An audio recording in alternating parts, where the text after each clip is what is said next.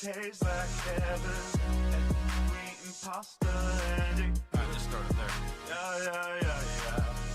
We've been to Koreas before. They call us a lethal weapon. You brandish an unsheathed sword. Plain hero, Roroni Kenshin. We kick your side of your door.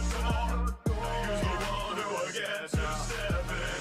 Where was that bravado you had a hot minute ago? Hey, we got ups, but I wouldn't say we beef.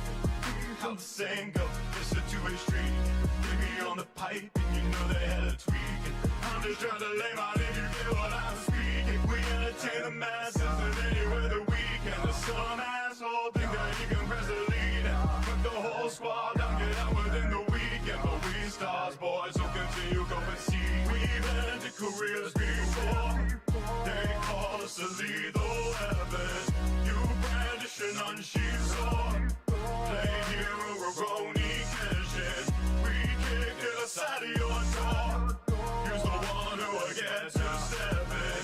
Where was that bravado you had a hot minute ago?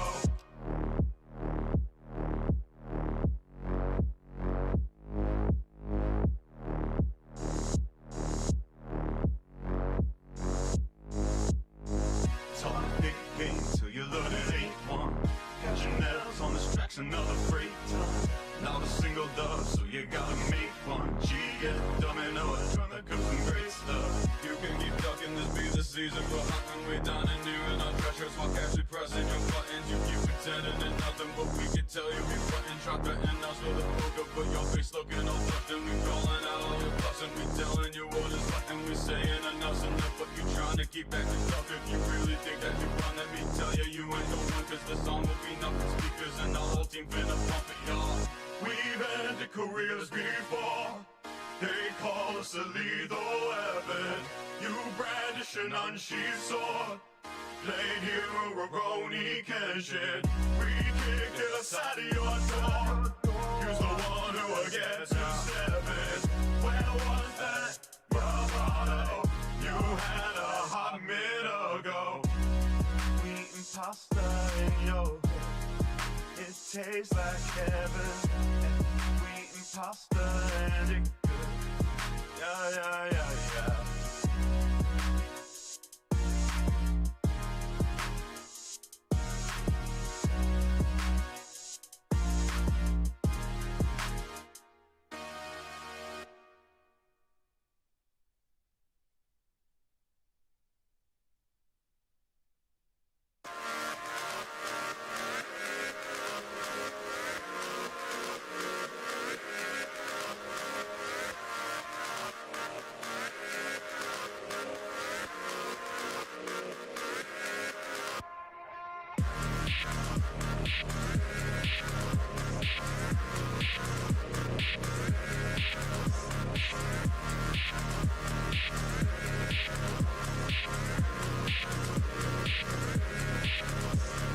Who is the king?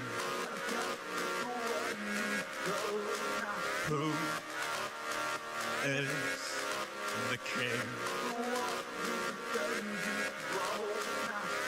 Cruising around with nowhere to go, watching the world through a blurred window.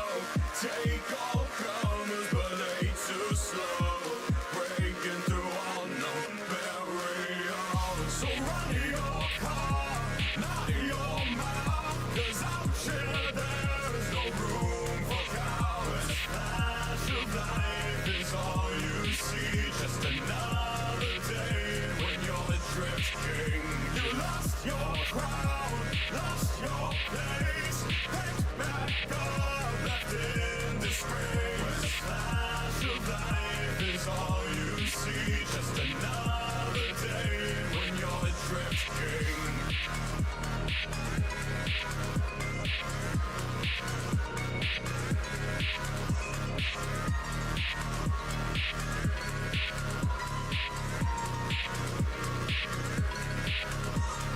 Who is the king? Who is the king? Cruising around with nowhere to go, watching the physical world implode. Take all comers, but ain't no show. So what next but the sound barrier? So run your car, not your mouth, 'cause out here there's no room for cowards. Flash of life is all you see, just another day when you're adrift king.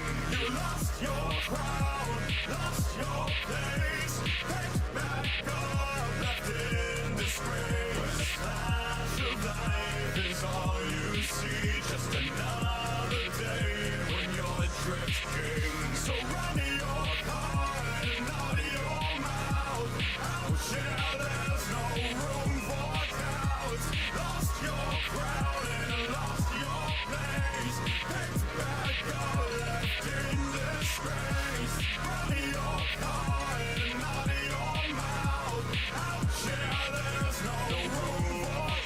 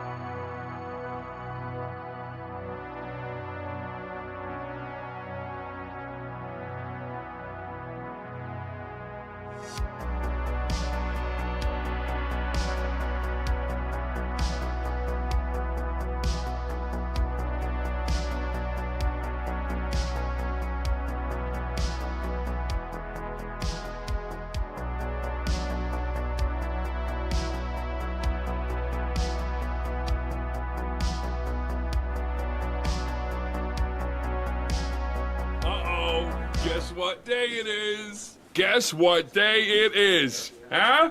Anybody? Julie, hey, guess what day it is? Oh, come on, I know you can hear me. Mike. What day is it, Mike? Leslie, guess what today is? It's hump day. Woo-hoo! Ronnie, how happy are folks who save hundreds of dollars switching to Geico?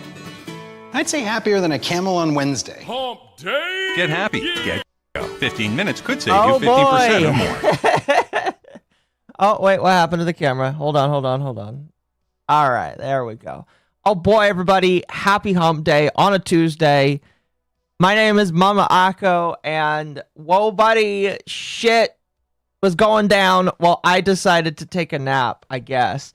I laid down, funny enough, I like rolled over and realized it was like 5:50, and I was like, you know what? I think it's time to get up and start the stream. I think it's time to get up and stream, you know?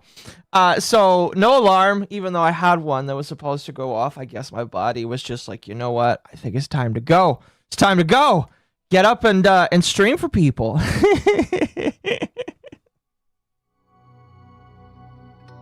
Happy hump day, everybody. Oh man, it has been a wonderful week, I'm going to say. A lot of drama, not necessarily VTuber related. However, VTuber drama still finds itself in my lap, despite the fact that, like, I pay little attention to it. I'm gonna turn down the music just a tiny bit. Give me one moment here. There we go. Now it's a little bit quieter and I can actually hear myself just a little bit. But yeah, so a lot has happened this week, including the fact that somebody is purity spiraling again on Twitter because, you know, purity spiraling is the only thing some people know how to do in this world, when you know, it doesn't even fucking matter in the least bit who follows who. I guess if you follow certain individuals or associate with certain individuals, it's a problem for other individuals, literal nobodies that I've never heard of and will probably never hear of again. However, because they've decided to put themselves on the internet and say you can or can't follow some people, now I know who they are. Excuse me. Oh, excuse me. So that's funny. You know, we'll talk about that a little bit later today. We have FROGAN, who is poor and destitute, allegedly, begging for money. She got 189 subs on Twitch, yet she still needs to pay rent. So you need to get FROGAN up to 2,000 subs a month so that she can pay rent. It's a lot of money, by the way, 2,000 subs. If you do the money for that, even if it's stuck at a tier 1, you know, you do 2,000 times 5, you get $10,000 a month.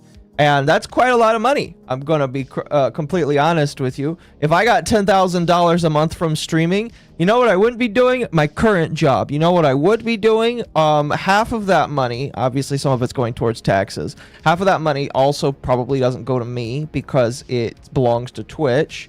Although because I am a sweetheart of Twitch, they would probably give me more. But a good chunk of that money is going into savings. A good chunk of that money is going towards investments. And then the other bit is going to go towards me paying for my fat existence because my name is FROGAN the Hut. So we'll get into that today as well. We also have Candace Owens, who at the time of me streaming is still live, I believe. Let me quickly look over here. Let me tune in to the bread circus that is, yes, currently streaming over on youtube.com at Real Candace Owens. She has over 320,000 people watching her while she talks about the fact that she talks to Erica Kirk and she's alive, apparently. Hopefully she wasn't replaced by one of those lizard people that replaced Erica Kirk and half of TPUSA, according to her, when all of this went down. So we will be talking about that today as well. Depending on how much time I have at the end of the day, I will probably just dedicate the end of the stream to just listening to everything that she says about this and then commenting on it. And then, of course, obviously, not only are we going to comment on it, I'm going to give you my thoughts and opinions. I'm going to obviously save them for later so that you can kind of get like the big reveal, the big lesson All right, at the end of this, because I'm going to be completely honest with you. There is a lesson.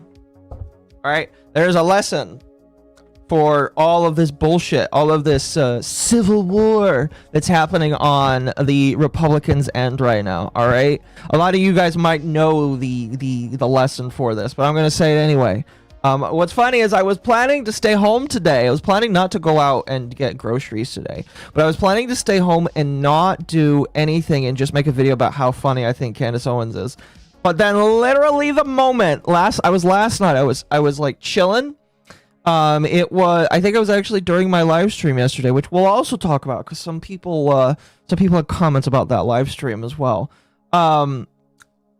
But like I noticed Candace Owens and Erica Kirk having a conversation, and I was like, "Holy shit, that's awesome!" I was like, "That's awesome," because like literally ever since Charlie Kirk's assassination, very sad and very very unfortunate assassination, you have had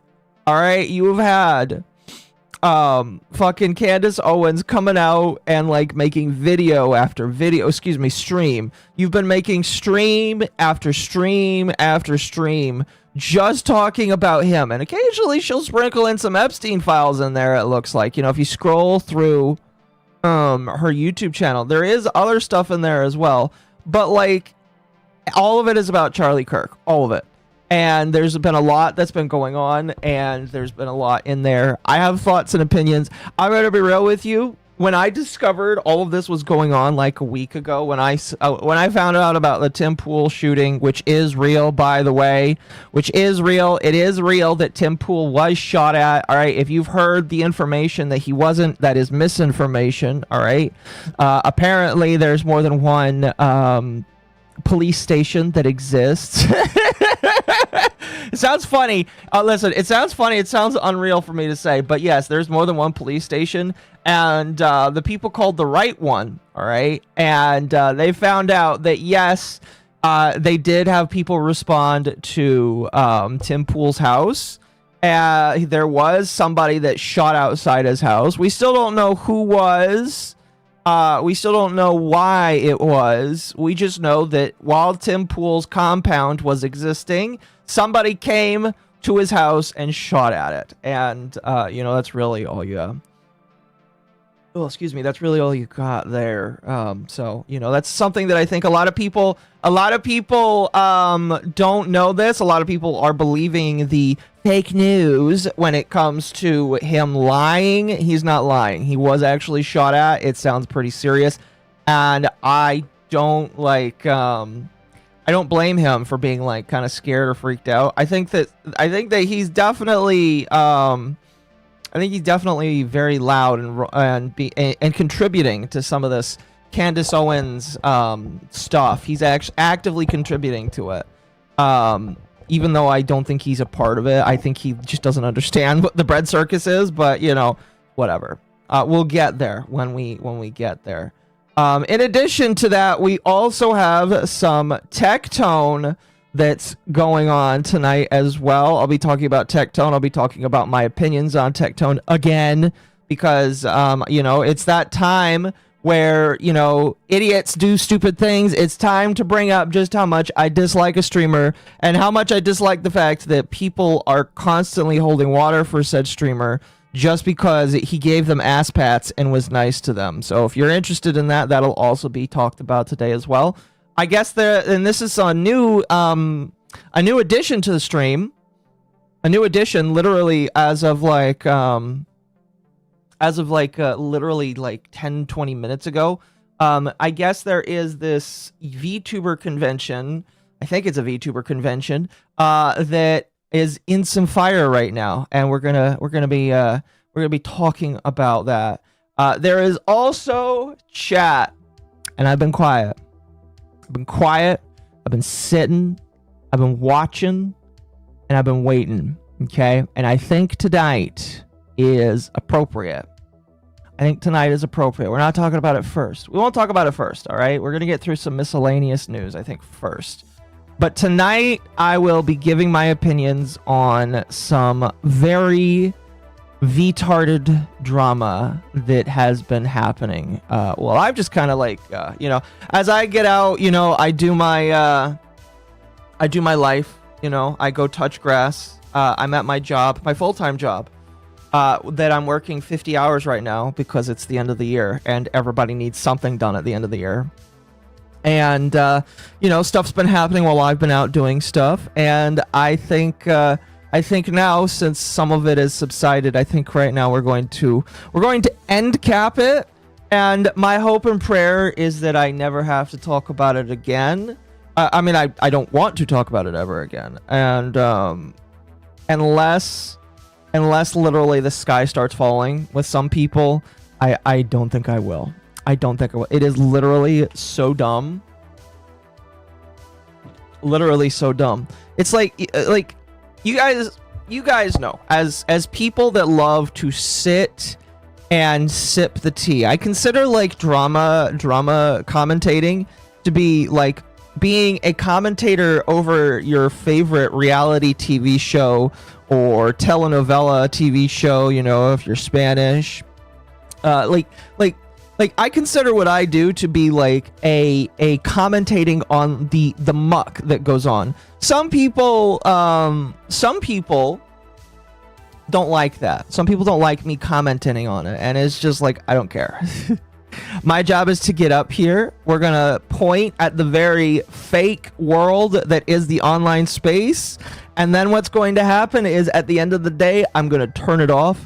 I'm going to forget that every single one of these retards exists, all right? I'm going to remember you, chat, because you guys are the real ones, all right? You're the real people here, all right? All of you are here to be entertained for 5 minutes, or maybe you're entertained while you're in the car traveling to and from work, or maybe you're at your job. You just got forklift certified, and your job is to lift stuff, it's the end of the year and you need to do something, or you just, you're busy, but you need to listen to something, and something you're going to listen to is me tell you about how stupid something is. So that's what I'm here to do.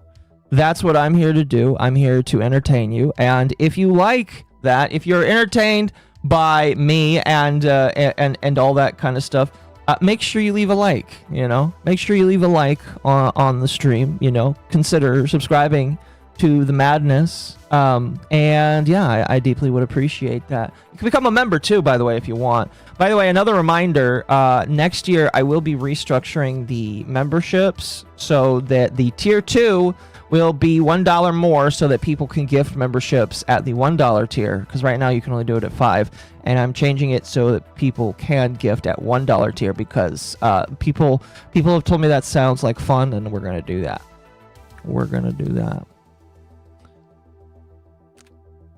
Am I forklift certified? I used to be. At Chimpius Universe discovered Mom has milk. Used to be. Gave $4.99. MommaOcco at its best low. Yes. You know what's funny is I do have my I have my sound effects board set up literally so I can turn it on and make it sound like I'm coming out of a radio right now. I don't feel like doing that right now. I'm going to be completely honest with you. Even though the whole Alistar aesthetic is kind of cool, it is also kind of cringe to just kind of like try and portray that all the time. Even though I do have cool art of it, and that is not the only art piece that is planned of me dressed as the best radio demon in existence. But either way, I do have that voice if ever I need to use it. Become the first 50,000 kicker if you want to. I'm gonna go work in people's dorms, clean their roommates' beds, lots of violations. I'll make all the money coming out of a speaker, something like that. All right, chat. All right, let's get along here. All right, we've got some non-tent news that I think we're going to cover first. It's very, very tiny. Some of it may not matter so much. Some of it might just be like, it might just be a whatever kind of deal. Ooh, let me move myself down a little bit. I forgot to do that. There we go. We're going to move it down so that it doesn't look weird here. There we go. Okay. So, where do we want to start with? Well, I figured since tonight is going to probably get a little bit political. Let's start with the funny politics. Fun fact, I guess Kamala Harris is thinking that she can run again. She's thinking that maybe she should run again, and she might throw her hat or earrings into the ring for 2028. Now, as a lot of you may or may not know, that hat is not for her. That hat is not for Miss Harris right now. All right, I am pretty sure the pick that the Democrats are going to put up on a pedestal, even though his state is literally dying right now and deep in debt and probably going to run out of gas, is not her. It's going to be fucking Newsom.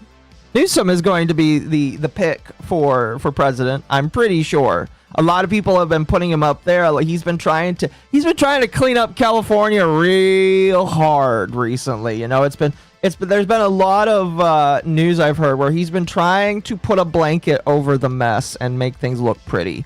And I'm going to be completely honest with you. When they run out of gas because they shut down 20% of their production in that state, I highly doubt people are going to say that he's good enough to do the job. I do think he might win the nomination because, you know, the people don't get to choose who the nominations are. The people that run the organizations do. But at the end of the day, it's going to be really easy to point out and say, look at this motherfucker. Look at how he ruined his state by trying to be woke is all I'm going to say. Granted, now, I don't have any dog. I don't have any major dog in this race. You know me. I hate politics. I hate people involved in politics. And I think that all of that sucks. It's all very cringe and gay. But if you want me to be honest with you, I think that Governor Newsom, as somebody who lived in the state when he was in charge, I think he did a horrible job with what he's doing. And I think that he really should not be touching the rest of the country. I think if he tried to touch the rest of the country, he would probably combust into flames. Just gonna be honest with you.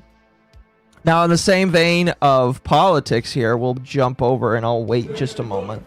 Thank you for feeding the landlords. I deeply appreciate it. The landlords, thank you for that. The landlords have been tipped $10 by @InternetZenMaster8952 a Hassan disrespecter. I'm sorry, Kamala Harris wants to run again? LOL no. The only person who's gonna be the next president is JD Vance. The only question is by how much he'll win. Harris 2.0 would be a landslide. It probably would be a landslide, I'm gonna be honest with you. And that's why I don't think she's gonna be the candidate. Because Democrats have recently decided that they want to win. They literally have released a campaign talking about how they wish to win. And all I can say is, good luck, buddy. Good luck, buddy. Also, really quickly, Sly for the 2 earlier VOD gang. Happy Taco Hump Tuesday. Thank you. I appreciate that. Yeah, I don't know how that's going to work for them. You know, if she magically does get the nomination, good for her. If she takes that away from Newsom, I'm going to be honest with you, I'm fine with that. I think that if she were, I would actually be happier if she did, because it would mean that it would mean if JD Vance does walk up and take the ticket, that would be a lot. It would be funny. It would be funny. It would be very funny, you know. Anyway, this is another quick thing. I've been following SNAP benefits very closely just because as somebody who grew up with SNAP and didn't get trash as food, like when my family relied on SNAP benefits, because when my mom was divorced, you know, she didn't have my dad to rely on. She got very little money because of child support. And she had to come up with the rest. And so she relied on SNAP benefits for some of the time. So I have a very soft heart for SNAP benefits for very specific situations. You know, I think if you're down on your luck, you lose your job, or you have to immediately come up with money for things, I think that this is a program for those situations. I also think people take advantage of SNAP benefits, and I think that SNAP benefits is abused by some people. I've been told by some individuals that it's really only 1%, or it's like a very small percentage of the people that take advantage of it. However, I still think that there are some things, that should be regulated. I think there's some things that should be regulated, in my personal opinion. And so recently, SNAP benefits has come under fire by the current administration, and because of that, some things have been changing. As of late this year, I actually saw this on Twitter and I decided to look it up, and it sounds like, and the list might be incorrect here. This is the list that I decided I would just be okay with. This is a state by state thing here, and so because it is a state by state thing, it could be different. Everybody's different. Everybody does whatever they want, but there are some states that are now mandating that you cannot get junk food. And junk food has a lot of different things that fit under it. I believe that junk food also would count things such as fast food. But junk food is no longer counted in at least 18 out of the 50 states. And as it mentions in here, junk food counts soda, candy, energy drinks, and prepared desserts. And I'm going to be completely honest with you. I am okay with that. I think that if you do rely on SNAP benefits for any amount of time, you should not be buying some of that stuff. I think that you should be sticking to whole foods, and I think that junk food is kind of it's kind of a luxury. If you want me to be completely honest, it is a luxury because it is prepared. It costs more money. Because it is prepared, or because they use so many preservatives. And I think that for the most part, if you rely on SNAP benefits to get yourself back on your feet, maybe it is time for you to learn how to prepare food a little bit better. I know for me, myself, I'm trying to learn how to prepare food just a little bit better. I'm trying to buy more ingredients and less prepared meals. Not doing too well this week. Because of what I'm trying to do first is I'm trying to get off of fast food. And in order to get off of fast food, I need to replace those meals that I would normally get at work with other things. So in order to get off of fast food, I am getting prepared meals, which are already a lot cheaper in my personal opinion. Oh, excuse me. And so the next step after that is food prep. Food prep is something that I want to get into eventually. Tipped $4.99 to the lost cause. Lukewarm take. The only people who deserve SNAP and food stamps are veterans, elderly, and disabled. Everyone else can get fucked. Well, so again, my opinion would be, and I would say that for the most part, I agree with you. The only other people I would put in are people that were just barely laid off, that are they're actively, like, again, if you are laid off, or again, we'll go back to my mother as an example, you were divorced and you are in work or looking for work, but you need some assistance for a couple of months, I would say that's okay. Again, I think that I think that there needs to be some regulation on just how long you're on something. And I think that there needs to be paperwork that you're willing to do in order to prove that, like, you're actively trying to move away from depending on the government. But overall, I would say, all of those different kinds of peoples, if they need it, sure. But it depends. It depends. It depends. I don't know. I'm not an expert on all of this kind of stuff, obviously. I'm still looking into it. Again, I'm just passionate about it because, again, as somebody who was a recipient of it when I was a child, I kind of have some thoughts about who should pull from it, how long they should be allowed to pull from it, and if they are still pulling from it after a period of time, the question should be asked, why are you still pulling from it, and what can be done to keep you from having to pull from it?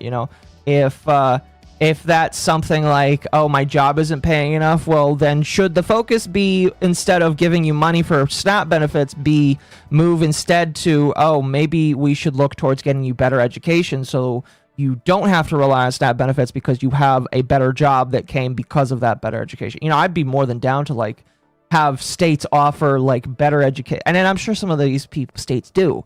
I say all this stuff, and some of this stuff probably already exists. Some of this stuff probably exists already. I don't know. I am not a master of the economy. I know there's a lot of intense problems that are going on, and I'm gonna be completely honest with you. I don't know all of the answers.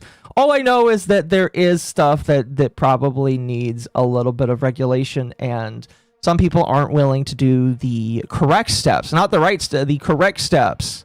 Right. Some people aren't willing to do the steps that are most right in order to help everybody not rely on the government, if that makes sense. But, you know, is what it is. Is what it is. On the same topic of money, chat, here's a fun fact. Did you know that allegedly, I don't know how you would, I guess there might be a filing system with the government that you could look through on this. But allegedly, PayPal wants to become a bank. That is correct. PayPal is applying to become a bank. I'm not quite sure if that is a bank just in America or if they will try to apply in multiple different countries. But they're trying to become a bank. And for those that were like, wait a minute, PayPal is not a bank? Yes. PayPal is not a bank. They originally are just a payment gateway, or I think I'm saying that correctly. They are basically a payment processor gateway that you transfer money from one bank to another, and they do have systems for you to hold money on their own system. So it kind of makes sense that they themselves would want to become a financial institution, maybe so that they can make it official, if that makes sense. The reactions to this have been quite mixed. A lot of people saying that they're upset that this is happening or that they don't care. A lot of people have been coming on saying how PayPal has banned them. Oh, excuse me. And so my personal opinion is I don't care. You know, if they become a bank, maybe, all right, maybe it will be easier for some people. Maybe. I say that, you know, and I don't actually know this for a fact, but there is a possibility. There is a possibility that if they become a bank, it would be easier to figure out why they ban some people, or maybe they would ban less people. Because if you don't know, they take a lot of their marching orders on who to ban and who is not worthy of money based on actual banks. Not them, but the actual banks. The actual banks will call them and tell them, we don't want to work with that person. And because PayPal is not a bank itself, but instead a payment gateway for other banks, they kind of just have to do whatever the fuck people say. So, you know, if they become a bank, maybe they will. I don't know. Maybe they won't push people away less. I don't know. That'll be an interesting thing. Would they be restrictor on regulations? I have no idea, honestly. I really don't know. You know, when it comes down to it, in the grand scheme of things, a lot of the problems when it comes to the banks is the banks are basically choosing to be a judge, jury, and executioner on a lot of people's lives. And it really is just you're hoping that your head is down enough that you don't get chopped by the bank when the bank says that you're too risky for us to handle. And I'm going to be completely honest with you. They should not be allowed to do that. It should not be possible for a bank to decide because you're weird that you're not allowed to have a bank account. Chimpius Universe discovered Mom has milkers and gave $4.99. As a person who was banned by PayPal, they can get no lube. Well, I won't... all I will say is I hope that people get retribution for that, because, you know, it's kind of dumb. It's kind of dumb to have your bank taken away. I've known some family members that have had that too. So, you know, I don't blame people for being upset about PayPal. The landlords have been tipped $10 by Atnwar7774, a Hassan disrespecter. You got lucky, Occo. From what I heard on X, Throne removed all of the sussy items because of that bull. So, no more femboy gear for Oh you. no, where am I gonna get all of the femboy socks? Actually, I did not know that. That's interesting. So did they really just like remove everything that's like lewd off of Throne? By the way, I do have a Throne, you know. I know that like when it comes to Throne, people typically buy Throne gifts for, it really depends on the streamer. I'm going to be completely honest with you. I do have one. If you are If you are looking for something on there, I don't know. It's up to you. I threw a lot of cheese on there. I'm going to be honest with you. There's a lot of stuff I have to delete because, you know, I update the throne and then 6 months later I come back and I see that everything on the throne page is like missing or unavailable, so I can't have it on there anymore. But if you are interested, there are things on the throne like the 5 million here. I think I can show this. Like, there's the $5 million Trump card.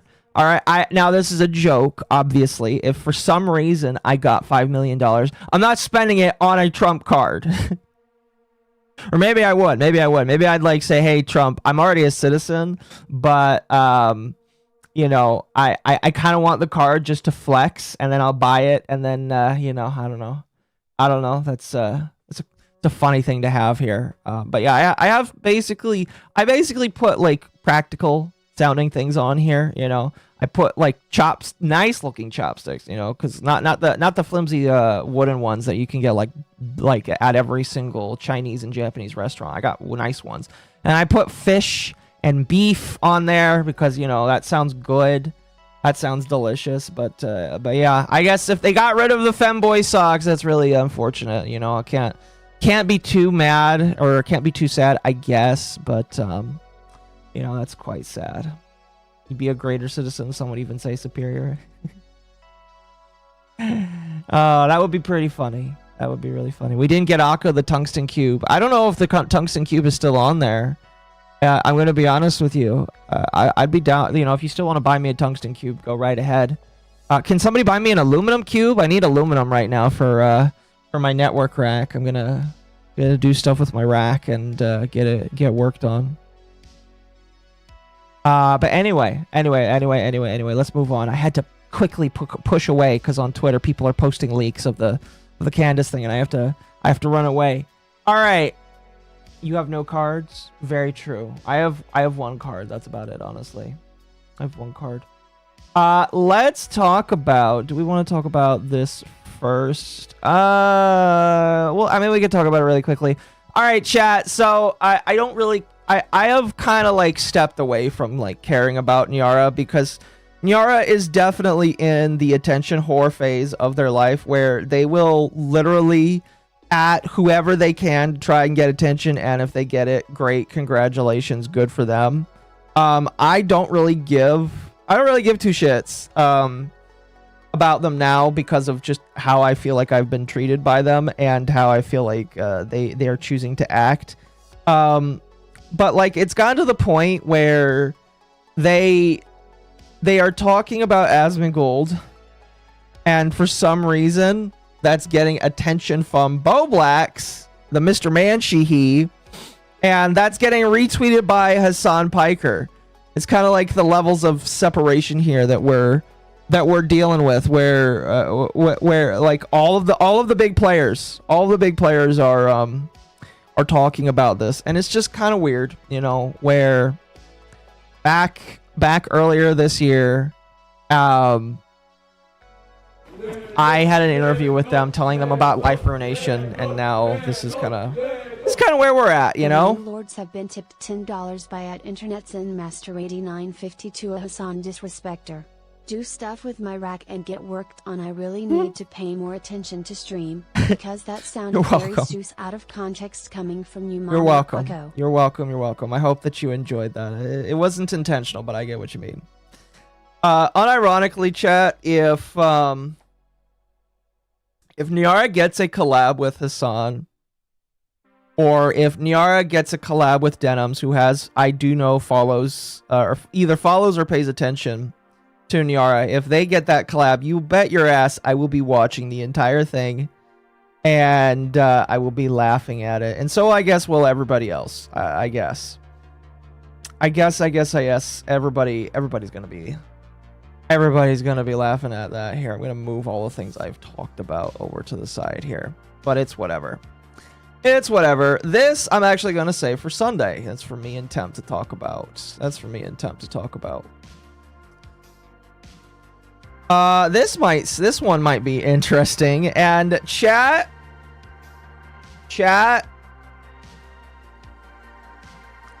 unironically, unironically. I think we are slowly going to see more and more people talk about Dan Clancy. Okay? We're going to see people, all right, where they come out with their stories. Okay? All right? We're going to see their stories, if that makes sense.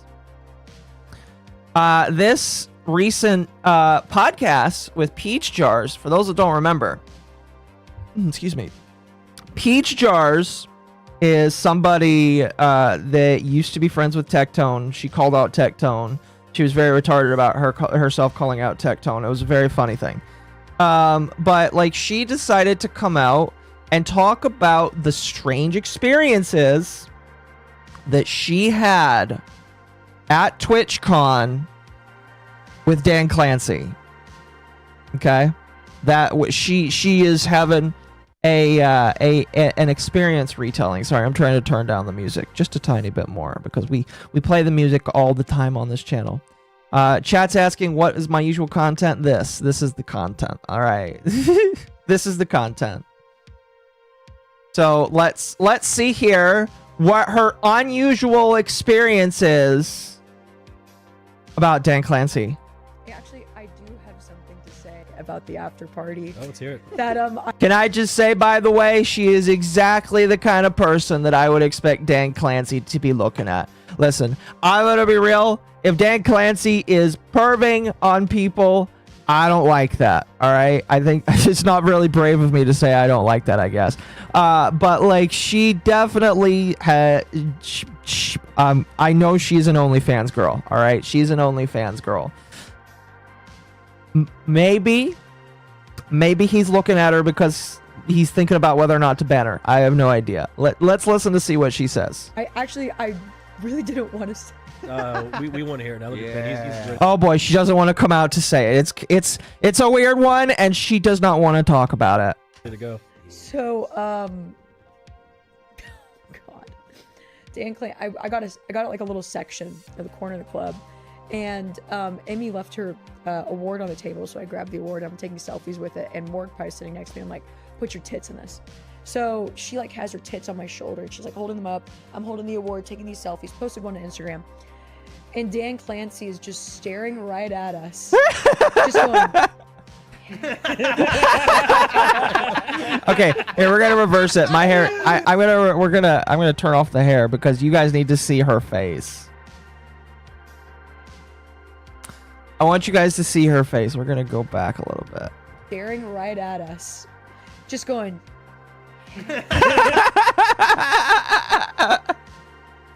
Oh man. Oh, imagine, chat. Imagine. Here, let me get a good picture of him.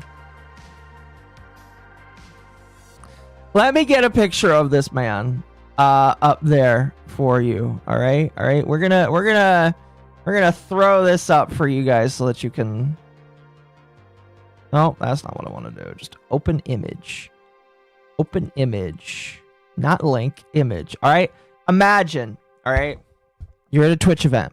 You're an e-thought. But, you know, you're trying to be silly, all right? You're trying to be silly. You look across the room, you see everybody having fun, but then you just see this. You just see this looking at you. It's just like, yeah. Yeah, woman. You rock those tits out.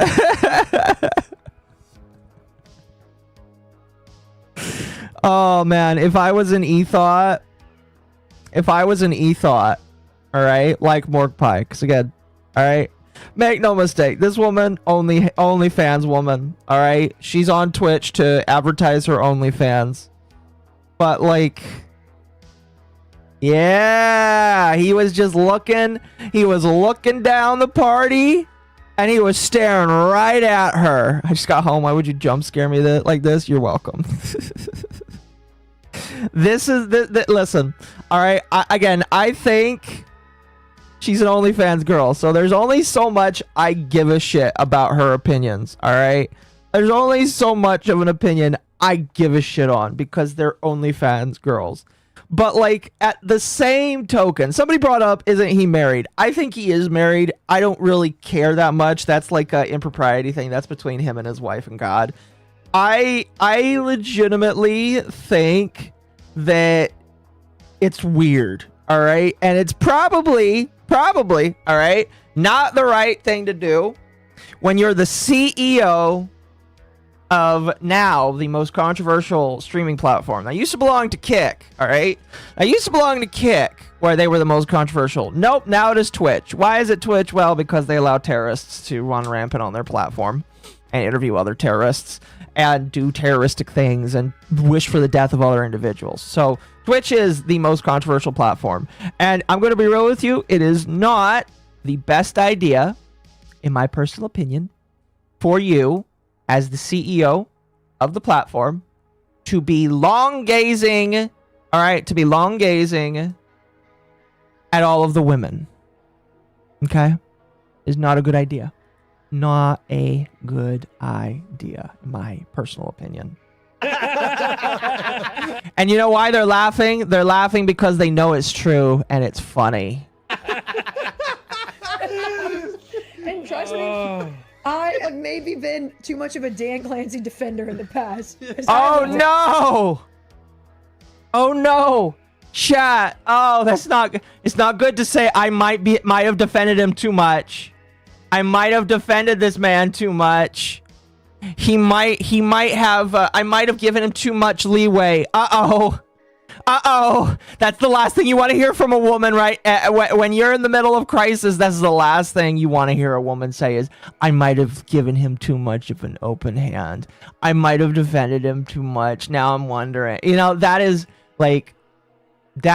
the sign that you should run the fuck away. All right? You should run away from society and never show your face again. Because she's getting ready to give you a Google Docie, or she's going to get her friends together to do a Google Docie, or they're all going to basically give their Me Too Dan Clancy. This is the warning bells, Dan Clancy, all right? The train is about to leave the station, the crazy train, and you might want to get off before something happens. Now, if you want my personal opinion, I don't really think a whole lot is going to happen too much from this, all right? I don't really think a lot is going to happen for this at the moment, all right? We are just barely, all right? It is just barely happening, all right? Where people are coming out and saying, you know what? I shouldn't have defended that guy too much. Just barely, all right? It's just barely beginning. And so because of that, I want to say it's going to be a little while before you see any Me Too's. I'd say that this is kind of like the softest chug for that, and it's going to get worse in my personal opinion. At Internet's in Master 8952 it's going to get worse. For more hats.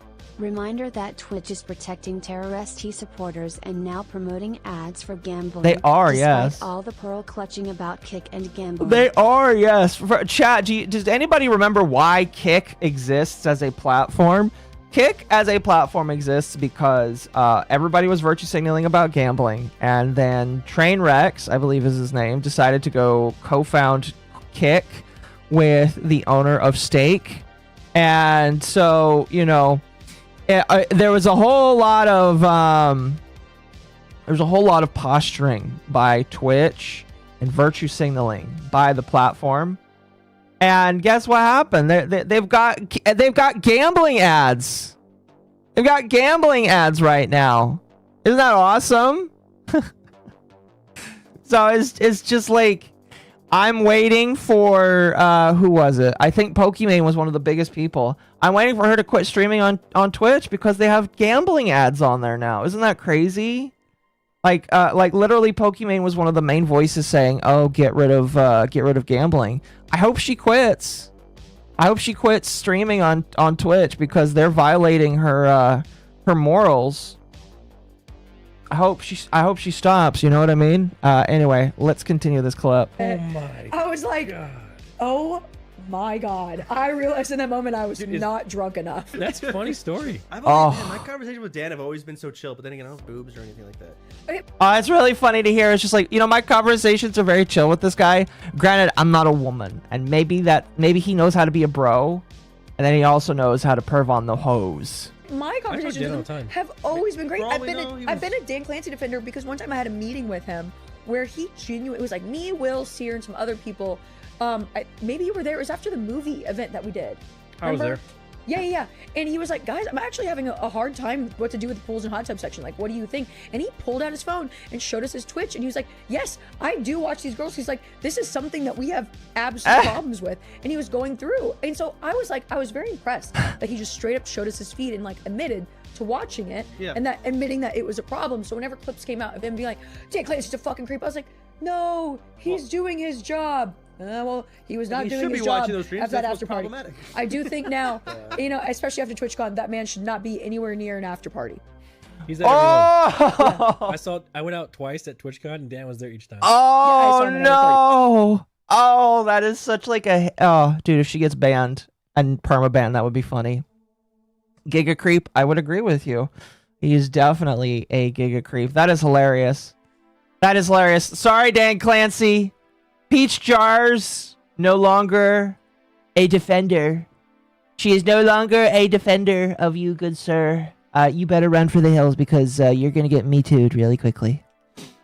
Now she says all that. No, yeah, I agree. It's kind of dumb that some of these people are saying it now, especially after they defended him.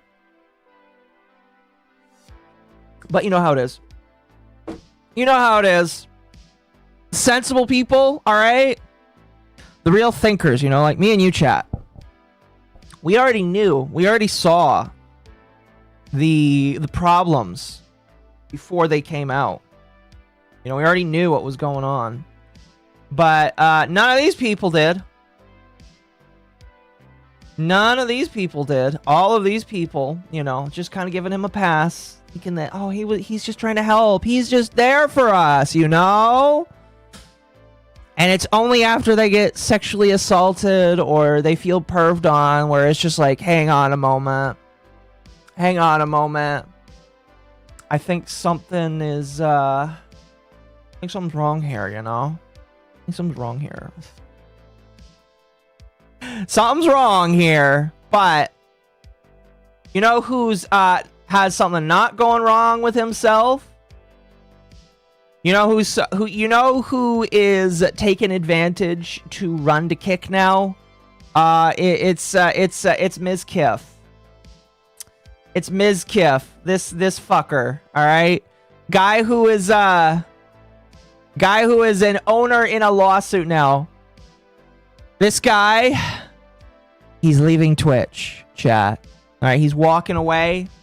He's going on with high spirits.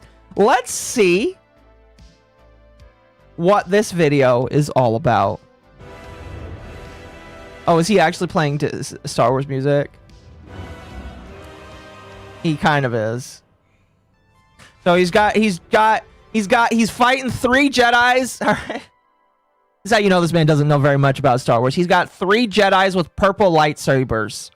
Actually, I think I know why. It's because of Twitch. All right.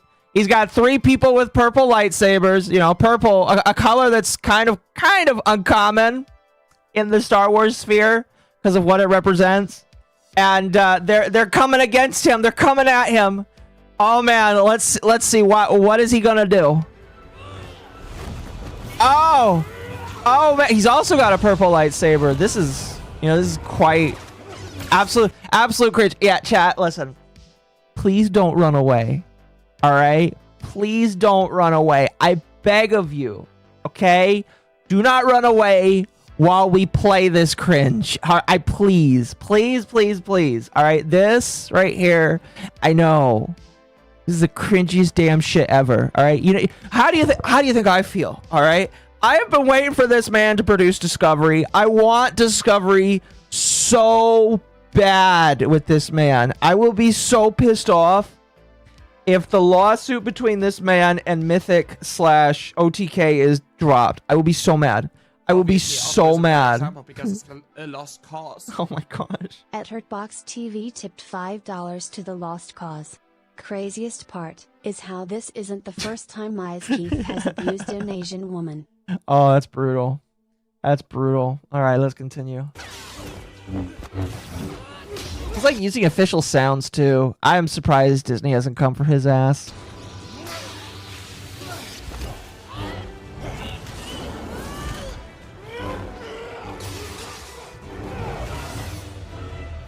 I'm also surprised he's got friends that'll help him film this after the recent drama that's going on too.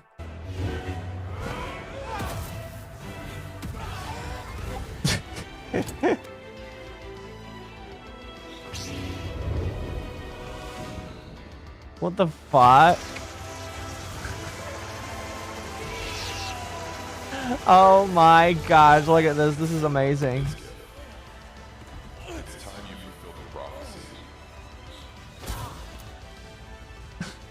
This is absolutely horrible.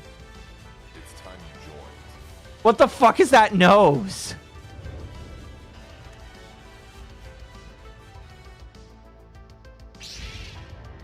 Oh, it's awful. So yeah, so he's going to kick. He's going to kick, chat. Oh my gosh. And apparently he's doing a $20,000 giveaway to encourage you to go watch him. So there you go. You know, I find it kind of funny.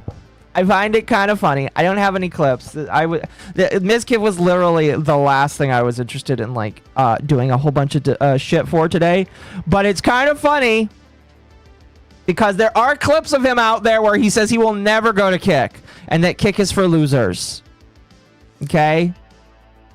Okay? He has gone on record to say that he would never touch Kick and that Kick is gay. But he's gone to Kick. He's gone to Kick. He's hosting a giveaway. Don't know who's giving that money away, but he is hosting a $20,000 giveaway. He is now streaming on Kick.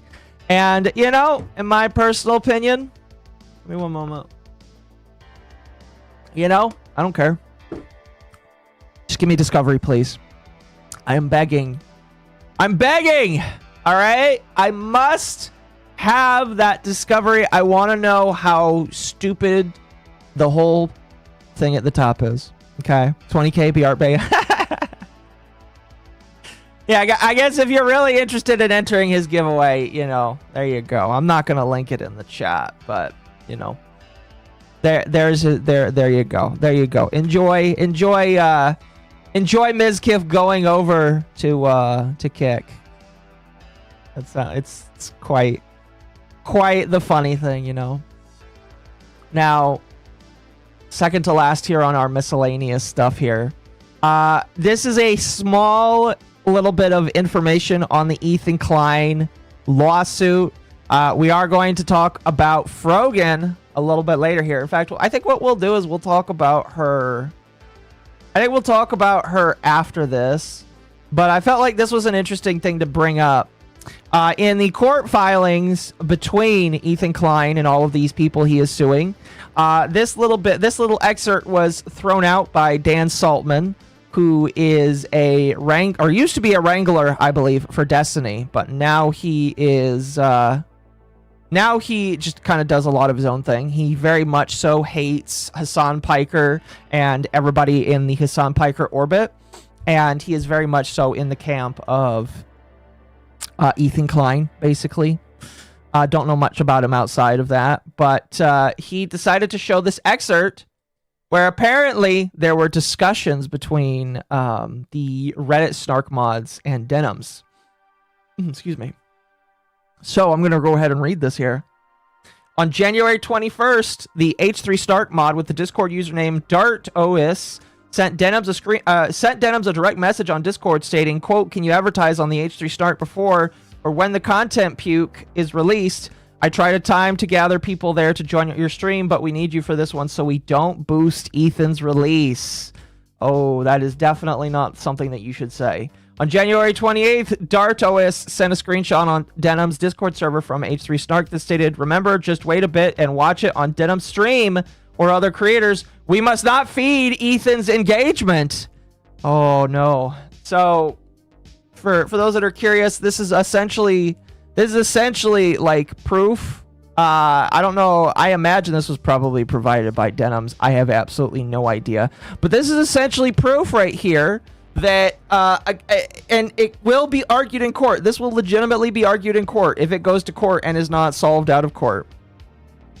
But this right here is kind of just a little bit more proof that they were trying to keep Ethan Klein himself from getting any views from this video. They wanted to replace the original, if that makes sense, and that is not a good thing to put on the stream, or excuse me, not the stream, on Discord, you know, because fun fact, Discord retains copies of things for 6 months after you delete them, so it takes 6 months for anything to be deleted on Discord, even after you hit the delete button.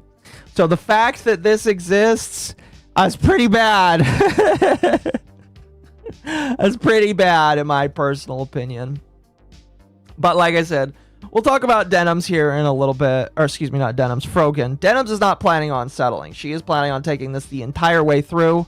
And, I'm going to be real. It'll be interesting. 52 sent $5 for more hats. Allow me to channel my inner Pegasus regarding HE Snark and Denim's. They're co-ooked. They're co-ooked. They are co-ooked indeed. I agree. They are co-ooked indeed. Indeed, indeed, indeed. Let me reset the goal. Let me reset the goal.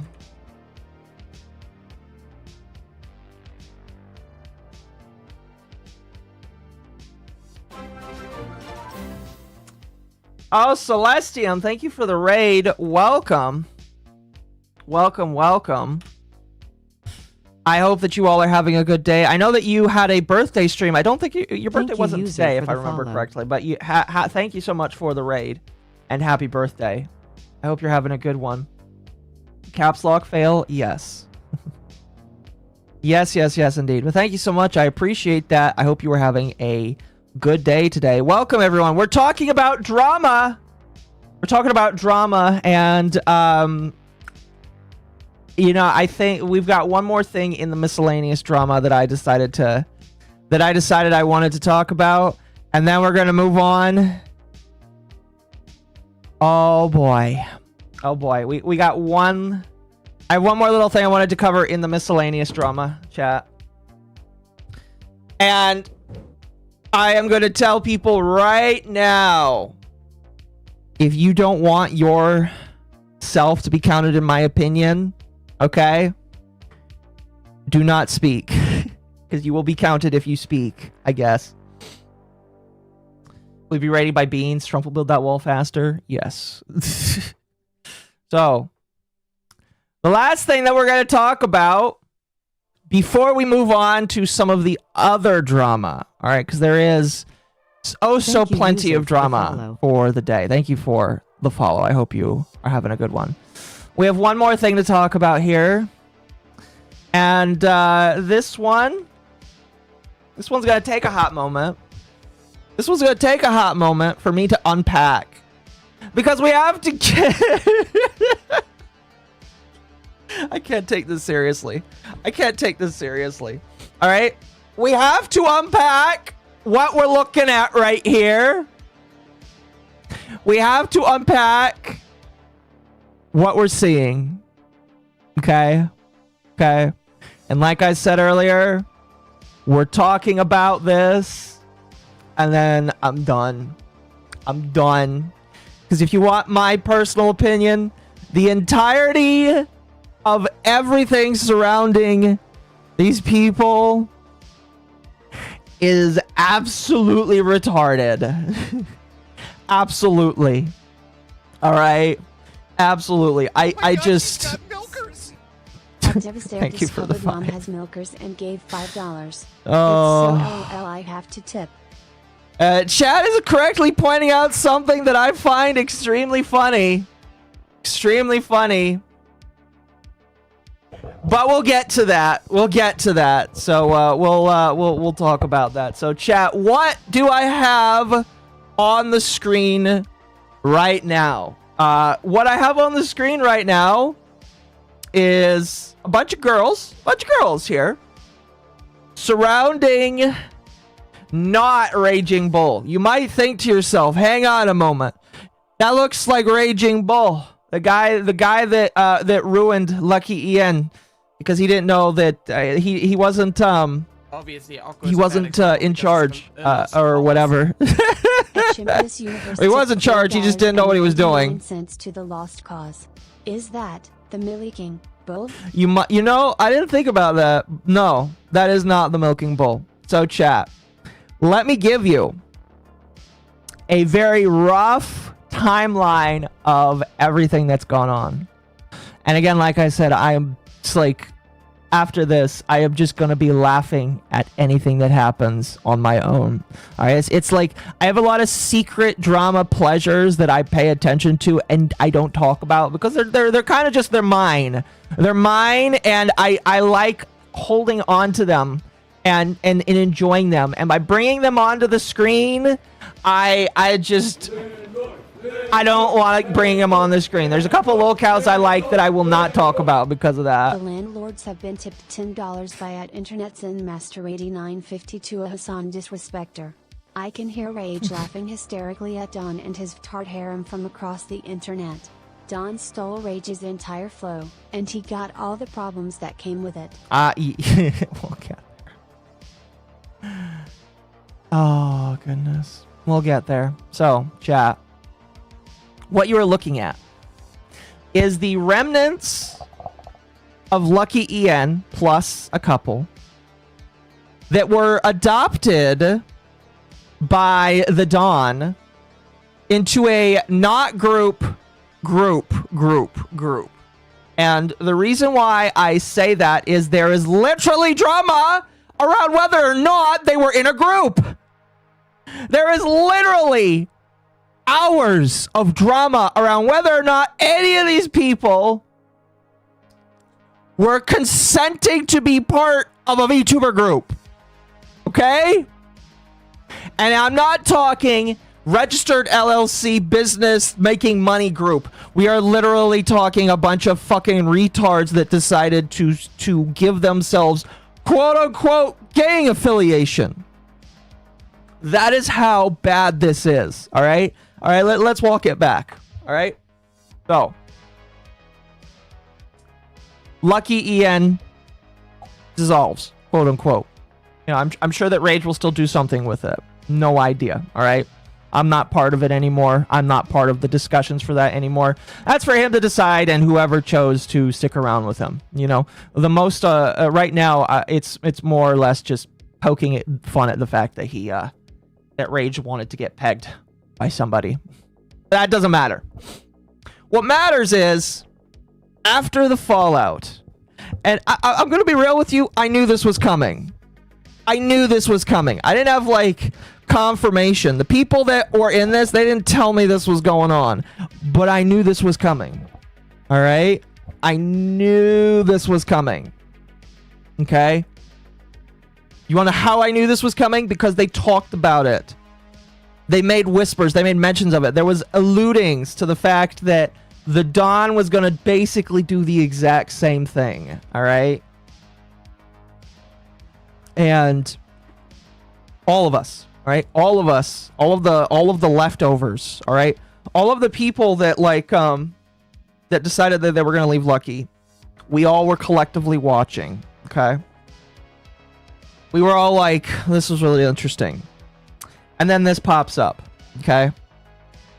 This pops up. And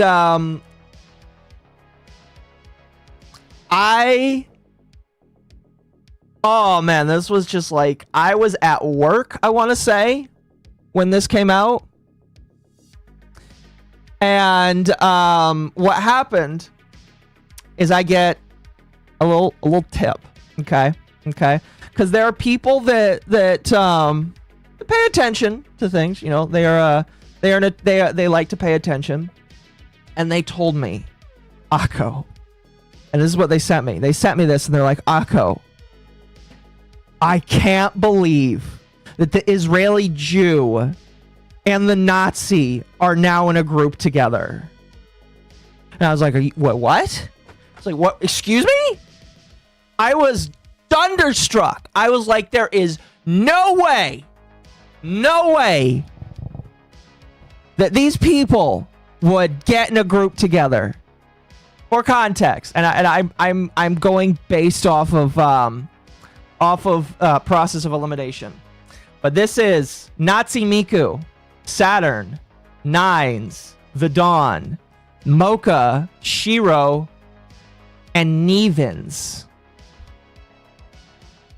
And you guys might remember, Nevins is a very passionate Jewish woman, very, very passionate, and I actually, I've not really met a lot of people that are as passionate as she was about her home, and I kind of admired that about her. Thank you. The landlords have been tipped $10 Appreciate by that. Internet Zen Master 8950 to a Hassan Disrespecter. It's even dumber when you find out that Dong launched an entire website for He this did. group. He On did. some level, this makes Rage's bumbling dumbassery look brilliant by comparison. We'll get there. We'll get to my opinion. We'll get to there. But yeah, unironically, I could not have written a better fan fiction. And this person, this tipper, they sent me a few things. They sent me the Twitter account that was deleted literally a couple of hours after I got it. They sent me the website, and I was sent this image. And I'm going to be real with you. I lost myself. I lost myself so fucking hard. Because I can't get over this, all right? I cannot get over the fact you have literally a guy who actually calls himself a Nazi, dresses up as a Nazi. Because again, okay, we've had people that dress up as a Nazi as a joke, all right? And they're obviously they are not a Nazi. But like, you've got a guy that literally dresses up. He calls himself Nazi Miku. That's what the translation of his name means. Nazi Miku. You've got Nazi Miku. All right? And then you've got Nevins, one of the most passionate Israeli Jews in the world. That is again, I don't see many people with as much religious devotion as she does. Now, what's funny is I already knew they were kind of friends. I found that quite crazy. All right, when the whole falling apart happened, I learned that apparently these two were friends. All right, cool. You know, good enough. If you want to be friends with a Nazi, go right ahead. Go right ahead. Go right ahead. I don't care. You know, I just found that funny. All right. Again, when I found out that this group existed, I again, that is the most unironically, that is the thing that made me die the hardest. Okay, the hardest. It is just. Anyway, we'll move on from that. That was like literally like I all day long for the rest of my shift when I was at work, because this was like shared to me while I was working. I legitimately like sat there thinking to myself, this is the funniest thing ever. But it gets better. It gets better, chat. So I don't do any archiving because I'm busy. You know, I'm busy and I'm working, and my hope is that other people will archive. And then later down in the day, I hear that the Twitter account is destroyed. It's gone. Absolutely fucking yeeted away from existence. And I'm like, well, that's weird. Why would they get rid of the Twitter account? And then all of them, within very quick succession, after the Dawn makes a tweet saying that this is a VTuber group, they all come out saying, no, absolutely no. This is not a group. This is not a group. We're just a bunch of friends. Shiro basically says it's our gang affiliation. That's what they say. They're like, we're not a group. I think there was even some shade trying to say we're not like the guys that we came from. We're not like Lucky. We're just friends. We're just friends. We're not an actual thing. Now, if you were me, and I'm going to be real with you, I still believe there is shame here. But I legitimately believe, or I believed, we know the reason why they did this, by the way. We know the reason why they deleted the Twitter account, why there's a whole bunch of melting down, why everybody had to come out and say it wasn't a group. But at the time, I literally thought it was because of Nazi Miku again. Because I'm just like, there's no fucking way that all these people are stupid enough to align themselves with the guy that tore their group apart in the first place and is a Nazi. Like, I don't think these people understand it. Everybody looks at Nazi Miku and says, I will not touch that. And I'll tell you, all right? There is a lot, okay? And I'm not going to say who, because they trust me, all right? I have a lot of friends who, some of them have to pretend to hate me, or some of them can't directly talk to me because I am not willing to toe the line. I'm a drama stir, you know? That's my job. My job is to talk about the drama and laugh at everybody. But I asked some of these people. Because listen, you think that no VTubers pay attention to this, all right? Oh, they do. Oh, they do. There are so many VTubers, or just creators in general, okay, that pay attention. But they will never say anything. They'll never talk about it. They will sit at an arm's length, and they'll let me talk about it. Okay? I talked to a couple, like half a dozen people that are either bigger than me or around my size, but were interested in this. And they all said basically the same thing. Yeah, I ain't touching that. Yeah, I won't interact with that. Yeah, that's a heavy no for me, man. You want to know why? Because they have a fucking Nazi in their group. You fucking retards won't ditch the fucking Nazi, and now nobody wants to touch you.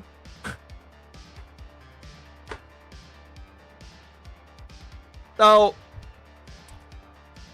and I'm not, I am being 100% legit. There are a bunch of people that they will never guess, because some of these people, they talk to me, and I keep their secrets because they're nice, and I legitimately think they're cool people. I don't, but they'll tell me things. All right, they tell me things, but they were like, I will never, ever touch any of these people with a 50-foot pole, because they will hold water for the Nazi. They will hold water for the Nazi. They will choose to hold him up as an individual. You know, that's quite funny. I'm gonna be honest with you. Again, I had one of them again that asked like, what the fuck is Nevens doing? And I was just like, I don't know, I don't care. You know, I don't give a shit about Nevens. But a lot of people were basically like, yeah, I ain't touching that ever. So that's already like a funny step in their direction. Oh, excuse me. But believe it or not, that is not why they decided to quickly backpedal. Because I was like, oh, they're backpedaling because they don't want the perception of being seen as holding up a Nazi. No. That's not why. That's not why. It would be a lot more funny if that was the reason. Okay. That's not it. So, we started getting vague posts from some of them. Okay. 9 starts vague posting about things. And they're vague posting about how friends stabbed them in the back. And immediately I'm like, oh, all of them are tearing each other apart now. And then we find out that she fired all of her mods because all of her mods apparently were leaking things to other people. And I was like, oh no, this they're already tearing each other apart and nobody can trust each other. And then it comes out basically through a live stream. I can't remember if it came out first and then it came onto a live stream. But what apparently happened is Nines, who doesn't want to be part of a group. Apparently this is all because of her. Doesn't want to be part of a group, doesn't want to be part of a thing.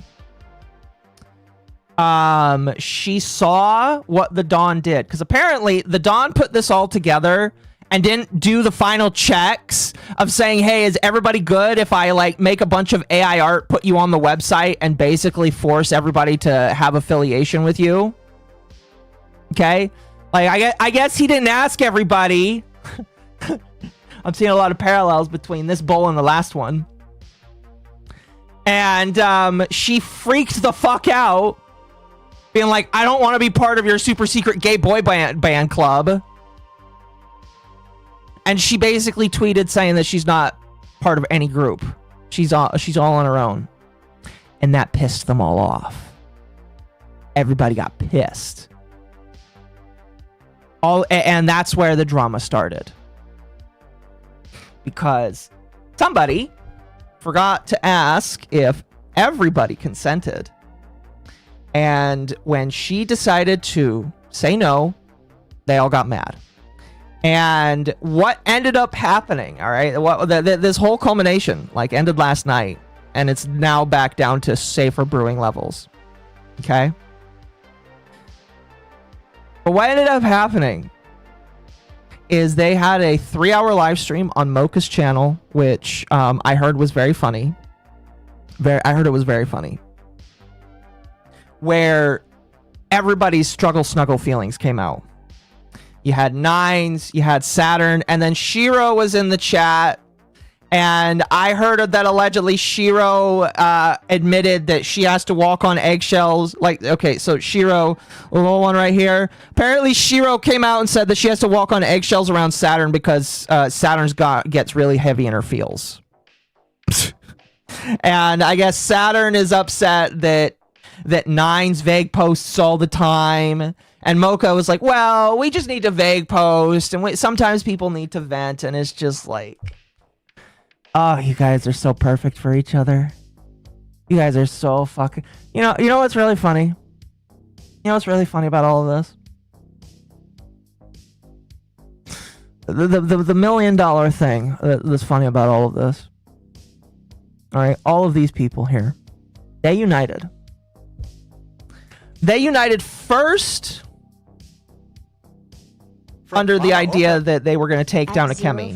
Thank you for the $5 for more hats.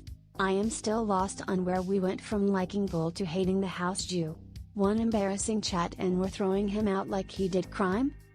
I mean, I could talk about that a little bit, but like, I want to finish talking about this. Okay? But, these people literally united under the idea that they were going to take down the big bad Akemi, and then literally 2 or 3 days later that they were all going to unite even further by taking down the big bad Jew man Raging Bull, big bad sex pest Raging Bull. Okay, and then with no other enemy to fight, they were going to come together. They were going to put the Hugo Boss on in this funny AI generated image. And they were going to be best of friends. They were going to be the bestest and best of friends. And not literally, not a week, month, like literally, I thought about this. I sat down and thought about this. All of that shit I just told you, okay? All of that shit I just told you should be months of drama. All right? That should not be a week. That should not be a week of dedicated drama. But it was. It was a week of building up, and then they tore each other apart again. And yeah, I don't know. I don't know. This is really funny to me. I'm gonna be real with you. The funniest thing ever, because like literally, all right. I like wrote down a timeline for this because I just wanted to see how fast this was. 3 or 4 weeks ago, it was a week before Thanksgiving. And I remember it specifically because it was one of the nights that I was in the middle of the moving. I had to pull together a laptop. Oh my god, she's got milkers! Thank you for the 5. At Internet's in Master 8952 discovered mom has milkers and gave $5. Saturn gets all in her feels. That is least surprising thing of this group drama. Also, it's not even good AI Hugo boss. Get on Zahara's level donga. But I looked into it. Week before Thanksgiving, we have Nines, Saturn, and originally Shiro to come on and talk about their problems with Akemi. A couple days later, the beginning of the Lucky stuff happens. And if you want my personal opinion, they were planning to do this before all that, and if I didn't find out about some of that stuff, they were just going to burn Lucky and run with everybody kind of holding the bag. It's kind of like my thought process. And they do all this stuff, they get mad, they and scream, and then they walk away, you know?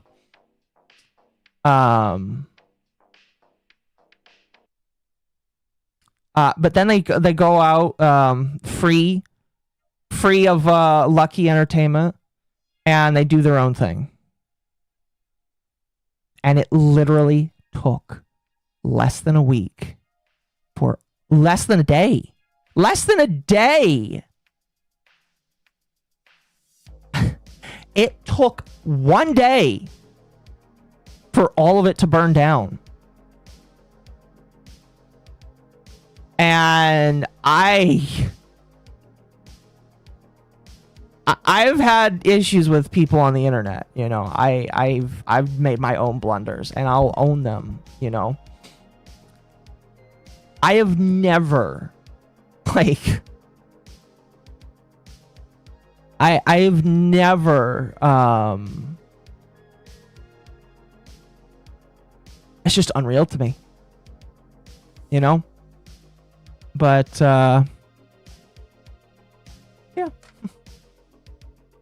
It is what it is, you know?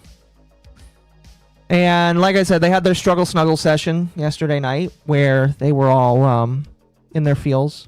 I don't know what's going to happen.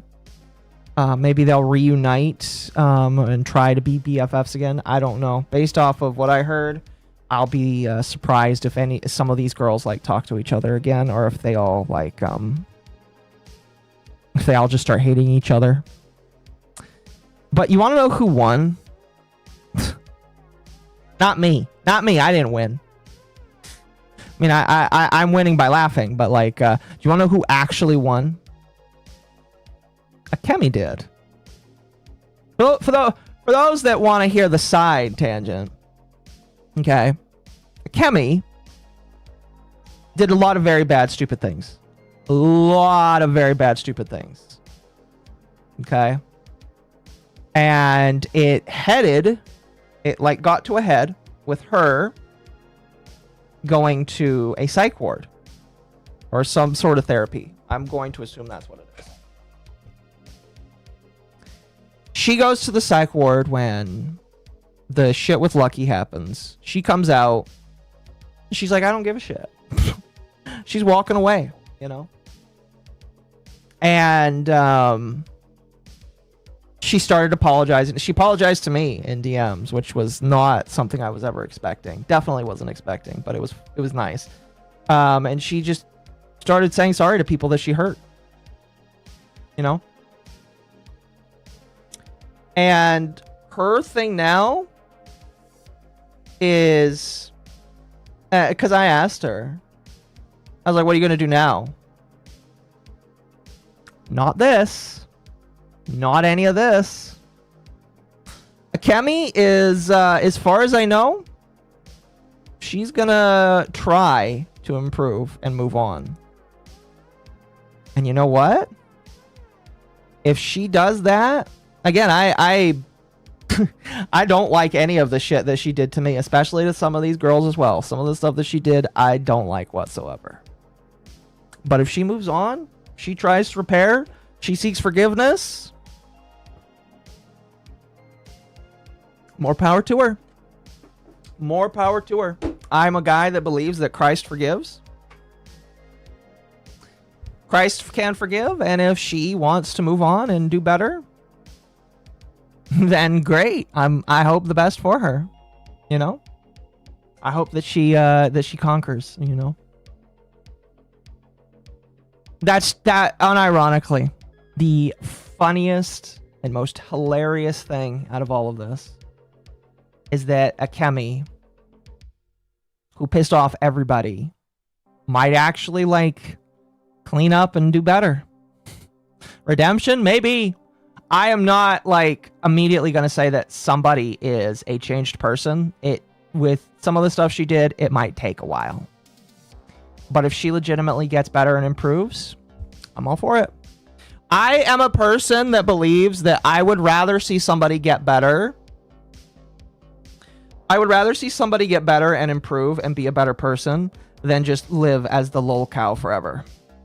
And if she does it, it's too early, but if she does it, fantastic. Absolutely fantastic. Yes, Nasco, she was. Again, horrible, reprehensible stuff that she's done. All right? Horrible, reprehensible stuff. Won't excuse any of it, because you can't. But if she moves on, she seeks forgiveness, more power to her. More power to her. You know? So that's the VTards situation. I like there's not much more for me to say. You know, again, like everything that has happened with these girls, from, you know, joining Lucky, then leaving Lucky, and then joining their own little group that they all made, and then drama literally spawning the exact same day. All of that, just like, I think the most bewildering thing to me is that takes years to build up and cluster. You know, it should not literally be a week or days or hours even that shit breaks down. But I guess that's it. I guess that happens. And, you know, we're going to talk about Candace later. I think I'm going to have to skip some stuff because I spent a lot of time talking on this. We'll see. I only have about 3-4 hours before I have to be done. You know, I'm going to talk about bread circuses later, chat. I'm going to talk about how fake the internet is. Because, you know, in the grand scheme of things, the internet is very fake. The internet is full of people that are not real. And it is not like...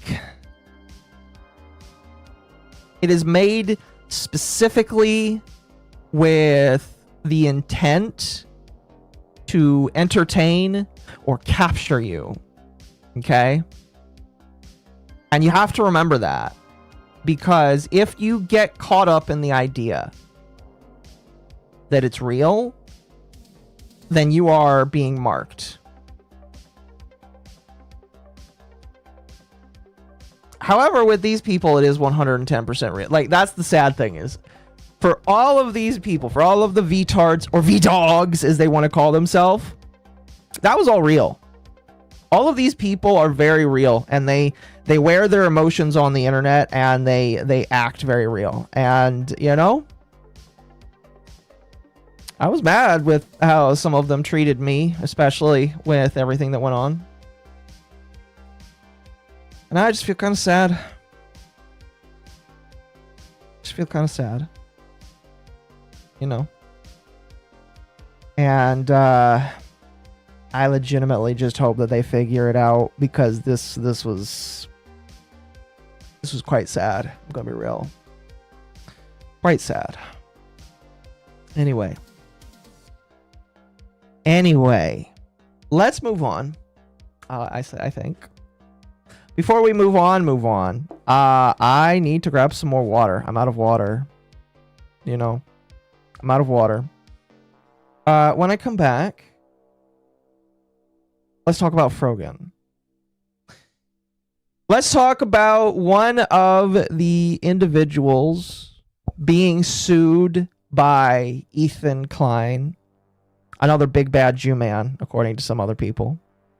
Let's talk about how she is apparently very poor and in need of money. And we're going to laugh at that just a little bit, because she is extremely sad. Thank you for the $11. I appreciate that. The landlords have been tipped $11 by at Devastator Hassan Disrespecter. Mama, do you mind if I come home to the server now? Sure, you can join the server. So give me like 2-3 minutes. All right, give me 2-3 minutes. When I come back, we'll talk about FROGAN. I might move some of this stuff to Friday night, by the way. I think what we're gonna do is we're gonna talk about FROGAN, and then we'll see about either Tecteone or moving on straight to Candace Owens. But we're probably gonna move some of this stuff to later in the week. So give me a few minutes, and I will be right back.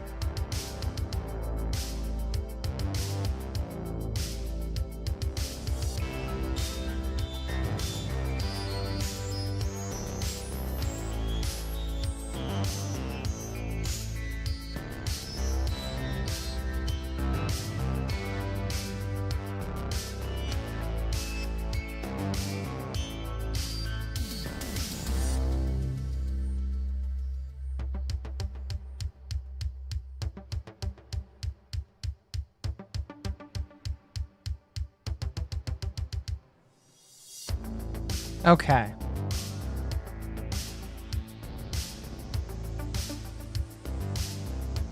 Okay.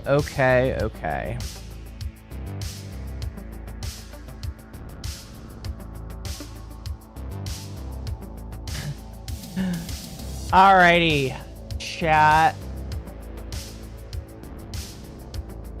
Give me one moment.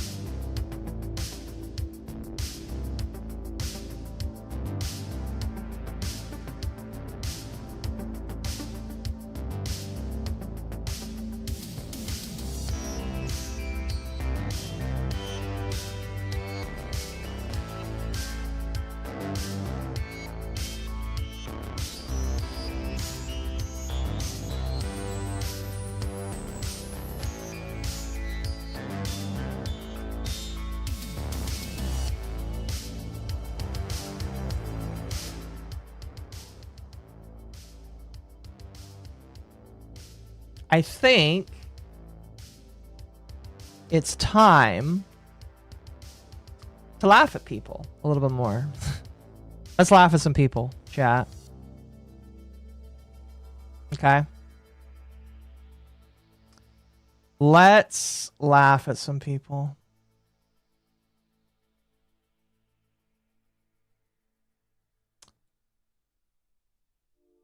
Did you know? All right.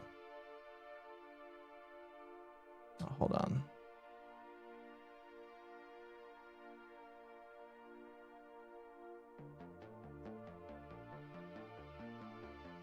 Did you know? Thank you for the banana, by the way. That FROGAN is being sued by the big bad Jew man, Ethan Klein. Did you know that? And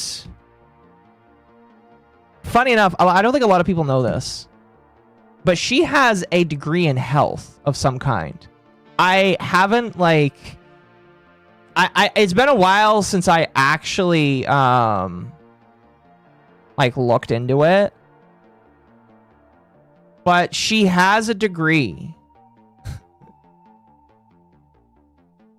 And she decided to pursue a life of streaming. You know, she was up and coming rising star streamer twice in a row. Okay. And you know, she is in the orbit of the amazing Hassan Piker. Thank you for the 11 months. I appreciate that. Yet she's having some problems. She's being sued. She's only got 189 out of 2,000 subs for the month. And, you know, it's a struggle. It's a struggle, you know. So we're going to listen to this clip and see how much of a struggle it really is. If it's going to load. Okay, there we go.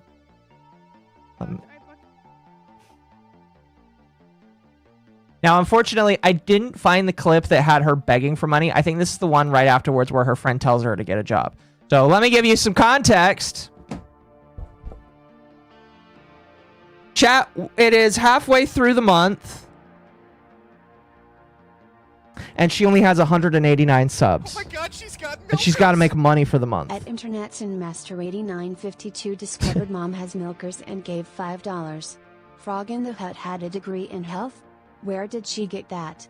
Hassan Piker University or Kai Cenat Streamer University? Not sure, honestly. Not sure, honestly. I'd have to look at the internet for that. But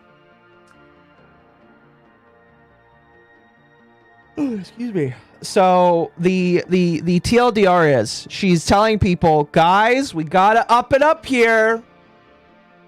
We're only 189 out of 2,000. And her friend calls her and says, maybe you should get a job. Maybe you should get a job. Thank you for being a member for 17 months. And this, chat, is the glorious response.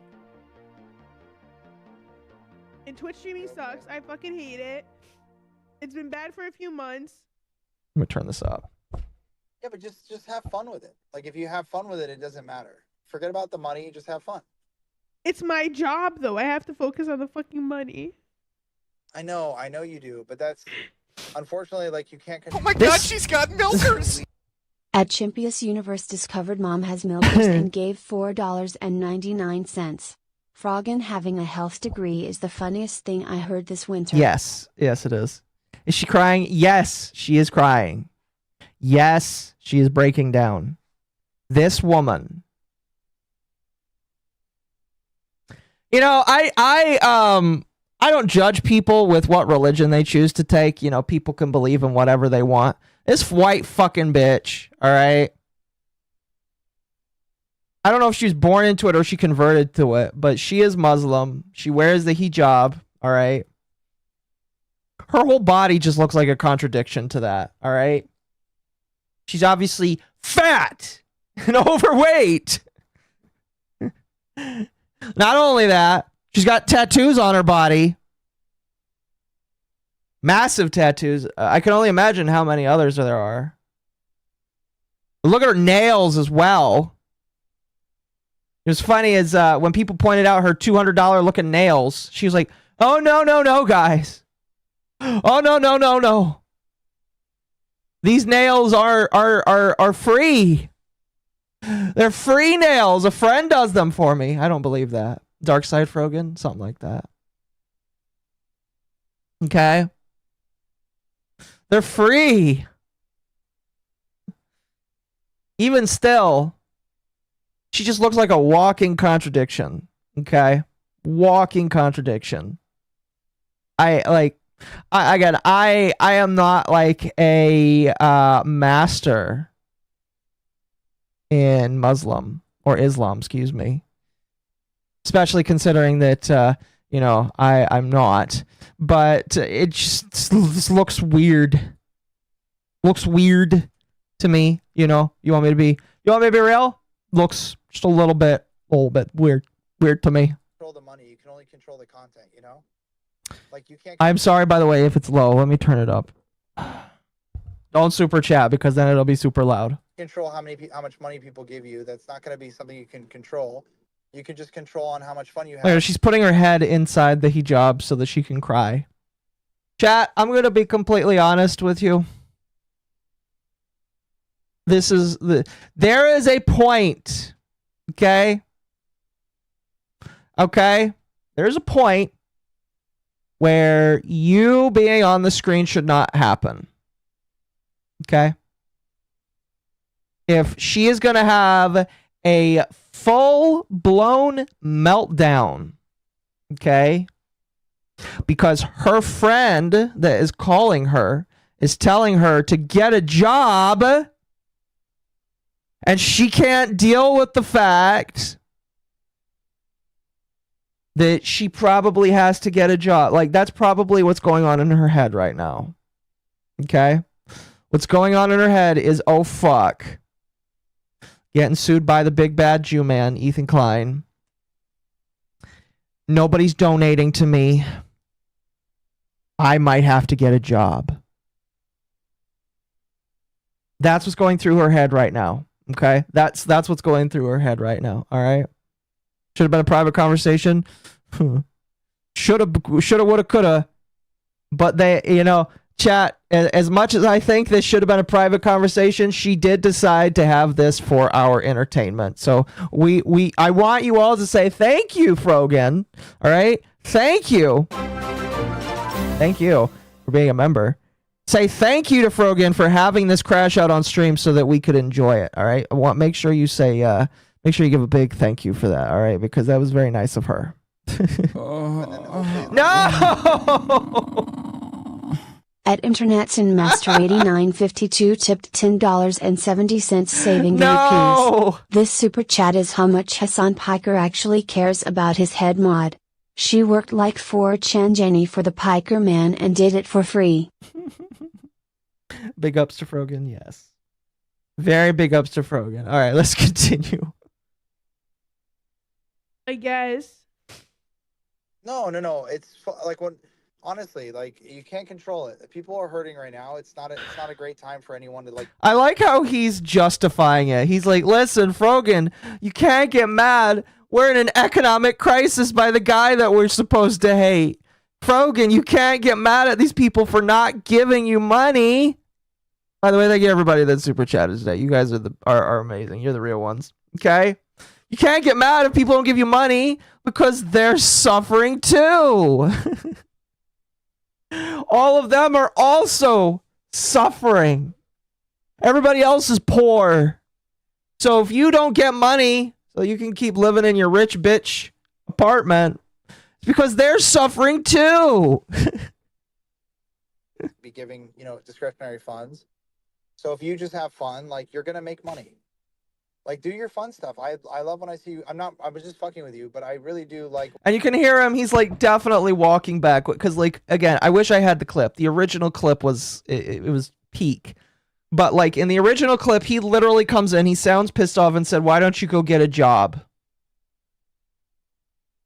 Why don't you go get a job, woman? Take the cake." It's just like, Frogan, why the fuck don't you go get a job? Oh, I'm gonna be honest with you. Here's what would happen, okay? This bitch, this woman had to get a job. She would run away day one. I don't believe she is capable of having a real job. I know that she used to have a real job, but I don't believe that she now can have a real job. I think all she knows how to do is scream at veterans on the internet and say how much she loves Hassan Piker. Even though it sounds like he might not even fund her lawsuit. That's all she knows how to do, okay? And contribute to capitalism, very true. I legitimately think, and I try not to gloat over these people, I legitimately, because like every individual in their lives, all right? Especially right now, a lot of individuals, if you are living paycheck to paycheck, some people literally are like 1 or 2 payments away from the street, and I try to be very, I try to be nice to people, especially since I've been in that spot. I try to be very grateful and remember that I have been given a lot of chances, and I've been given a lot of grace in some points of my life. And I try to be very kind to people that probably could be in that spot. But not her. Not her. She gets nothing from me. Okay? In fact, she gets less than that. All right? Because this woman, literally, if she could make fun of you, she could say how dumb you are because you're white, or you're contributing to capitalism, or you're hurting the thing that she wants to stand for. All right? This is the woman that would do that. Okay? She got the gravy train. She got an entire gravy fucking boat. She got the entire boat of gravy. What do you mean, Chad? And she made fun of veterans. So yeah, I don't feel the least bit bad for this woman. All right? There are people that feel bad for her, and there are people that deserve help. This is not one of them. She deserves none of your help. She deserves to learn what it is like to struggle. Okay? She is the one that should struggle. All right? Because she should struggle because she has not had to struggle. And she needs to learn. Okay? I think there are a lot of people that need to learn, and she's one of them. When you do like silly stuff. I mean, look at her. She's actually crying here. She's actually crying. The prospect of going to Subway and instead of asking for a footlong, asking for the tools to make the footlong, that idea is so fucking terrifying to her. All right? So terrifying to her that she is breaking down live on stream because her friend gave her the terrifying idea that, oh fuck, I might need to go ask Jeff Bezos if I can go work for him. That's how scared she is right now. She is legitimately terrified that that's the future that she has to go into. And, I really, really don't care. She might have a job. It's called taking a walk. That's very mean of you, chat. That's very, very mean of you. You're really funny at that stuff. Like the Joker thing that we did together, that was hilarious. You see, he's trying to cheer her up, but like she's just like upset. I'll come back to streaming if you do Joker. Nobody wants you back. Oh, and see, like she's pissed. She is pissed that he would even insinuate maybe you should get a job. And even though that like she's probably being jokey about it, I believe that she was being honest right there. I believe she was like, I don't want you back. Because guess what? Guess what, chat? Even if she's sad or scared or upset, this woman is going to live on the privilege that she should be allowed to sit in her house or apartment, wherever the fuck she lives, all day long. She should be allowed to stream to the tens of people that she has, getting a rising star for a third year in a row. She believes that she should have her $200 nails, her Uber Eats that she orders every fucking day. And it's your fault if you don't fund her lifestyle. It's your fault if you don't give her money. And you know, I think the most depressing part about all that is that's literally the most depressing part is she will never learn. She will never learn. The only time that she'll learn is when she is actually forced. And I don't know if she's going to have that force right now. Just going to be real with you. Everybody finish your fucking YouTube video first before you come back to stream. I got yelled at today by my editor. He was gonna text you. He was so mad at me. I was like, I'm sorry. Why? I got really yelled at. Like I got fucking. He threatened to quit. Why? Because I kept changing it. He was like, if I have to edit this one more time, I'm fucking stopping. And I was like, I'm so sorry. So now she's moving past it. Now we're moving past it. Now she's happy again. Now she's happy again, Chad. Isn't that amazing?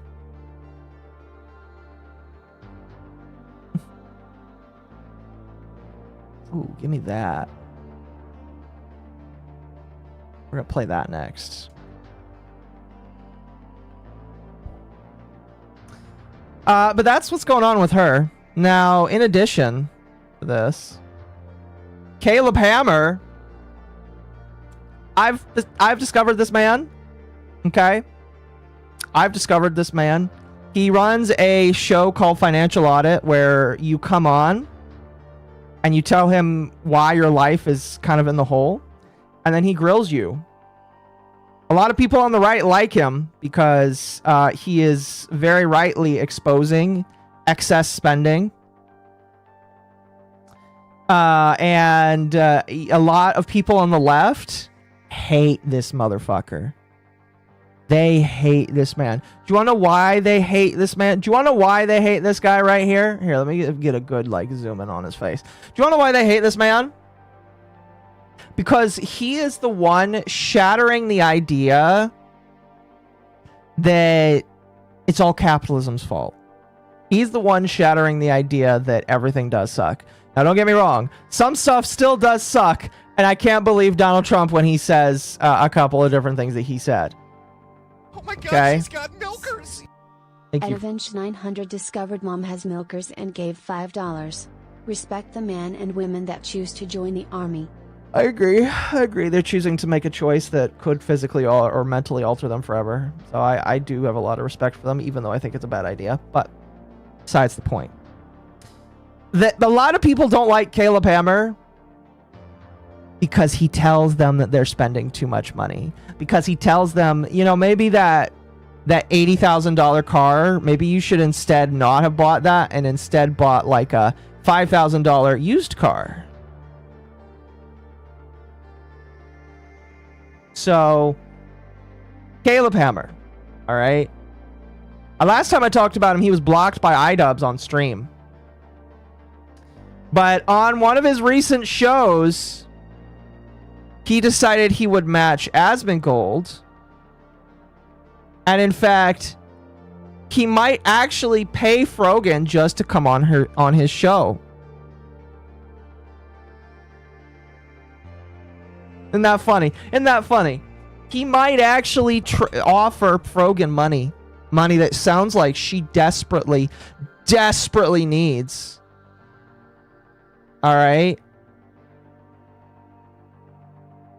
just so that she can come on and talk about her finances. So let's listen to this.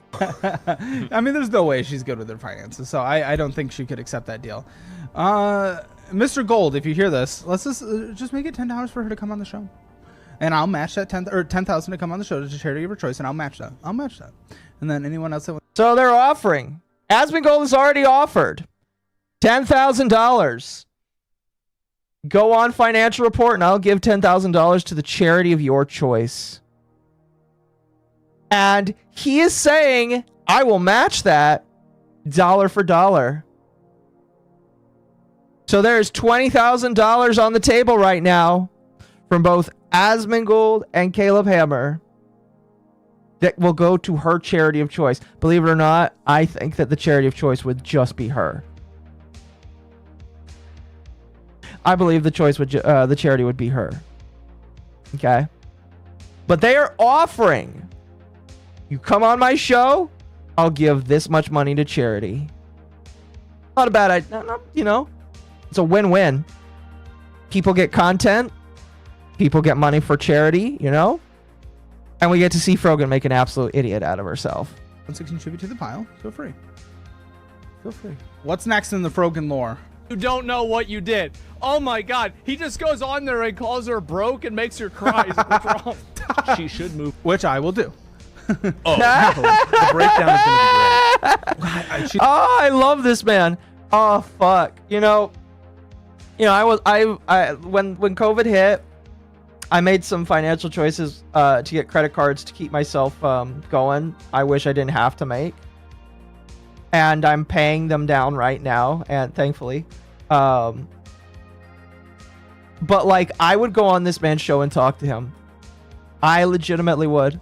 This man is awesome. And I just think that Frogan's too afraid to. I think Frogan's afraid to. I think iDubbbz is afraid to. I think so many of these people are afraid to. Because they know that if they went on the show, he would expose them for the people that they are. Again, notwithstanding, Frogan is sitting here begging for money. And you have to remember that she orders Uber Eats literally every single day. Instead of doing, you know, normal woman things, making her own food, doing, going to the store. You know, I'm curious. I wonder if she's live right now. Chat, do you want to bet that she's live right now? Let's see. She might not be. She is not live right now. No. Oh, I'm upset. The landlords have been tipped $10 by @InternetZenMaster8952 a Hassan disrespecter. Every 40k fan probably dread going on Caleb Hammer's show. There are a lot of us out here who spend more than we should on minis. I'm not one of them, but not by much. That's okay. I won't ask you how much you spend on minis. She is not live right now. Hassan is live right now, but she is not live right now. I'm really upset about that. I wanted to see how she was doing. I'm upset. I am upset.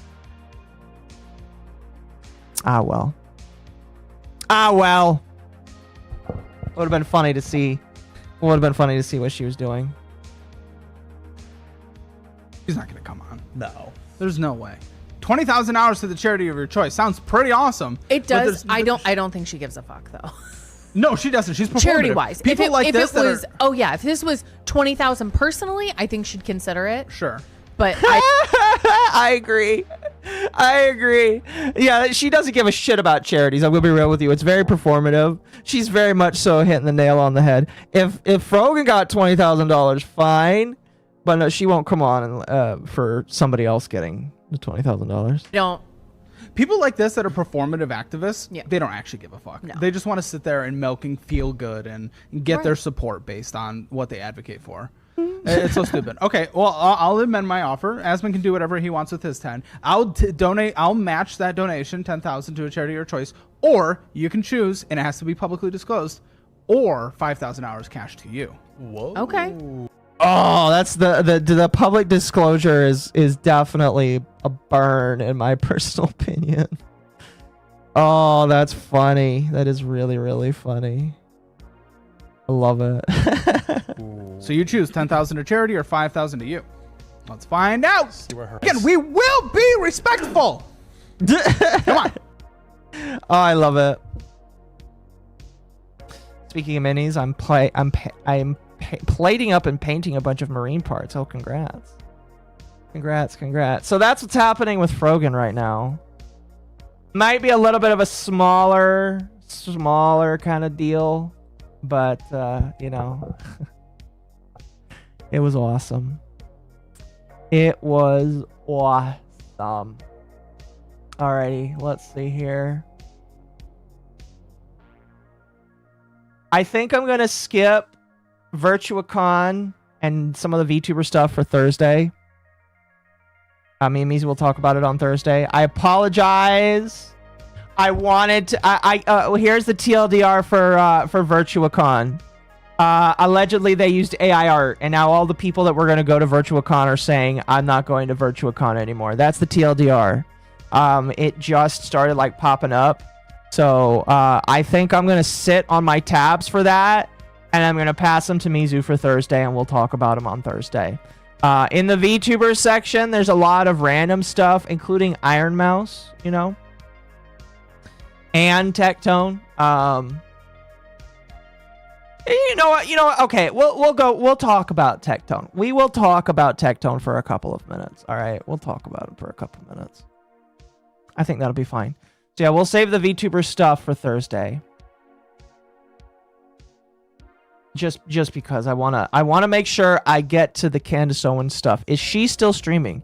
Is Candace still live? She is not. Her stream is concluded. It is an hour and 14 minutes. All right, that is definitely going to be where a good chunk of time goes to. So we'll be making sure to end off the good stream on that end. And crypto scams, I heard about that too. Again, we'll talk about it on Thursday. I know nothing about it. I was just going to bring it up and do some investigative work, but this actually works out better. We'll look at it on Thursday, I guess. I'll tell Mizu I saved stuff for Thursday. All right, Candace's stream is over, so we'll be looking into that. All right, let's talk about Tecteone. So, some context. Why is Tecteone not streaming? Okay, why is Tecteone not streaming? Well, you might remember. Let me get a drink here. Tecteone was involved in a happening. All right. He has an ex that he is no longer with, and he has been engaged in some form of litigation with her. I don't believe it is over, but he has basically decided that until that is over and he can talk about it, he's offline. And I'm going to be honest with you, probably for his mental health, which is, I believe, what he cites as a thing, for his mental health, probably a good idea. Probably. Because he's been crashing out on stream and getting pissed off at people. Well, instead of getting mad at people live and crashing out to people live, he's crashing out in his chair in his house in Texas. And instead of live doing all of this stuff, he is doing it alone in his house. Now, recently, there has been the VTuber Awards. We talked about that last week. And the beautiful drama from the VTuber Awards has just kept on coming and kept on giving and kept on chugging along here. Okay? And one of the dramas that spawned from this is that Iron Mouse, who is kind of the epicenter of a lot of this stuff, came out after the VTuber Awards were over And she decided to say that she was uncomfortable with what some people asked her at the streamer awards. She was uncomfortable with how some people treated her. Okay. And there has been, in my personal opinion, quite a heavy split. You know, quite a heavy split on opinions. Okay. For some people, they think that Iron Mouse is kind of dumb for how she chose to respond. For some people, they think that Iron Mouse is right to her feelings. Me personally, I don't care. You know, I think that if you want me to be completely honest with you, she chose this scene. She chose the LA streamer guy scene. And even though she's not physically leaving her house or whatever hotel room she's shacked up in, she chose these people. Okay? She chose the scene of people that look at VTubers and say, yeah, that's some weird degenerate shit. You know? And I think a lot of people forget, all right? I know this, all right? I know this whole thing. Like, this is something that I've thought a lot about recently, especially recently, because I just don't think people get it, all right? People don't realize VTubing is a niche within a niche, and that other niche being anime, all right? It's taken many years for anime to quote-unquote go mainstream. And by mainstream, I mean that everybody watches Naruto or One Piece or Dragon Ball Z. And if you watch something more... Excuse me. If you watch more than that, then you might not be a tourist. But VTubing, you know, as much as I like it as a medium, it is a very tiny medium that very few people respect and very few people will treat with respect. And we were kind of given a reminder of that at the Streamer Awards. Because at the Streamer Awards, they nominated and gave the award to literally a fucking peanut that does not respect the medium, does not respect the people in it, and thinks that all of them are 40-year-old men just using an avatar to make themselves look like a 15-year-old. Nobody outside of the VTuber culture itself, and even some people in the VTuber sphere, all right? Nobody outside it looks at it and says, that's fine. In fact, again, based off of the thoughts that I have heard from normal human beings, both in real life and in the online sphere, they all think that VTubing is degenerate shit. You could probably blame some of the ones that have OnlyFans for that, but in some ways they are kind of right. And I'll wait for this to go through. The landlords have been tipped $10 by @InternetSinMaster8952 a Hassan disrespecter. The I'm uncomfortable claim coming right after the blowback started on Iron Mouse over the peanut stuff comes off rather sus. Yeah. Definitely bad timing on her part if nothing else. I would agree. Now, on its face, I do look at the criticisms that some of these people have towards VTubers, and I kind of agree. You know, if you open the hood on the VTuber sphere, some of the first examples you'll see, some of the biggest and brightest names in the VTuber sphere, none of them are Hololive, and they're all degenerates. All right? You know, if you look at the English scene, as somebody mentioned Bao, you look at Shy Lily. I'll even throw Cinder in there because Cinder has some of her own stuff too. You look at the VTubing scene, and yeah, some of the biggest people in there are all degenerates. Okay?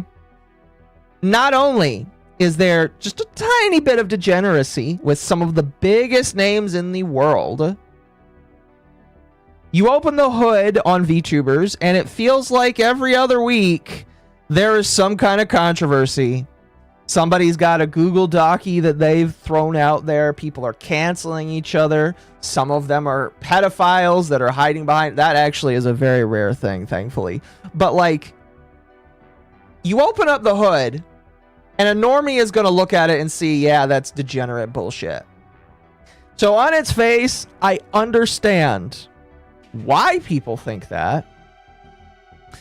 I just don't think that that is the majority truth. But it doesn't matter what I think. It doesn't matter that I think that at its actual core, all right, the actual core of being a VTuber is way more than a lot of these big indie people seem to treat it. Okay? That doesn't matter to me. Excuse me, that just doesn't matter. So it makes sense that all of these big streamers that aren't VTubers will look at it and make fun of it.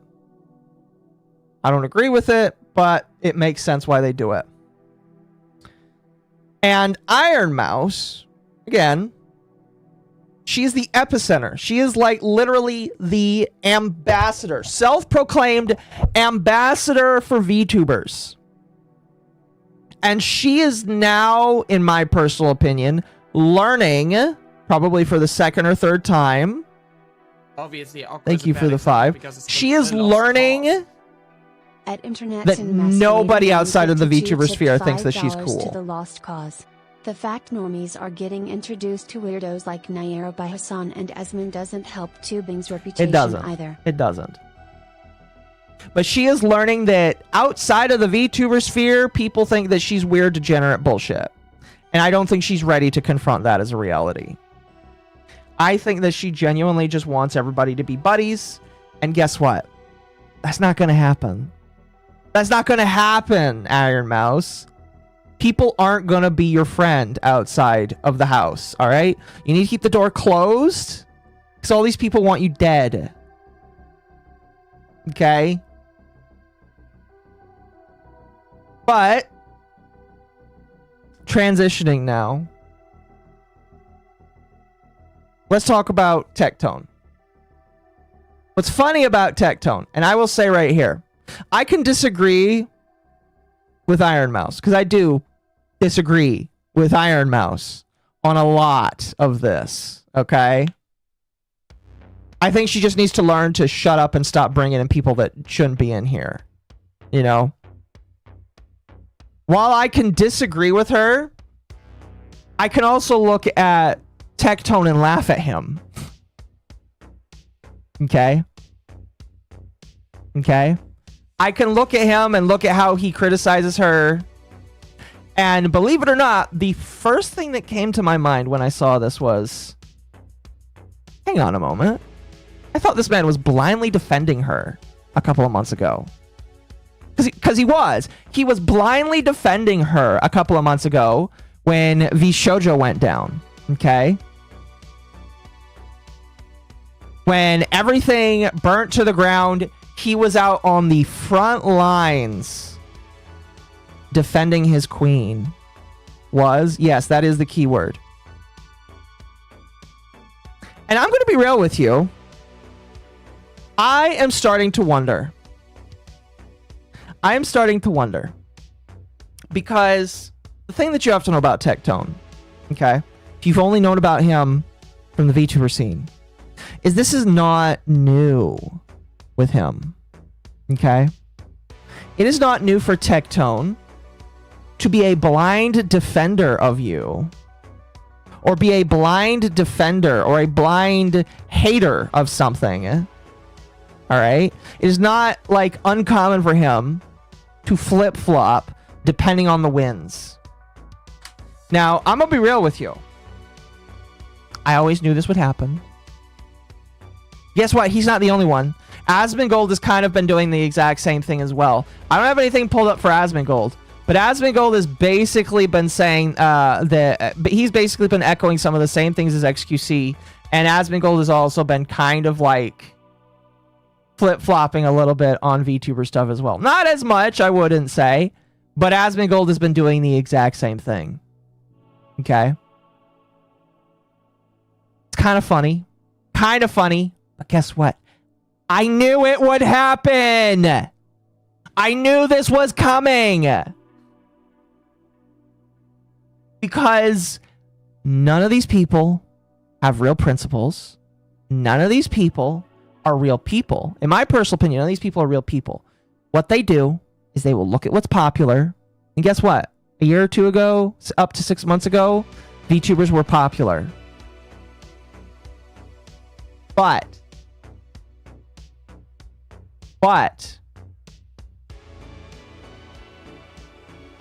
Tecteone had to make sure that he walked for his real ones, okay? Or the new real ones, okay? And to Tecteone, he's got a lot of friends who are VTubers. But I believe that he would drop them at the click of a dime. He would drop them really quickly if one of his IRL friends had problems. And I believe that's what's going on right now. I believe that's what's going on right now. Are they really friends? That is the bajillion-dollar question, I would say. Now, I'm not the only one that holds this opinion. Marshall Beaumont, friend of the channel, I would say, good friend of the channel, decided to retweet this tweet by the Yeet and add on some context that I think a lot of people have forgotten, and I think everybody needs to remember. Okay. Marshall says, I'm reminded when Tecteone was caught following lolly artists while himself called such art pedophilia. Now he goes from defending Iron Mouse to ridiculing her. The key point here is that he's a man with no principles or beliefs. He'll say what he has to in order to be on a current opinion and trends. He's a soulless thing driven by popularity. And guess what? That is the truth. That is the truth of the matter. All right? Tecteone is not a real man. He does not have real thoughts and opinions. Tecteone is a fake, phony plastic individual. Okay? That if you want my personal opinion, he's probably going to become... and this is just a prediction. I could be wrong. But I do feel like he is going to start being more critical of VTubers. Okay? Because right now, the current opinion is that VTubers suck, they're cringe and gay. Okay? Everybody is saying that. Again, even literally Asmongold is being more critical of VTubers now. Okay? So, if Daddy Asmongold, who this man follows to a T, alright? Asmongold changed his opinions, and guess what? This man followed him to a T. If Daddy Asmongold starts going anti-VTuber, well, you can bet your ass that he will as well. And all those friends from Mythic that he says that he has, he's the one who defends his queen, Shy Lily. Oh man, where will they be left? Where will they be left? All I'm going to say is, I told you so. All these people are fake. All these people are fake, plastic individuals. They have no principles. They have no morals. I think it's another thing important to remember. It's Peach Jars, who we talked about earlier. She came out, and I kind of got the feeling. But Peach Jars, in a very poor way, was just like, oh, Tecteone used to be cool. He used to be about all this other stuff, and now he's changed. I think we're going to start seeing some wind changes here. I think we are. You know, I'm not 100% sold on it. Maybe I could be wrong. I'd be fine being wrong. But if Tecteone just starts being wildly anti-VTuber, moving to the next big thing, I would not be surprised. I would not be surprised, you know? I don't know. Maybe the money's drying up for him. That's a stupid thing for me to say. I don't know. Now, Marshall wasn't the only one with opinion on this. Thank you for the 5 BGN. Think Shy Lily started the whole Cinder scandal in order to get her gamer sub shares? I don't know, honestly. But I do think that Shy Lily doing what she did probably soured a lot of people's opinions of VTubers. Because if you think about it, at the end of the day, Mythic has suffered a lot because of her. Not just Mythic, but like all the people kind of interconnected with that. Because of Shy Lily and all of these other people, they have suffered not only reputational damage, but they've probably lost money because these people decided to do that Google Docky. @Zalzerovid tipped $5 to the lost cause. Every streamer within that corner of the internet are massive hypocrites. Yeah, I would agree. I'm sure there's even something about me that you could say is a little hypocritical. I'm sure. But like, I don't doubt that a lot of people in Mythic or in Gamer Subs aren't really happy with what went down. Because you have to remember, we don't know the evaluation, the amount of money of Gamer Subs as a private company, but to buy back the percentage of shares that they did from Cinder was not cheap and probably went into the millions of dollars. Millions of dollars. Okay? So I don't doubt that there's some anger because Shy Lily decided to have a bitch fit like that. And guess what? At the end of the day, Cinder is doing just fine. She's just released some Cinder's released some plushies. Cinder is 100% just fine. All these other people kind of have to pick up the pieces from the bullshit that happened. And the most that she lost was like 6 months of work. Obviously, Alpha is a bad example because it's a lost cause. @InternetSinMaster8952 tipped $5 Moshi keeps on to winning? the lost Yes. cause. I can definitely agree that Shy Lily caused the most harm to Western VTubing. That entire Cinder Google Doc put Western VTubing on the map for normies. Yeah, no, I would agree. Yeah, I don't doubt that some people are probably reconsidering their love of VTubers. That's kind of sad, you know? It's really sad. But I wouldn't be surprised if Tecteone starts changing his tune. He no longer has his VTuber queen. I wouldn't be surprised. I also wouldn't be surprised if it goes the other way. But, you know, for the drama, I kind of don't care. I just kind of funny. It's not like Cinder's blacklisted. No, that's the other funny thing. Is Cinder's isn't blacklisted. She collabed with a brand new person recently. Isn't that amazing? Isn't that amazing? Cinder lost nothing. She has to make some new friends.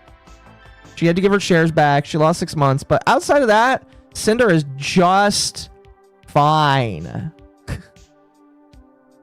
And that is the funniest shit out of everything. The funniest shit out of everything. All these other people have lost. All these other people have shot their credibility. All these other people have decided to walk on, to take the dog. And they lost, and she didn't. But anyway, moving on from that. More people have opinions. This one's about Shy Lily.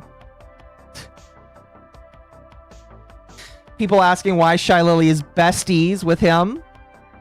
Why is Shy Lily nice to him?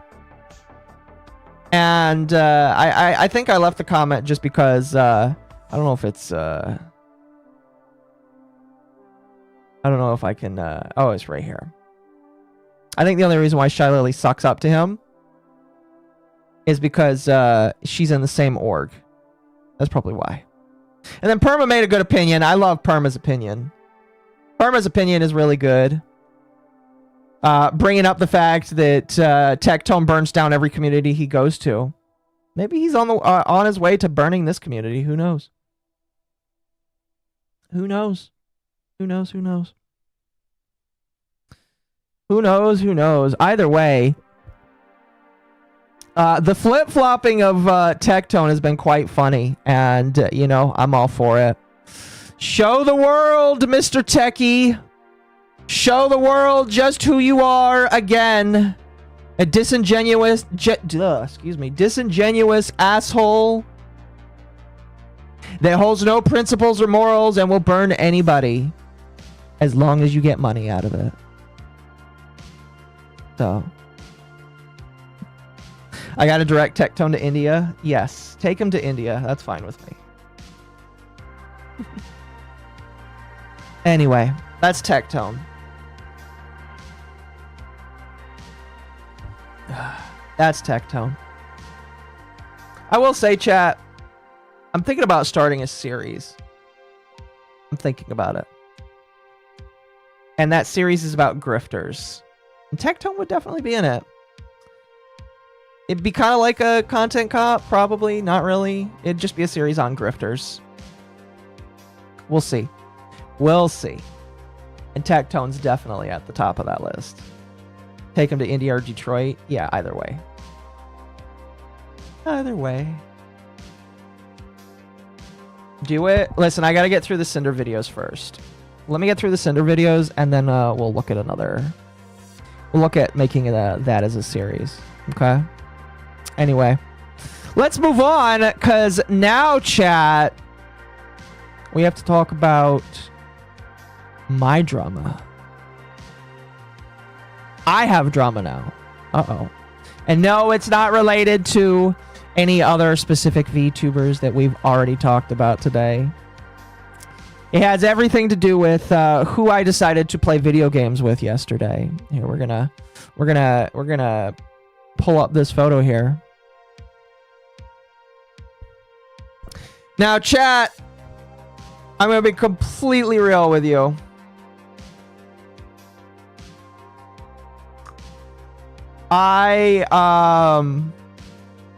I knew two of the people that I was walking into this collab with.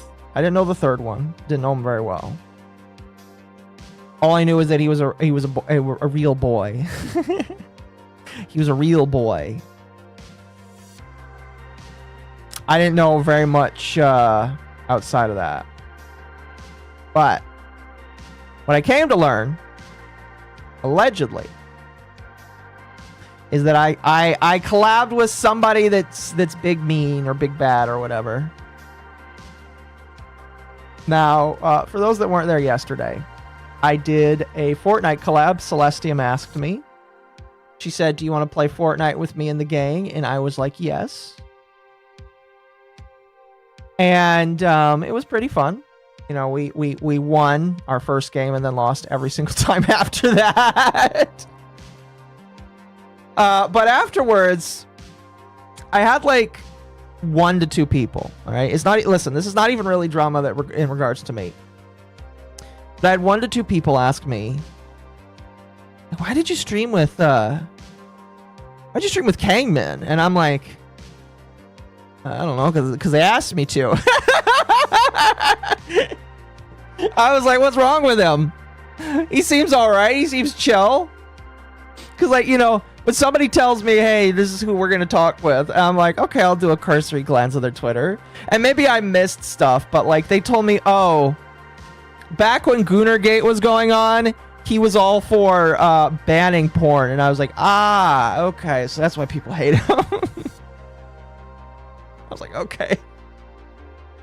I was like, ah, okay. Okay, fair enough. You know. Now, I'm not just going to go based off of the words of other people. I asked him. I was like, is this true? And he's like, yeah, I don't want. He's like, yeah, I do think we should ban porn. And I was like, okay. I didn't really have a back and forth with him. I told him, I was like, listen, as a Christian, I fundamentally disagree with censorship, but you know, it's whatever. But I guess there was I guess some people were like confused. I was just like, listen, I don't care. Listen, I have friends or friends with friends that I hate or disagree with. Okay? And I don't really care, you know. He was nice to me. It sounds like he's very passionate about pornography, and that kind of, if he is I didn't ask him if he actually lives in Korea. That's something I should have asked, I guess. But like, if he's Korean, I can kind of understand that. I do think that Korea is kind of like in the, if I remember correctly, they have some sort of epidemic of people that are just addicted to pornography. And, you know, as somebody who considers himself like pretty dang Christian and is trying myself to like be a little bit better, you know, I think that being addicted to pornography is kind of a problem, you know.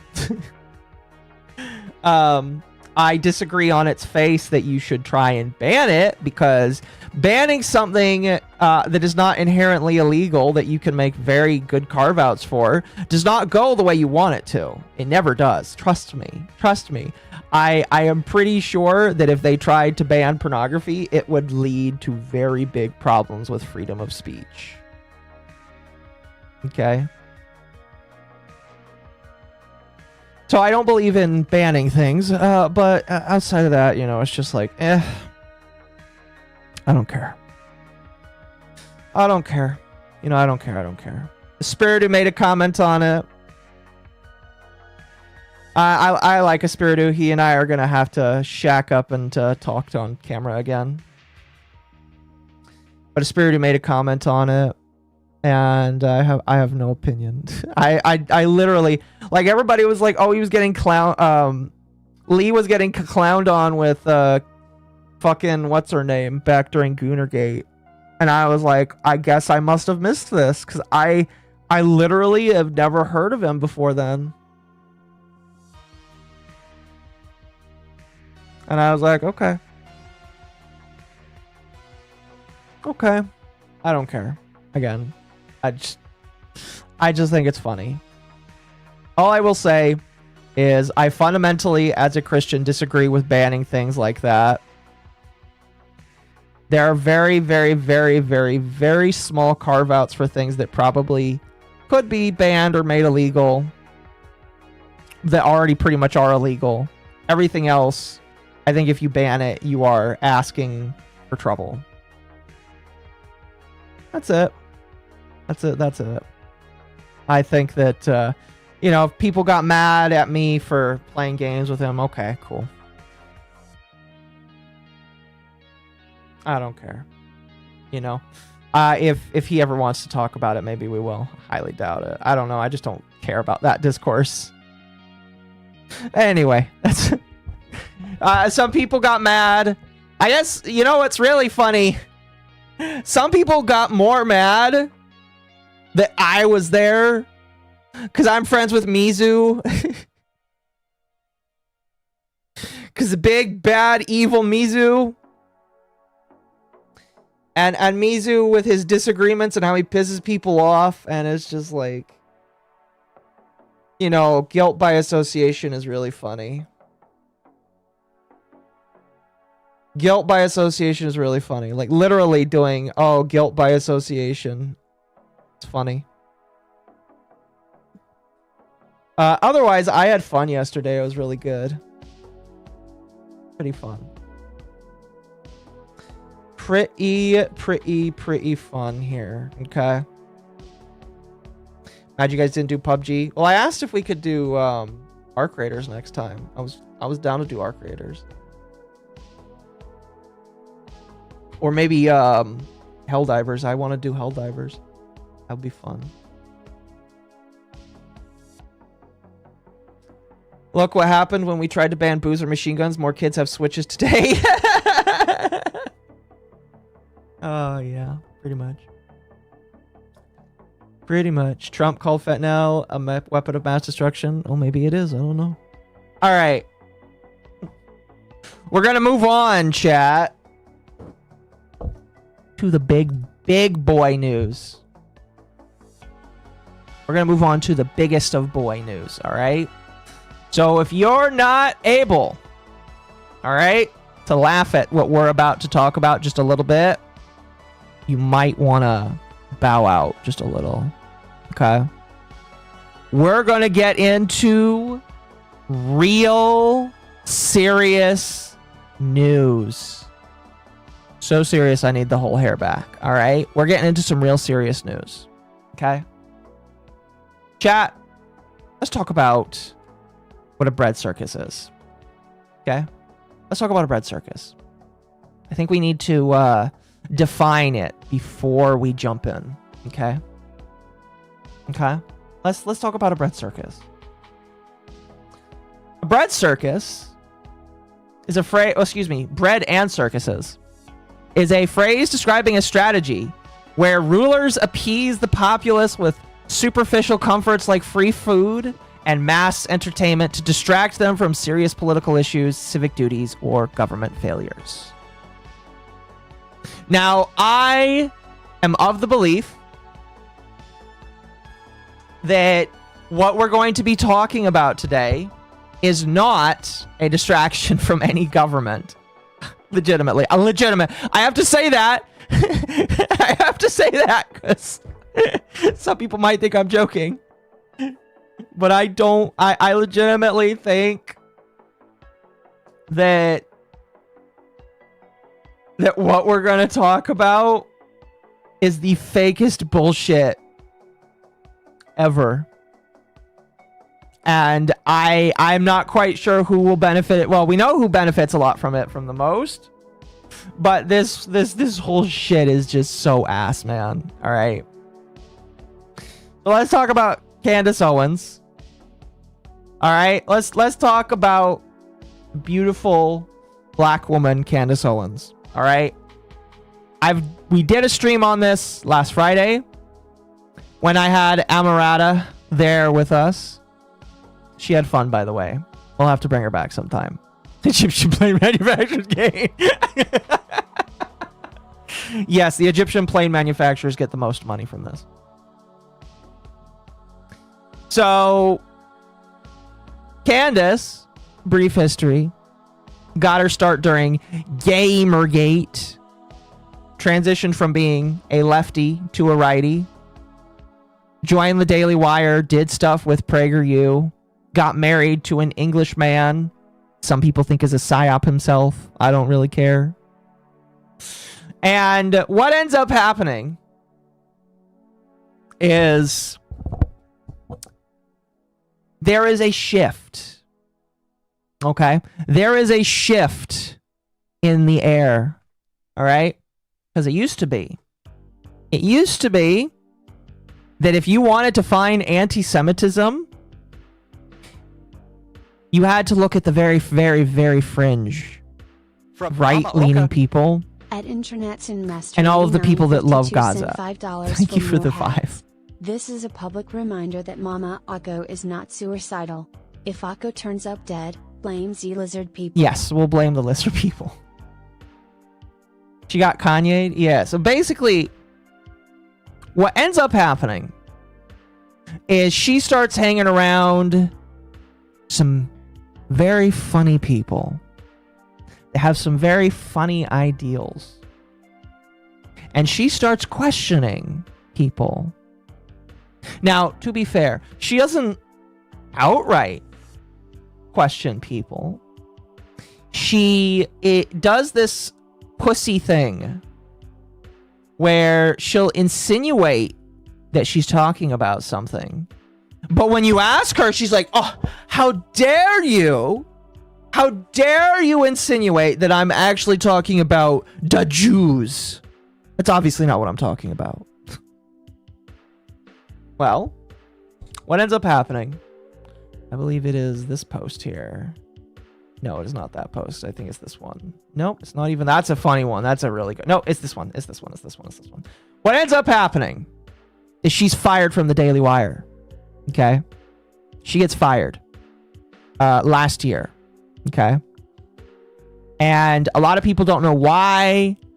Some people say it's mutual. Some people say it isn't. This ends up leaking by Steven Crowder. Apparently she was fired for anti-Semitism. Apparently. Everybody. I don't remember the specific point. It's really early on. We are going to listen to this. We're going to listen to this. All right. Now, it's, again, I have to call your attention to this, all right? Everybody has to know here where my stance is. Just because I don't want you to get it twisted, okay? I don't want you to get it twisted. My stance here is every one of these people suck, all right? I don't like Candace Owens. I don't like Jeremy Boring. In fact, I dislike Jeremy Boring quite a lot. I am not the biggest fan of Crowder either. I also really don't give a shit about TPUSA. All right? I think everybody here collectively sucks. Okay? Everybody. Everybody here is fake plastic individuals. All right? Like I mentioned last time, they're all fake individuals. All of them are putting on a show. They probably weren't putting on a show here with when Jeremy Boring made this, he probably didn't put on a show here. Okay? But all of these people, none of them are real. All of them are fake, putting on a show. And guess what? The show is for you. Okay? Just keep that in mind. Just make sure you understand that. Okay? Make sure you understand that my stance is all these people are stupid. And I don't like any of them. Okay? Period. Who's Jeremy Boring? Jeremy Boring is I think he was the first CEO of the Daily Wire. I don't believe he still is, but he was the CEO of the Daily Wire. Okay? So we're going to watch this for a minute or two. There's a certain point I want to stop at. There's a certain point we're going to stop at that is, in my personal opinion, the funniest thing ever. And then we'll continue here. And everybody, 15 minutes ago, the Daily Wire terminated its relationship with Candace Owens. So this took place right after they decided to fire Candace Owens. Candace has been an incredibly powerful voice for conservatives for years. Unfortunately, it's become more and more clear, and it's now unavoidably so, that Candace has moved in a direction that the Daily Wire simply cannot and will not support. Candace's shift has done enormous damage to our brand, damage that we've decided. And by the way, I do believe this, because right around the time that she was fired, she was being big buddy with Kanye, who was having his Jewish meltdown. His very funny Jewish meltdown. And Candace was starting to, again, attract a crowd of people that I don't think the Daily Wire wanted. I actually remember when all this went down, all right? When Candace left, after Steven Crowder did his big con thing, all right? That was the beginning of the end of the Daily Wire. The Daily Wire is dying. Very slowly, but it is dying. Okay? Just keep that in mind. Oh, this face. This is a great face of him right now. He's described himself as God. Yes, this guy has decided to, and it was jokingly, I think, he decided to call himself the God King. And that's quite, as somebody who considers himself a Christian, that is quite crazy, you know? But anyway, let's continue. That we just can't allow to continue. Mostly, but by no means all of this tarnishment to our brand stems from Candace's flirting with, winking at, and even directly engaging in content widely viewed as anti-Semitic, and from associating herself with well-known anti-Semites. So she's fired because Jewish anti-Semitism. She was fired because anti-Semitism. That's why. Okay? I don't remember what they said the reason was, but they fired her because of all of the people that she was choosing to hang out with that are, according to him, anti-Semitic. And some of them, I agree, anti-Semitic. The Daily Wire, contrary to public opinion, is not owned by Jews.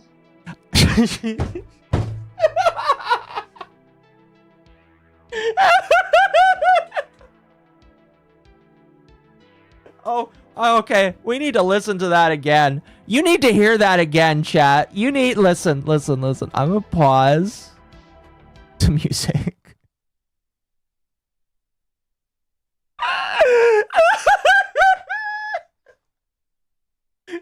You need to hear that. You need to hear that again.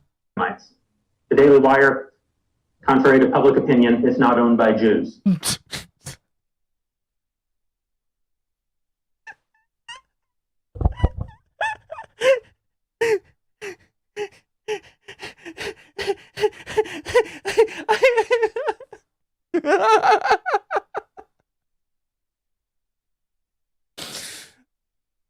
Unironically.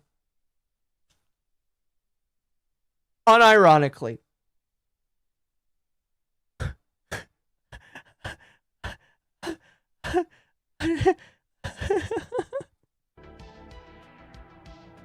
It's an odd thing to say. I agree.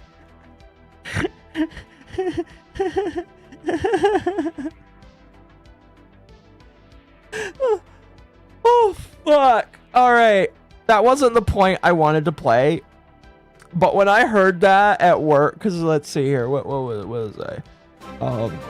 Thank you for the raid, Dama. Welcome. When I heard Jeremy Boring, CEO, former now, I believe, of the Daily Wire, have to come out and say that.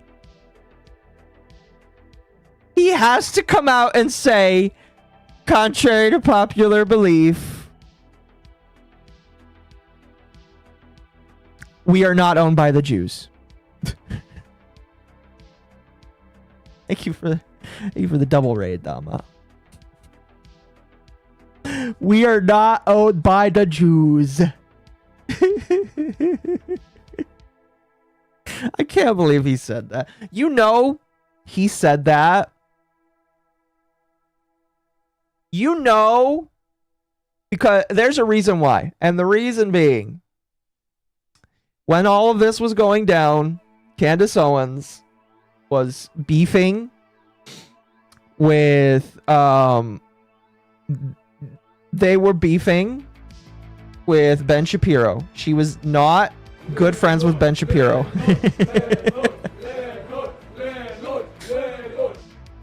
The landlords have been tipped $10 by Infinite Master 8952 a Hassan disrespecter. Damn it, Occo. You nearly made me spit my monster energy import all over my screen with that clip. You're The welcome. fact he had to say that is, boomers do not understand you don't feed the trolls, do they? No, they don't understand. But, like, the idea that he had to say that comes from the fact that she's fighting with Ben Shapiro. Ben Shapiro is fighting with her. And then right after she's gone from the Daily Wire. Yeah, I imagine some people would probably say, did the Jews take her out?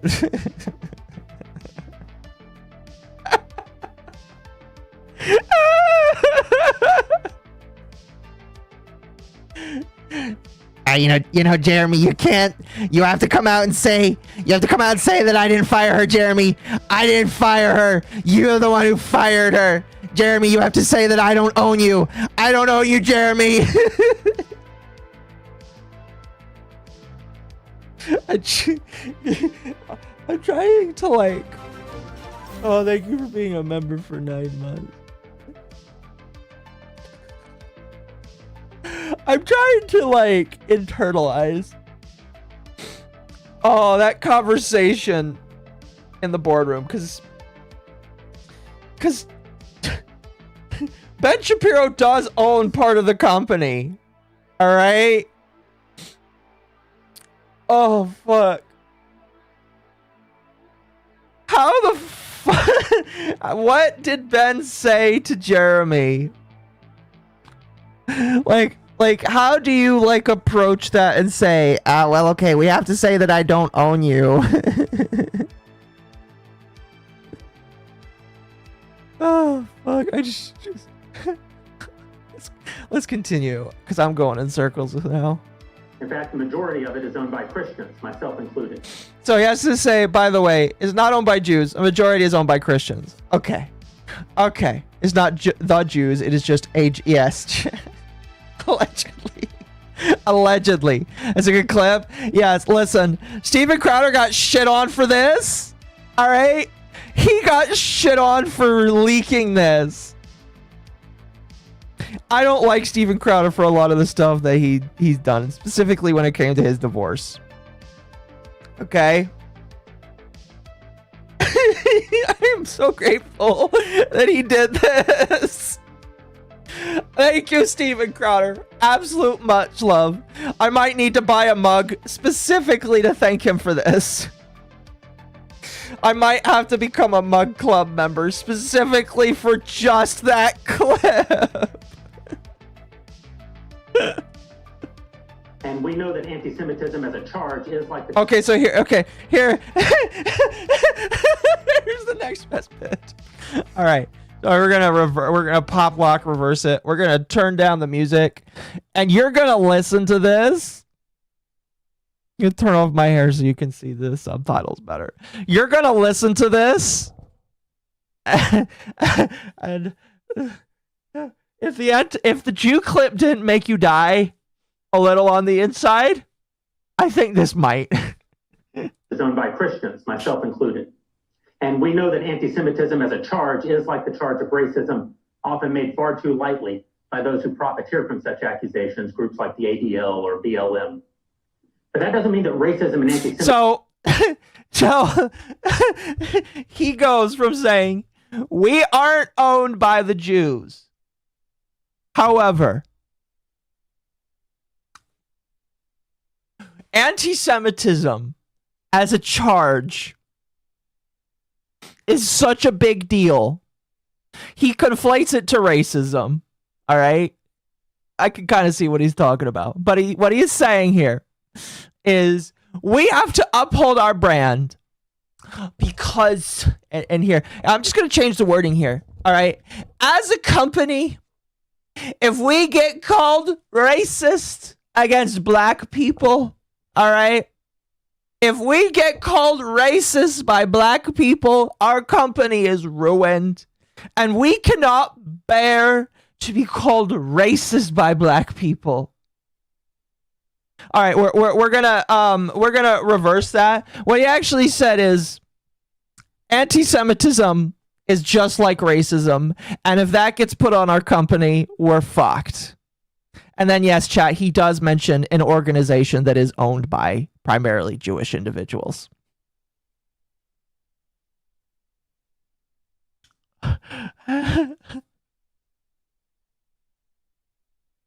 Oh, they are indeed racist to black people. Yeah, I would probably agree with you there.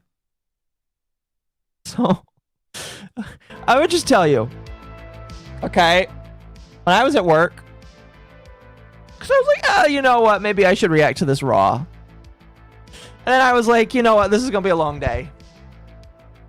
And I listened to it.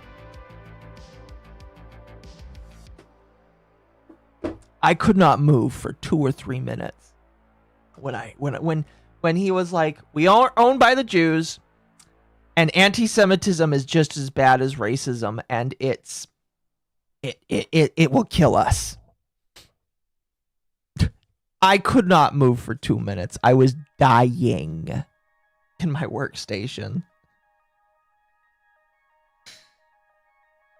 Oh, goodness. So, yeah. This leaked.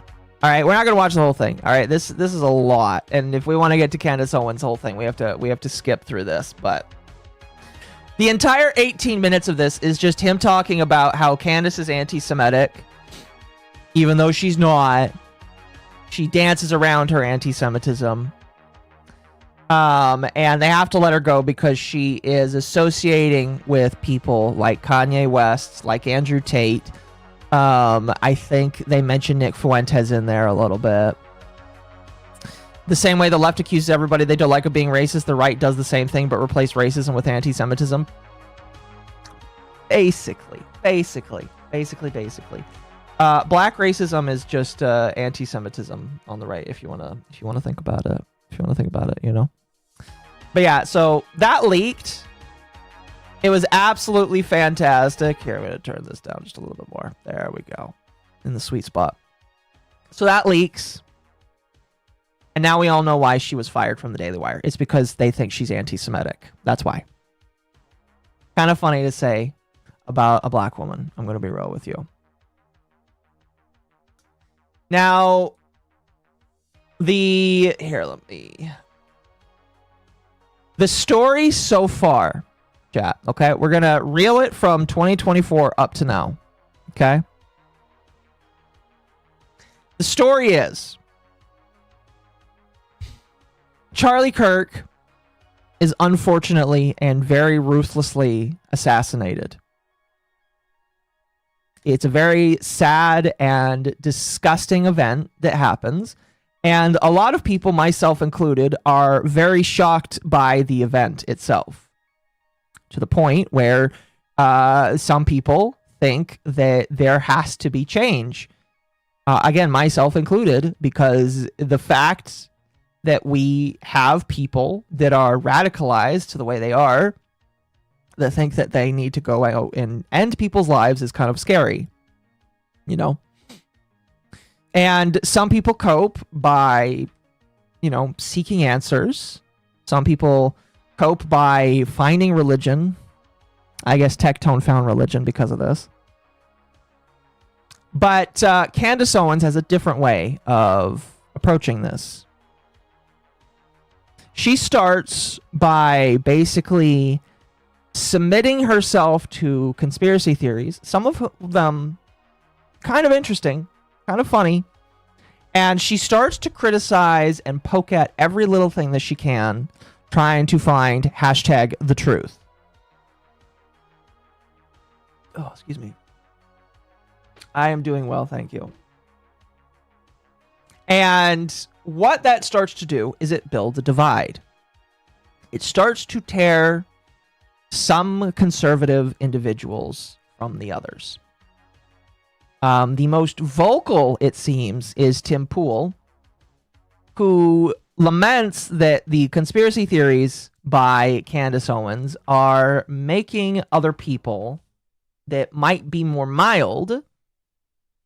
It is making other people look bad, and it is pushing other people down, and she is harming TPUSA and harming other individuals. Well, the culmination of this ends with her eventually, like, we watched the stream of her from 4 days ago, where she essentially, without kind of saying it, she essentially says that Erica Kirk is somehow part of her husband's very brutal and unfortunate murder.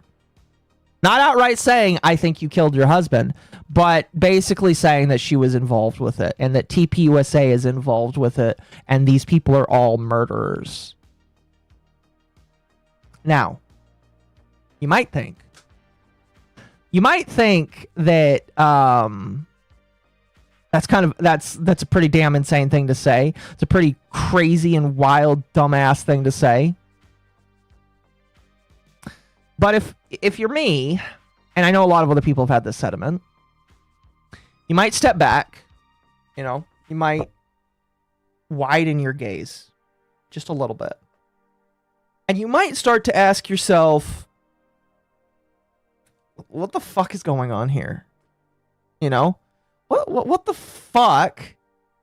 What is this? In the grand scheme of things, what is this? What does Candace Owens questioning the death of a leader in the Conservative Party, like, what does this do?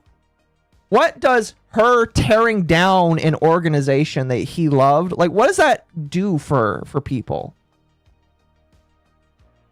You know, this is starting to feel like one big show. It starts to feel like a really big show, you know? And some people start to wonder if it is like one big show. Again, I legitimately do believe this is one big show. And some other people think that as well. This is a comedian. I've never heard of him before. Don't know who he is. Never really watched his content. But he talks about his experience at a party he attended where allegedly, all right, and this is, again, some preamble as we jump into all of this stuff, all right? This is why, all right, this is why I do believe none of this is real, okay? And this man could be lying out of his ass. Man could be wrong. Man could be misinterpreting things. But this man is claiming that these people, they're all best friends behind the scenes. They're all good buddies. And if that's true, okay, we're gonna listen to that. We're gonna listen to this whole thing here. But if it's true that Candace Owens, TPUSA, Erica Kirk, all these people that are like in this feud, if they're actually all buddy and they're hanging out with each other behind the scenes, it starts to, I think some people might start to wonder. And again, I've already kind of like come to the conclusion that none of this is real, but I imagine some people would start to wonder, is any of it real? Is any of this real? So we'll listen here. We'll listen, and you can come to whatever conclusion you feel like you want to. Tucker Carlson's there. Marjorie Taylor Greene is there. Wow.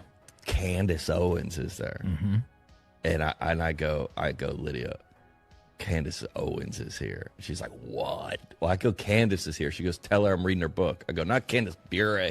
Candace Owens is here. Yeah. She's like, what? The other one. The real one. Yeah. And I was like, what? And then and there's like a bunch of Turning Point people there. There's a bunch of like, I wrote down a list of everybody that I saw there.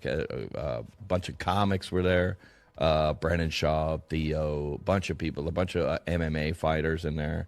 And I was like, I go, all right, this is what I always have thought about those kind of things, and I'll just say it out loud for everybody listening. And I've said this before in some kind of context. There was Turning Point people there, and Candace Owens was there, Marjorie Taylor Greene, Tucker Carlson. I hate to say this out loud. Everybody friends. Everybody friends. Mm-hmm. And I've said that before. Mm-hmm. And I go, I've heard before about Washington, D.C. Mm-hmm. It's like we saw like the Democratic majority leader and like the Republican, they're at dinner. I go, yeah, everybody friends. Mm-hmm. And everybody like kind of in like, we would see, like, let's say like Theo's good buddy of ours. He would be like doing something where you're like, oh yeah, it's kind of just for the thing, for their job. They just kind of have to they kind of got to be on the sidelines and dump Gatorade on the coat. That's like kind of, they're entertaining. That's what their thing is. Mm-hmm. That's the key point he hit the nail on the head there. They're entertaining. They're entertaining people. They're entertaining you. You're the people that really are the rubes. In all actuality, you are the rubes. You are the people that you're the people, you know? You're the ones you're the marks, you know, not the people they're feuding with. They're all buddies. At the end of the day, all of them can laugh at you. Excuse me. You know? Yeah. And I go, wait, I thought you, because the thing he said about shouldn't you guys be fighting? Mm-hmm. Shouldn't you guys be fist fighting in the center of this party? Yeah. Everybody, hey, you want a drink? Yeah. Everybody. And again, he could be lying. Very well could be lying. Very well could be lying. I heard this interview that he had. There's a couple other things he said that some people were like, that was just a little bit controversial, but he could be lying. But I believe him. Do you want to know why I believe him? Because it makes sense. It makes sense that all these people are like that. I know there are pictures out there, and I do believe these pictures. There are pictures of like famous presidents or political figures. Okay. That are buddies after the election is over because they don't care about it in the grand scheme of things. $10 by at Internetsin Master 8952 a Hassan disrespecter. Observation: being cordial does not mean everybody friends. That's called being professional and not causing a scene. You'll forgive me if I don't buy this guy's version of events. Oh, that's fair. That's very fair. That's very, very fair. You know, I only believe it because it is so often that these people will fight And you see it with streamers, all right? You see it a lot with streamers where they will fight and then be buddies or then hate each other. They'll go back and forth. It really just depends on what they're trying to sell you, you know? So, you know, he could be lying. He could be trying to sell a story. But I don't know. I don't know. It's very interesting. I don't disbelieve him, but I'm not basing any of my beliefs. That's fair. I would want to see proof too, but I don't know. Now, so continuing on here. All of this came to a head, and what ended up happening is Erica Kirk and Candace Owens both announce that they are meeting in private on Monday. Yesterday. This happened yesterday, okay? And that they weren't going to talk until everything was talked about in private. That meeting did happen. Okay? Allegedly, it was very productive. This is what Candace Owens decided to say. All right, this was 5 hours after the well, you know, the funniest thing here, okay? All right? The funniest thing here is Candace Owens decides to tell the world, I'm alive. All right? Candace Owens does not want herself, Candace Owens does not want to kill herself. Candace Owens is alive, okay? So let's listen to what she has to say about this. 4.5 hours later, I'm alive. I'm alive. I'm totally. Was she expecting not to be alive? That's my concern. Is like, does she legitimately think that if she went to this meeting, she would be taken out? I don't know. Fine, and I'm sorry. I was going to do a show for you guys this evening, but I am truly exhausted. Very productive conversation. I asked every single question. I mean, from Egyptian planes to turning. This woman legitimately walked up to Erica Kirk and said, do you know about the Egyptian planes?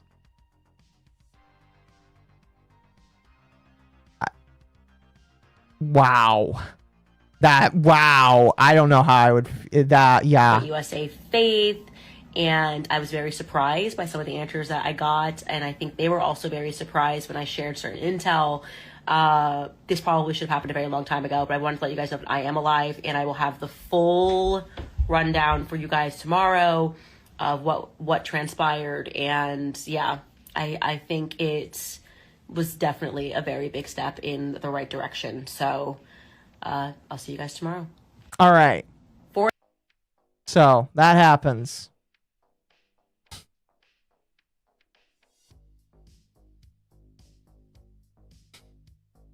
I'm sorry, man. I can't. That happens. All right.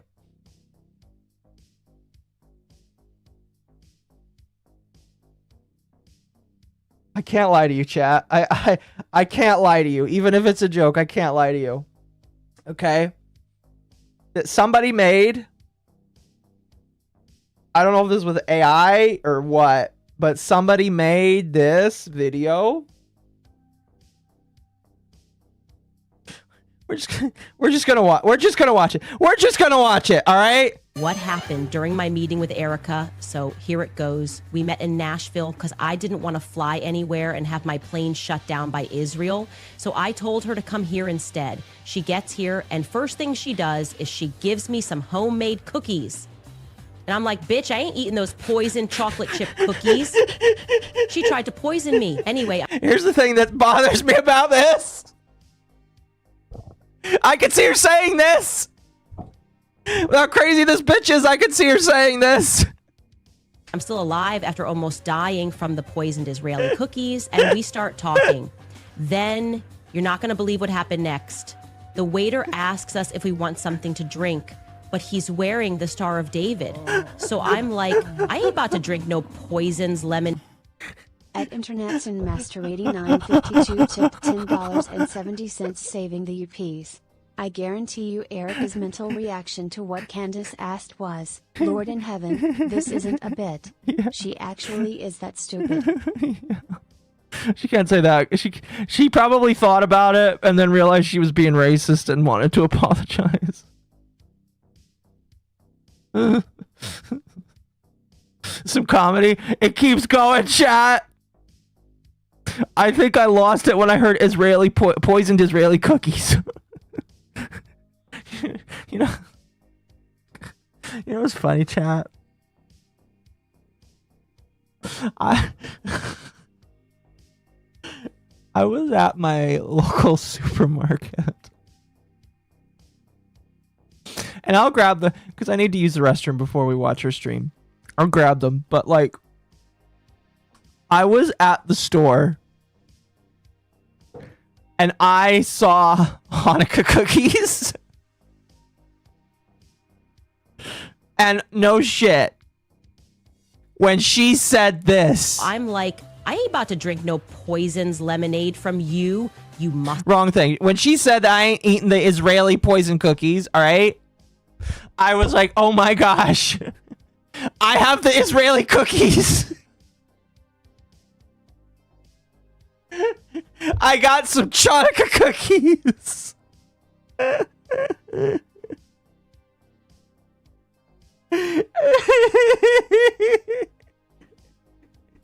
It was fantastic. I'll take a picture and I'll show you when I get back from the restroom, chat. Agent. So anyway, I almost die again from Israeli lemonade poisoning. And Erica is like, I'll just have some water, please, which is obviously code for, you better kill this bitch right now. Am I right? So we talk, and she tells me I'm acting crazy or whatever. So I asked her to show me pictures of her of when she was younger. And she's like, why? So I'm like, oh my God, she doesn't have any. So I just discovered she's actually a man, and I'm now talking to this man who's probably an Israeli spy sent here to kill me. So I get up, I go to the bathroom, I dig a hole under the shitter like El Chapo, and I finally made it back to tell you guys the story and get paid millions by YouTube to keep you guys stupid and against Trump and Turning Point, because I'm just a piece of shit like that. Anyway, thank you for your views, retards. Oh, fuck. That is beautiful.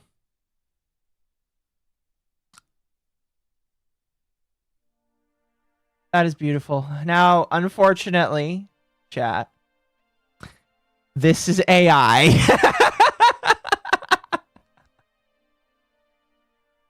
This is AI. Sadly. But oh fuck. We're not gonna go over Candace Owens fighting with Tim Pool today. We're not gonna do that. She did do the stream. It's an hour and 14 minutes long. And we're gonna listen to it. We're gonna listen to it. However, before we listen, I need to use the restroom again. I'll use the restroom. I'll take some pictures of the Israeli cookies. And then when I get back, I'm going to open up the room.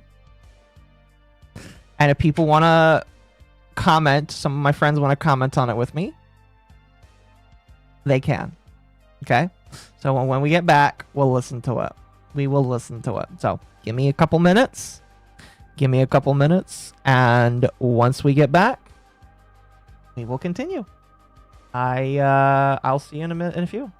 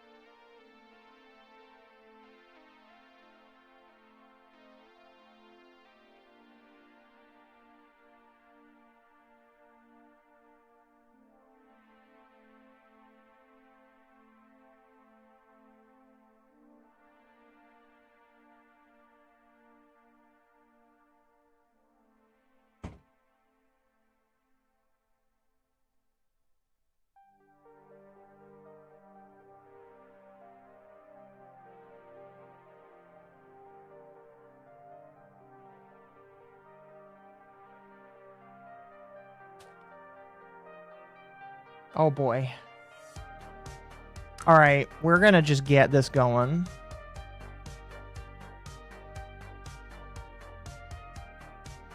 We're gonna get this going.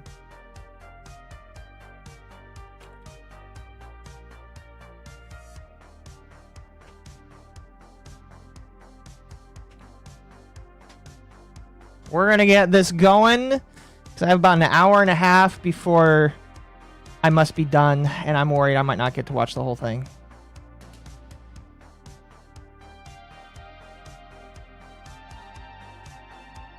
So we're going to do that. Let me take a picture of them cookies, though.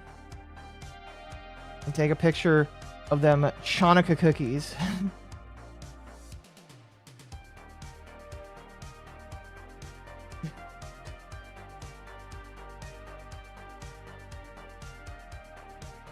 Did Rage give Akko $7? No. Why would he give me... Why specifically $7?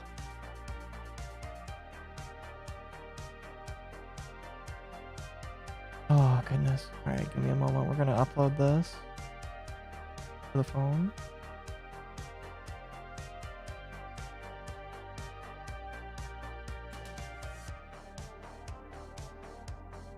Alright, chat. There you go. There is the Chanukah cookies.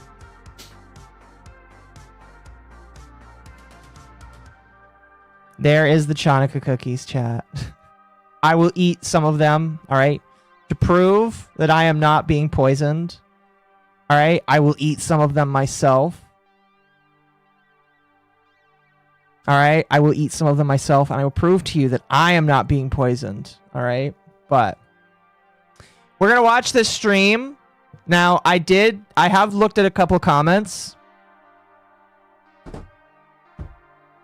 Can you believe, chat, all right, that after Candace Owens comes out and clears the air, some of her fans are mad at her? Can you, oh, this is like the funniest thing in the world. I like, listen, there's only two ways this can go. Either you can be truthful and lose the audience that you got, or you can continue to grift, all right? But she apparently now is getting flack from her fans.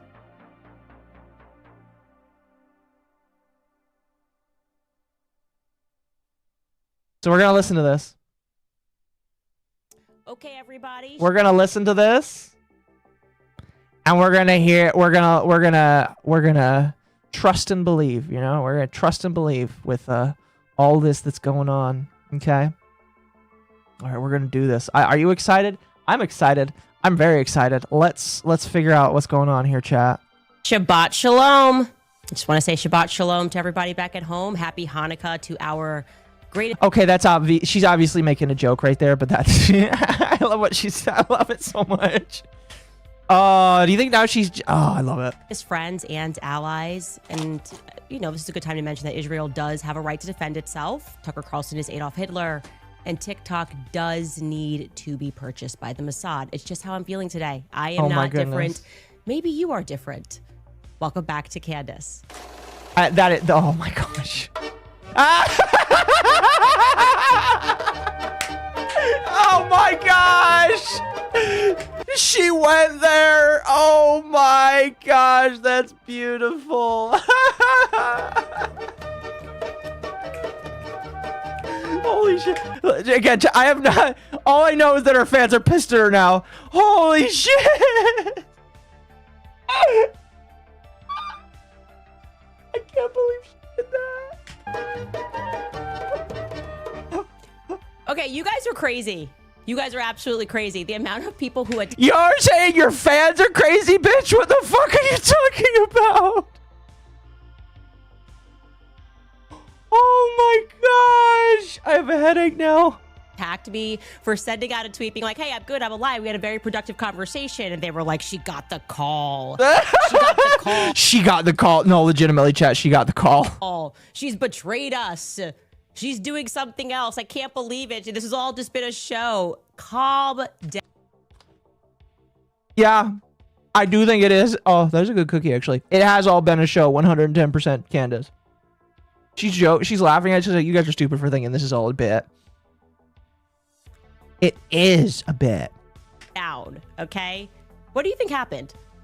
Erica said, stop, and then I was frozen for 4 hours and 30 minutes, just like, as they just put all of these talking points into my head. That is not what happened. Oh my I God, keep telling you guys, I am Thank you not for the five. At Internet's and Master 8952 discovered Mom has milkers and gave $5. You cultivated Holy this shit. audience, Candace. What were you expecting? I know, right? But you don't go into politics. You just go into drama, all right? Because when you go into drama, everybody sucks and you can laugh at everybody equally. That's what happens. vulnerable. I am basically akin to Kanye West. I never felt more seen than when he tweeted a lot of years ago, just fired my manager because I realized I can't be managed. That is me. That tweet right there, I was like, oh gosh, yes, Kanye, that I get this. Okay. Nobody is changing their mind anything. How ridiculous would it have been if I'm doing all of this, investigating, asking all of these questions, and then Erica Kirk offers to answer some of these questions, and I'm like, no, I'm not going to go. I can't betray the people. I don't want any answers to the questions. I just want to ask them. No, this is the entire reason we are doing this. We've been looking at the situation going, why can't Turning Point USA just answer basic questions? And I can tell you guys that yesterday, for 4 hours and 30 minutes, there were no rules. They said you can ask us any question that you want, anything that's on your mind, which I appreciated. And some of you guys are thinking, who is they? Who is they? It's the Jews, obviously. Oh my gosh, I love this woman so much now. This is awesome. Don't get it twisted. This woman is a grifter. I will never be friends with somebody like this. Holy shit. Oh, that is beautiful. Too much shadiness from folks at TP and too much pile on. Yeah, oh my gosh, that was beautiful. Oh, fuck. I love this so much. This is awesome. Justin Strife. Justin Strife was in the room, which is Justin Strife and Erica. George joined me just for the beginning portion of the conversation because he had that thing going on that I told you on the 15th all day. He was in a conference. And then I brought my cousin Mia, you know, the one that has a really bad attitude. I just bring her there for vibes. I think it just confuses people. They're like, I don't understand what's this person doing here. And the reality is she's like always just listening to Cardi B music. Holy shit. But she's my cousin and I always have her around. And so that was it. She was kind of sitting It's beautiful so far. away, but at the table it was really just the four of us until George left. And I will be honest, I did not know what to expect going into the room. I did not know if they were going to be open. I didn't know. I respect a bit, if nothing else. No wonder her audience was so livid. No, I expect that. I was told that at the end of the stream, she addresses some of the super chats. And apparently she's like, oh, you guys all suck for acting like this. Does she have playback? Can I see the playback of her, because I want to see the live replay. Can I not see the live replay? There is no live. I want the live replay of her stuff. I'm upset right now. I'm really upset right now. Because some of her super chats apparently were very upset. What Erica's energy was going to be like, if it was going to be more of an argument, if there was going to be legal threats. You guys were telling me not to drink water, so I didn't drink water. Well, I brought my own water. Oh my God.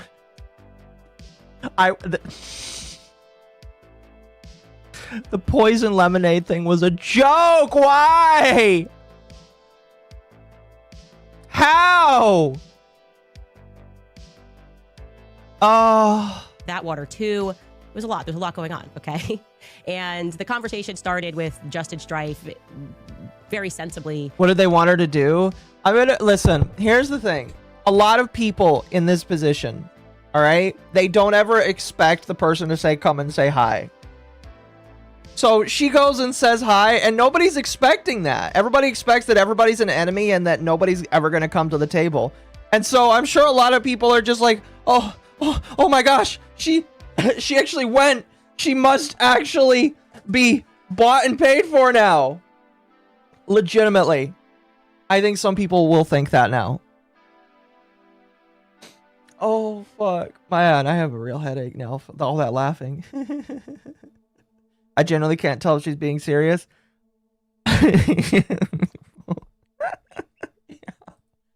Saying, what are we looking to accomplish here? Like, what is the actual aim of this conversation? And he was pretty clear, and Erica was very clear, that they were sort of most upset with what I, obviously a bit of a fever pitch, what I tweeted that it was a godforsaken company and people should not give money to it. got milkers! At Lowbert_Tarian discovered mom has milkers and gave $5. I refuse to believe that this entire arc for Candace is nothing more than a very, very long control. Oh, no, I believe that. I 100% believe that for sure. I 100% believe that. And I have to own that. That's aggressive. That is actually aggressive in the retrospect. I was very frustrated. And I don't know, I felt like we weren't getting any answers and there were so many lies. And then I was getting attacked for asking all meaningful questions that was within their capacity to answer. And I told you, I definitely, my problem in life is that I can rise to anger very quickly. I shared with them that I really felt like I was under attack for telling the truth from the very beginning, like casually, when I mentioned the Catholicism thing. Like, what was that about? I was like, look, I say something in a tribute to him. Alex Clark and Andrew Colvett then jump onto a podcast and they're doing that weird interview, which is clearly aimed at me. And they've teased the interview as like aimed at me, but they never say my name. And that to me felt like it was the first, I don't know, the first bit of mud that was slung, which their answer for that was, hey, that was a really crazy time. A new system had to be put into place. And by no means did Erica give any person the authority to go out and say that the Catholicism thing was a lie. It kind of turned into this big thing. Whatever. Okay, that kind of obviously was not the meat of the reason that... The thing that's most sad here is I bet you a lot of this is going to be a very logical conversation. And I'm going to sit back from this and say, yeah, you know what? This is about what I expected. She was going to be insane. Erica offered a hand. They came together. And then they were both women together that talked it out. Okay? This is the very, very, very, very, very, very rare situation where they talked it out and it went well. But it doesn't matter that she talked it out because her fans are going to fucking end her now. Everybody that believed the conspiracies, everybody that believed that the world was out to get them, they're going to look at this and say that Candace was bought. And Candace can't do anything about that. Her fans are so rabid right now that her deviating from that is going to end her. Probably won't end her podcast, but I genuinely think that her podcast is going to suffer because she did this. It behooved her more to continue down the train she was doing. Now that she's decided to be the logical and sensible individual, she is going to get dragged by her fans for it. And that is, quite honestly, kind of sad. And also kind of funny, because she did that to herself. We wanted to sit down. I will say I was immediately refreshed by the fact that one of the first things that Erica did was she owned the lies. The lies, or rather, I guess they would cage it as miscommunications that were coming from various people at the company. Like, look, this is a company with 650 people that are employed. Everybody at this time is exceedingly emotional. Oh, goodness, this is insane. Obviously, Occo is a bad example because it's a lost cause. At Internet's and Master 8952 tipped $5 to the lost cause. Women doing rational women things and resolve things peacefully. Rare women W. No, yeah. Like, they probably, like, came together and left laughing with each other. And her audience is gonna fucking hate her forever now because of it. Again, I would not be surprised if she loses a bit of viewership because of that. And they are communicating, and no matter what somebody says on Twitter, they assume that this communication has come down from management, and that's not always a circumstance. But they owned right away, which felt great, that, if you guys recall, Erica sat down with Glenn Beck. I actually missed this portion because I didn't get to watch the interview in its entirety. We were pulling clips because a lot was coming out very quickly. But there was a portion that was going around that was viral, and it was Erica saying that she had Charlie's phone and that Charlie never texted anybody the night before saying that he thought that they were going to kill him. And that obviously reflected poorly on me because I was the one who said that he did, in fact, text multiple people the night before. And then I went on Jimmy Dore on Friday, Jimmy Dore show, and I clarified. I said Andrew Colvett told me specifically that he was one of the people that received this text message. So I got that first person. I didn't get that from a source. I got that directly from Andrew Colvett. You know, the other thing that's really funny is... excuse me. The thing that's really funny about this is I've been told, and I haven't looked into all of the things that she has said because I just don't care. I don't care about what she said. I care about how she's being, because that's what's funny to me. To me specifically. As I kind of like started to unravel some of the things that she did say, because when I did look into some of it, I was like, this is so easily unravelable. How is she missing this? How is she missing this, and this? Like, one of the things that she purported to know as a truth was like, oh, there's no way that the killer wasn't helped because of how he transported the gun from the roof. And like, it was easily proven that like, yeah, he didn't take the gun apart. He put the gun in his pants and walked like he was a fucking stick figure at some points. And you can find proof of that on the internet. So like, there were just multiple points where she said things that were wrong, but because of all the hype, the truth was kind of hard to get a hold of. And what's funny about this is now it sounds like she's going to come out and say, I got this wrong. I got this wrong. I got this wrong. I got this wrong. And that's just going to, again, continue to feed the narrative that she is bought. Here, chat, we're going to start a poll here while we continue. And then somebody who had access to Dan Flood's communications said that Dan Flood similarly received a text message. They owned that right away and explained. Erica said that she has Charlie's phone. She's looking at his iMessages, and it turns out that he, like everybody else, communicates on Signal. He communicates on Telegram, and that when she heard me say that, they then went and looked, and yes, that what I said was true.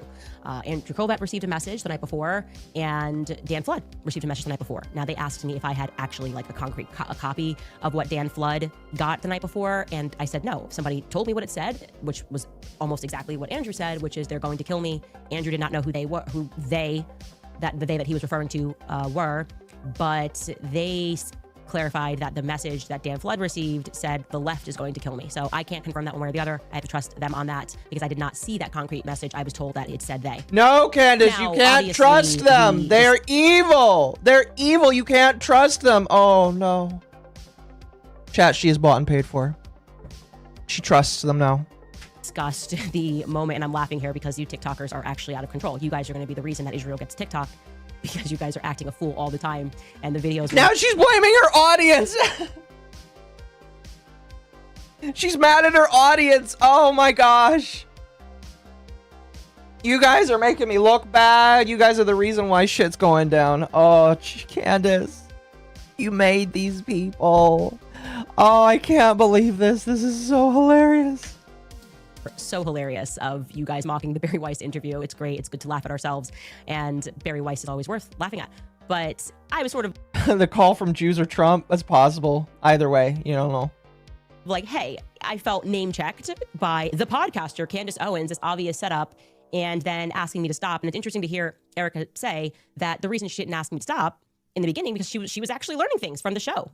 She was actually learning things. And that... I think she similarly felt that Barry Weiss was trying to create a moment. Obviously, it's who Barry Weiss is. It's the Zionist lobby. She's trying to right perceived wrongs because I'm against her side. That does not surprise me. That's kind of why Barry Weiss exists. That's the reason they put her at CBS, is because she's just committed to stacking the audience with people that are going to present the pro-Israel cause and talk about anti-Semitism and talk about like crime being on the rise. It's kind of embarrassment, but I actually do accept that. And I should also clarify that Barry Weiss obviously picked those questions. They were not random, like I told you. It wasn't like people were coming to the mic and it was an open mic and they didn't know what they were going to get. It was all very much planned by Barry, but Erica said that she knew the general idea, like they were going to mention me and mention the conspiracies, but she was not given that specific, the podcaster, Candace Owens, question. So I think that's very clear about now. I did not at all recant any of my suspicions, and I understand people disagree with me about particular people at Turning Point USA. I communicated what I communicated in front of the whole world.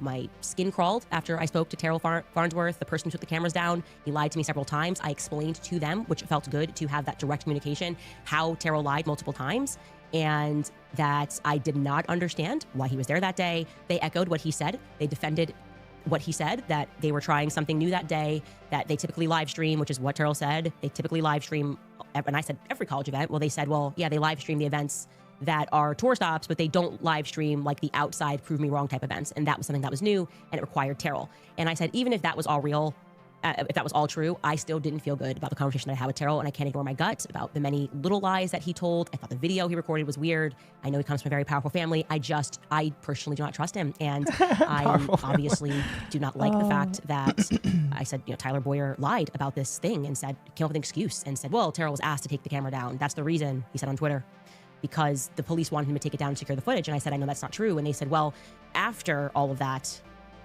after he took the cameras down, there was a police officer or Fed, whoever it was, that spoke to him and asked him to secure the footage. Well, that makes sense, but it's not a reason for why he took it down immediately. It makes sense that as you're investigating, you're going to say, who's got the footage?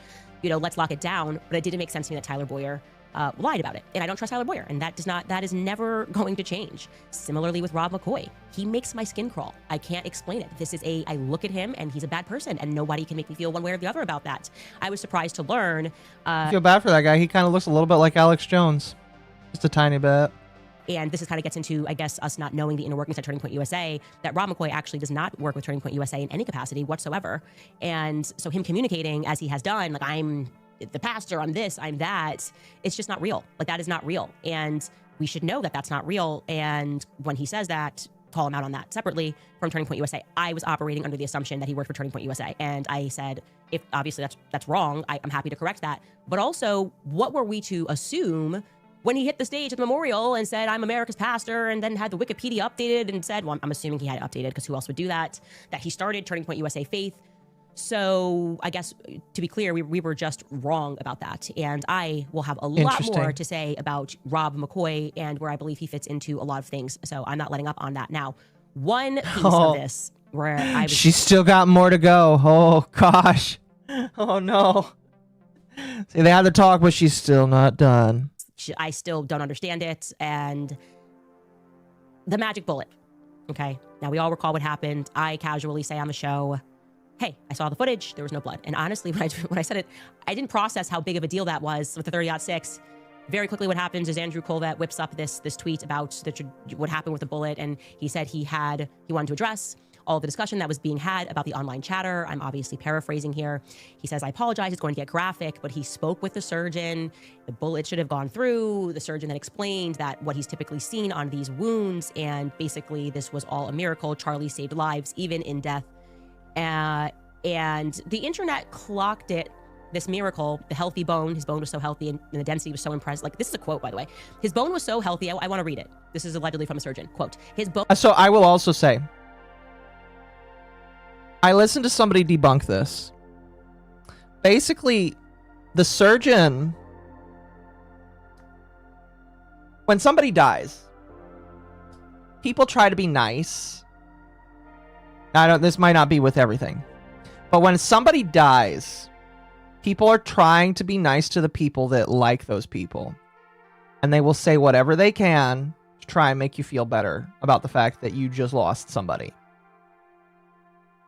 I can 100% believe the surgeon said that to try and just be like, oh, in his last act of bravery, Charlie Kirk stopped a bullet, basically. I can believe that I can believe a doctor said that just to be nice. It's very possible also that, like, whatever else. There's very possible that other stuff could have happened, but I do believe that is what happened, is that a doctor trying to help a grieving man said, your friend stopped a bullet. And I'm laughing just because of how dumb that sounds. It's just, that sounds so fucking dumb. Anyway, let's continue. Bone was so healthy and the density was so impressive that he's like the Man of Steel. It should have gone through and through. It likely would have killed those standing behind him too. And we were just like, that kind of was like the beginning of the WTF, right? I feel like that was kind of the beginning of it. And immediately people in the comments responded to Andrew, and he... Definitely being nice. It was a 30-06. No, yeah, the doctor was trying to be nice. When somebody dies, doctors are nice. All right? Well, they'll try to be nice. And so, oh no. Oh no, sorry, I looked at Twitter for a moment. I guess Nick Fuentes is tweeted saying Candace Owens is done. What a letdown. That's hilarious. Anyway, let's continue. Said, this point is, doctors are nice. As it would violate HIPAA. Like, there's patient privacy. You can't just call up the surgeon. And then Andrew Colbert replies and says, rest assured, I would not have posted without full permission. Now, he said he spoke to the surgeon, and they confirmed that Andrew spoke to the surgeon, but that they did not know that he was going to write that tweet. They did not know that he called up the surgeon. So, like, it very much came across to me like Andrew was just flying by the seat of his pants. Yep. 100%. 100%. I can't listen to her anymore. All right, you have a good night. I don't know. Like, he was just flying dark on me. And I was like, that seems very strange to me, because why would a surgeon do that? Like, the first thing the surgeon should say is, I can't speak to you. I don't even know, in theory, Andrew wasn't even there when Charlie died. I don't even know why the surgeon even knows this guy, actually. Maybe he hung around. Again, being nice. After, but, you know, Andrew was not one of the people that got into the hospital or anything like that. So this is quite literally the PR guy who's calling the surgeon. And so that just seems very inappropriate for a person to do, period. And I would say it was kind of the beginning, but that was what I got from that. Now, obviously, we discussed the security. I brought up Brian Harpole, this interview with Sean Ryan, and I think we can believe Turning Point when they say that they did not approve of this. They had no idea he was going on Sean Ryan. I think that's pretty clear. I don't believe he works there anymore. So that was kind of him, just getting out there and perhaps trying to rescue his own reputation. And I think that only made his reputation worse, actually, because people rightfully sensed that he wasn't telling the truth in that interview, that he was being cagey, that he was saying things that didn't make any sense. Again, you constantly have these people that believe, like Brian Harpole, that with enough performance, he can sit down and you're just going to convince people that this is real. And this is just a different time. Like I said, these TikTokers are out of control. They will check you in 4 seconds. Okay. Things that, the biggest piece of this that I want to communicate, and that I did communicate to them, and I hope that they took me seriously on this, or rather that they take my strong advice on this. I said, one of the reasons why I really want to Chat, as far as I know, I'm not dead yet. I've eaten like 3 of these cookies and I'm not dead yet. So please stick with me. We need to make sure that I don't die. Down, because I want to walk out of here and feel confident saying to my audience, hey, like, there's stuff going on behind the scenes, but Tyler Robinson shot Charlie Kirk. Like, that more will come out, but you can take it from me that this is what happened. I was looking to achieve that because there's been a lot of signaling from various people, some people who are experts, some people who have been involved in cases, that there's obviously going to be stuff that the public does not have access to. And so it is at least plausible that they have seen very clear footage that we've been asking for of Tyler Robinson getting up there and taking the shot. Like, they have access to UVU cameras. So I was hoping to hear that. And I said that I want to hear why people feel so confident at Turning Point USA that Tyler Robinson is the guy. And at this point, they elected to call the lawyer, like, you know, their lawyer who is involved in this case, one of the lawyers that's involved in this case. There's always a team of lawyers, especially for something like this. And what I got from the lawyer did not make me feel that Tyler Robinson shot Charlie Kirk. It did not make me feel confident that he didn't or did shoot Charlie Kirk. I was very surprised by this. He spoke a very long time. I asked, you know, can you share with me what it is? And I said, when you share this with me, I will not say what that thing is. That's what we want to protect the integrity of the case. I'm not going to, if you say, we've got the footage of him taking a shot, I promise I won't say that to the audience, but I will communicate to them that you have something that is solid. And no, to the exact contrary, this guy effectively said, not effectively, he said that they have nothing but the affidavit. Okay, so what we have seen is what they have. What is being discussed publicly, you are this whole like non-expert problem with like, well, you don't know. It's like what you read, his messages that don't have any dates on it, Tyler Robinson. You know, I believe that. I believe that they really got about as much as the rest of the public sees. I don't know. Again, I think it's important for me to state, I don't trust the government. Okay? You trust the government, you're dumb. Just saying. Don't trust the government. I believe that the TPUSA people, they are just about as blind as we are. Okay? I can believe that. 100%. I can believe they're looking for answers, but right now, they've got as much as the public does. I 100% believe that. Saying writing out everything and the clean alibi, that's what they have. And what he explained to me was that that's the affidavit stage, that's where it's at. And then what takes place now is the investigation is ongoing, right? So right now they're looking for more information, and once investigators, they could very well have obviously footage. I remember when my dad said to give her a chance a few years ago when she flipped and blew up on the right wing. A spirit did not age well. I feel bad for your dad. And that is why they might feel that, oh, we're definitely gonna get this prosecution. But the reality is they don't actually share that information with the victim. They don't share that information with Erica. They don't, in this part of the process, they will not know what investigators have discovered. This is what the lawyer told me until May. Okay? They have not seen anything that you have not seen, is what I want you to know. So, with that in mind, I'm sitting here going, why are you signaling, why do I feel like the public's being gaslit on this? There's been nothing that's convinced. I'll trust Candace over the government and some at TPUSA. I don't trust any of them. I'll just say, you know what? I know that somebody has been killed, and it's very sad and unfortunate. I don't trust anybody to get it right, all right? I don't trust anybody, period. Okay? That's all I'm going to say is I don't trust any of them. Yeah. There are so many commentators who have gone out and said to you, it's overwhelming. The evidence Thank you for feeding the landlords. The landlords have been tipped $10 by @internetsin master 8952 a Hassan disrespecter. Of course they're not going to tell the biggest blabbermouth on the net ABT Charlie Kirk what they might know on an ongoing investigation. Because she is incapable of shutting up and would ruin the case. Yeah. Oh, I agree. They're not going to tell her. They're not going to tell her. 100%.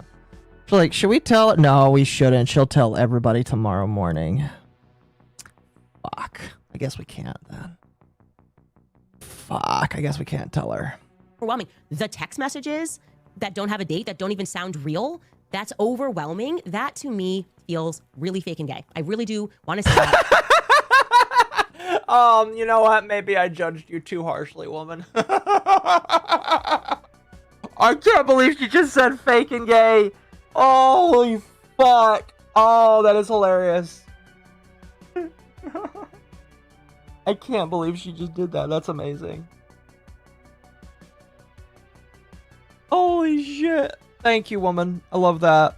To every commentator that is out there trying to tell the public and insisting that if you say it enough times to become real, you're actually just being dishonest. And I offered that a more honest way to communicate would be to say, we think he's involved. We feel strongly. I've said that. I think he's involved. We are very hopeful that throughout this investigation, we are going to get that concrete thing. And that's where we're at right now. That's just the stage that we are at. That is not what we are getting from them. That is like, I just feel like that's really important to let you guys know. Let the gaslighting stop. Text messages have been confirmed by non-government sources. The fact she keeps bringing it up is just sad. I don't know. They have what you have, okay? There is nothing else. They are in an investigative stage. Erica has been named as the victim. They will know more in this May hearing, which is the probable cause hearing. That's what the lawyer told me, it's probable cause hearing. And that's when they will see the evidence. That's when they get to present the evidence, why they are going to stand there before a judge and be like, yes, we need to move this forward. It's not just an affidavit. We're not pulling together scraps. We have concrete evidence. Until then, okay, until we all get on the same page and understand what else they have, I am very confident stating the opposite of all of my, I guess, well-paid peers in that I don't believe that Tyler Robinson pulled the trigger. And what I also said to them was, and I said this in front of the lawyer because I don't know why I'm like this. I was like, you might need a new lawyer. I was like, because this person's trying to sell to you that this is solid. One of the rules that me and my husband have is that if you have a lawyer that tells you like you're 100% going to win, it's very clear that you're going to win. You need a new lawyer. Okay, that's a cheerleader. That's not a lawyer. A lawyer, even if you should 100% win, should be telling you the risks here. You know, I feel good about this case. Like, let me talk real to you. I feel good about this case, but here's where things could go wrong. I want you to understand those risks that are involved. We don't have this yet. We don't have that yet. And especially, I do agree with her. If a lawyer tells you you're 100% going to win, that's a bad lawyer. Bad lawyer. All right. You should always go for a lawyer that tells you, let's do the best we can. You know, I think you have a great case, really good case. You don't have like a 100% solid case, but you should not have a lawyer that tells you 100% will win, because that's not true. Just wait for Candace to be arrested for being the one to pull the trigger, and she's angry. She's not in consideration. That would be the funniest thing ever. Elf raid. Oh, am I getting raided by Ava? Welcome, Ava. Ava, we have TV in an hour. Come watch some drama with me. This is amazing. This is fucking amazing. Welcome. Oh, fuck. Right now we're watching this woman like walk back, basically. Not really walk back, but this is amazing. This is absolutely amazing. I love this. Join if you want to. Otherwise, I'll see you in about an hour for TV. How far into this are we? We're about 22 minutes in. We're making good headway. Which is, I'm the only, your lawyers, or the investigators rather, not their lawyers, because they're not the ones investigating. It's the state of Utah that's investigating. They have not called the one solitary person, as I told you guys, who filmed as he was on the roof. Remember the guy that's like, oh, there's somebody on the roof, and he sees him crouch down. I said, I spoke to that person, and his testimony would be devastating to your prosecution.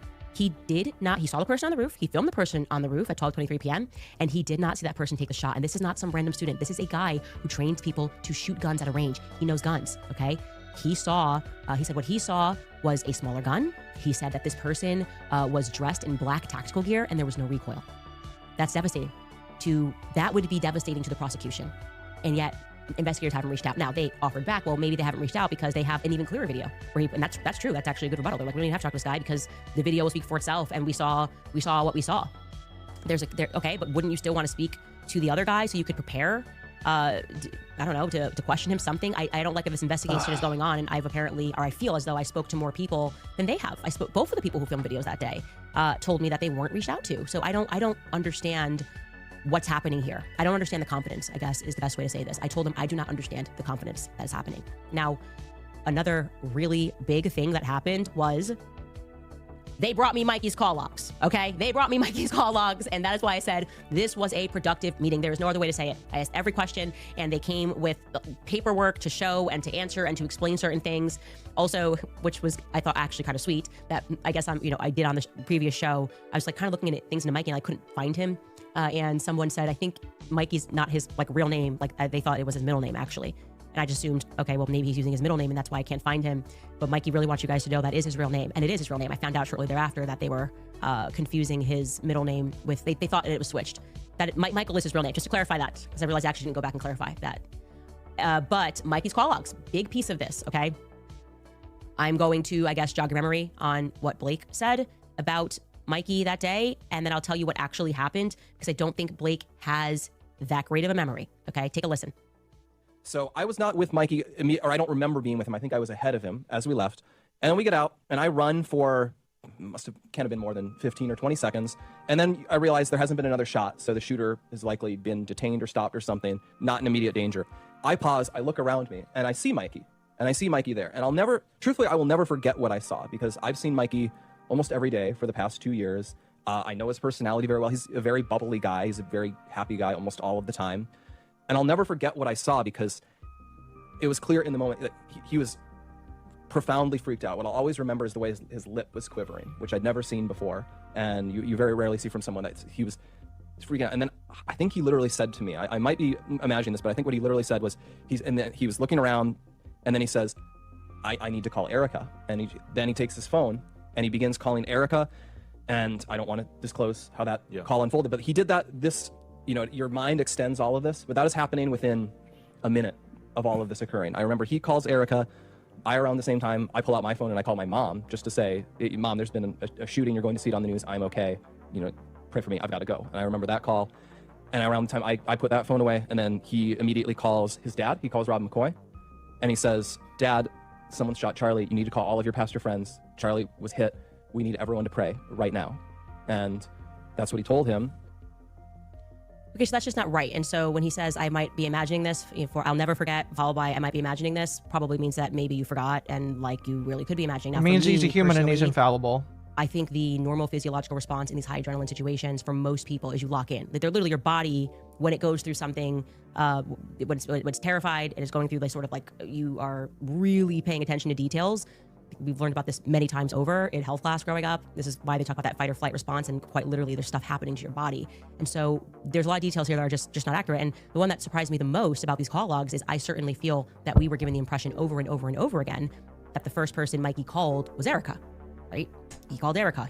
We were told this by many people also, that he trained, he almost went to a camp and trained, and Charlie was like, 1, 2, 3, go, and fast, 1, 2, 3, go. Go. That's why he walked away. 1, 2, 3, go. And just told him, this is what the first thing you do is. Well, he didn't do that. Actually, the first person he called was his wife. He called Elizabeth McCoy. And then he stayed on the phone with his wife for 10 minutes. And during those 10 minutes, he three-wayed Erica 3 minutes after the shot went off. And then he three-ways his father. And then he three-ways a third person who I'm not interested in mentioning because it's not relevant. This is Danny McCoy, by the way, is his brother that's in the military, but that's before the shot goes off. Charlie Kirk shot goes off. I have that in detail. Charlie's brought to security. Mikey McCoy calls his wife. They will stay on the phone for 10 minutes. Okay, in that same minute, because we know this because Blake Neff has given us his call log to his mother, Blake Neff called his mom. His call with his mother lasted 45 seconds. So we're assuming it went to 12:25. It very well could have stayed in 12:24, depending on the millisecond. Blake Neff ends that phone call with his mother. Mikey McCoy, after the phone call with his mother ends, adds Erica to the phone.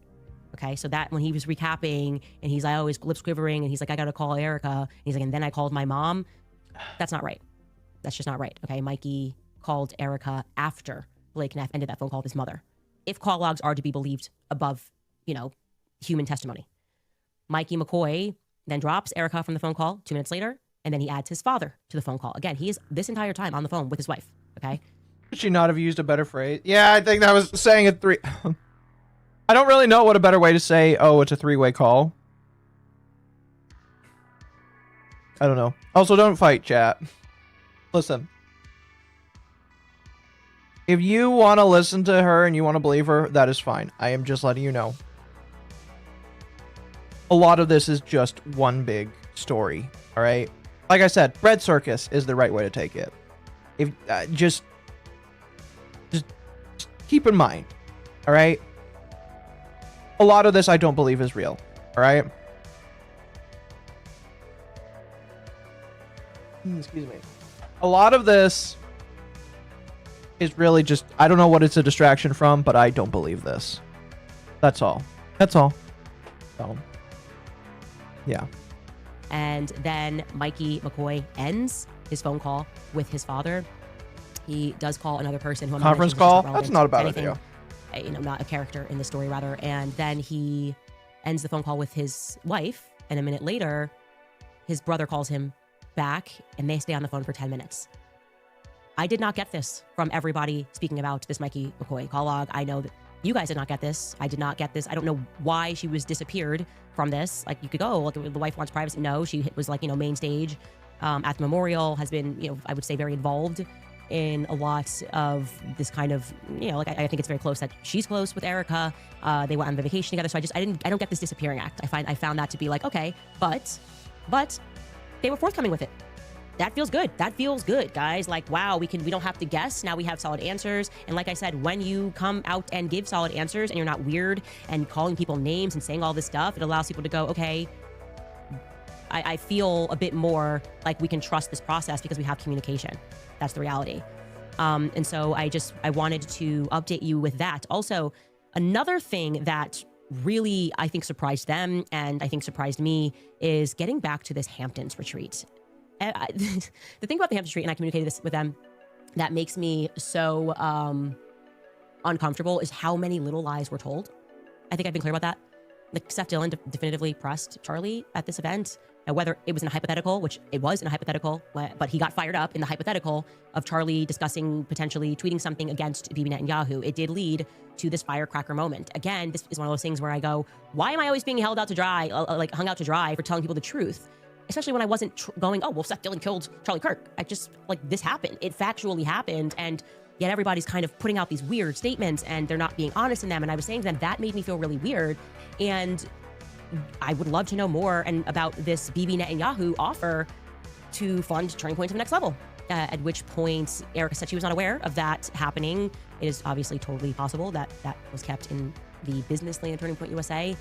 But I'm certain, I said, I am absolutely certain that I did not get this from an obscure source that Bibi offered to fund Turning Point. It's very well possible that that is the case, by the way. I don't know. Another thing I'll say is, like, even though I think this woman is batshit insane, some conspiracy theories, I would say, probably have a little bit more credence to them. Here's what I would say.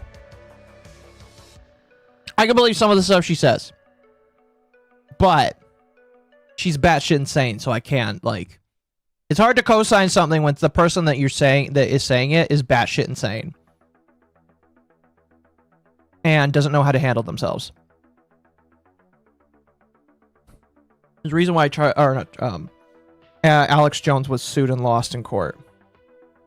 I just think that he didn't know how to handle himself all the time, and that's the problem. I mean, he even said it so himself.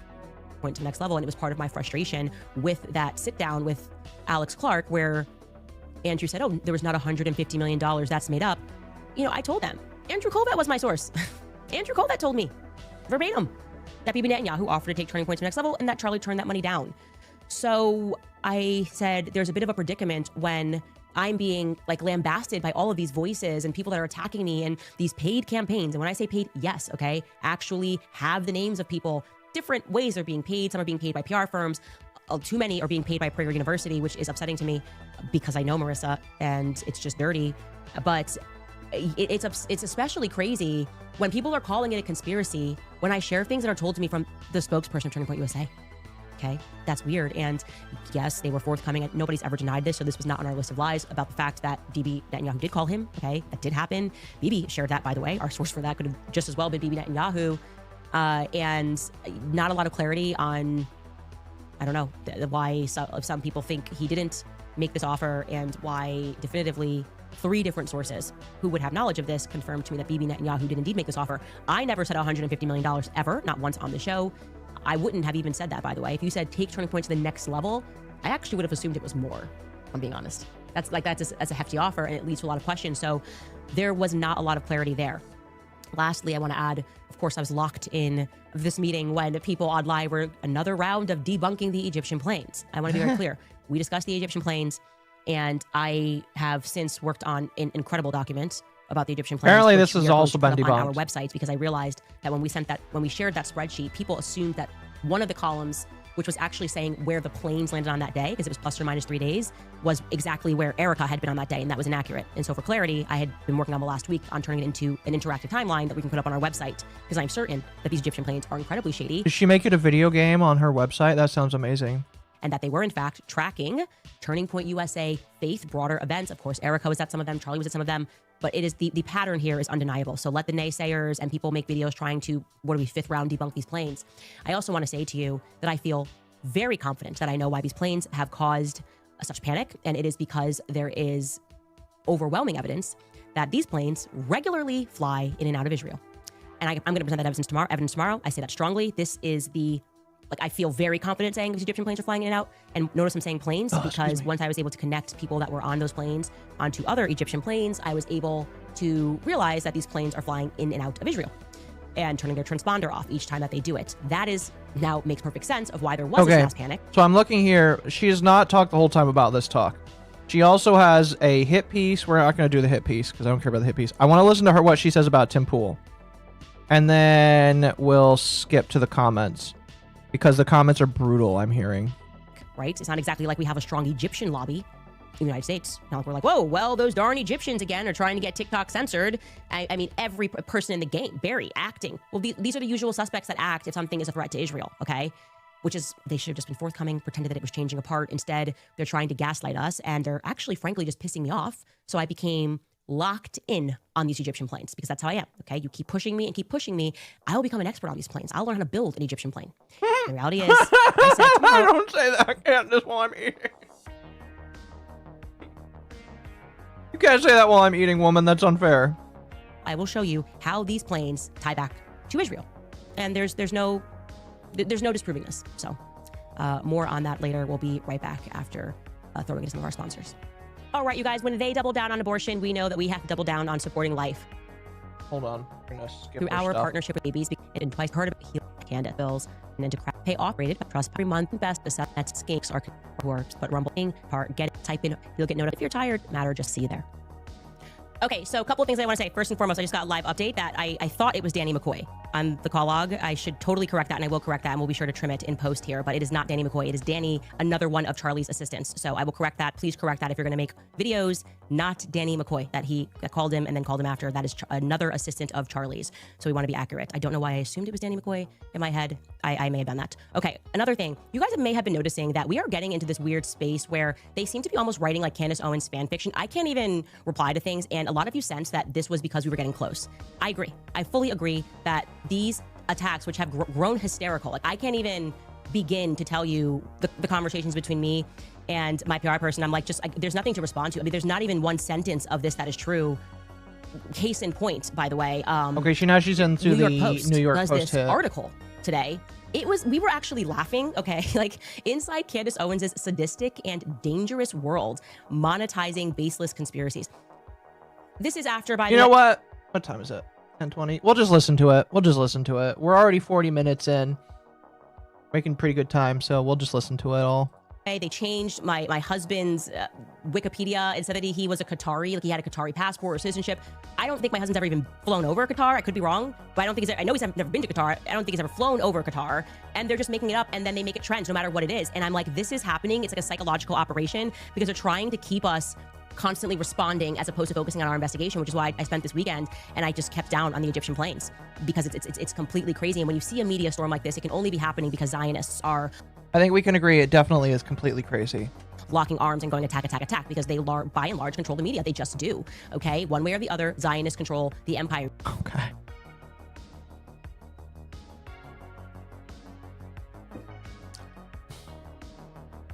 What am I supposed to do with that? What am I supposed to do with that, chat?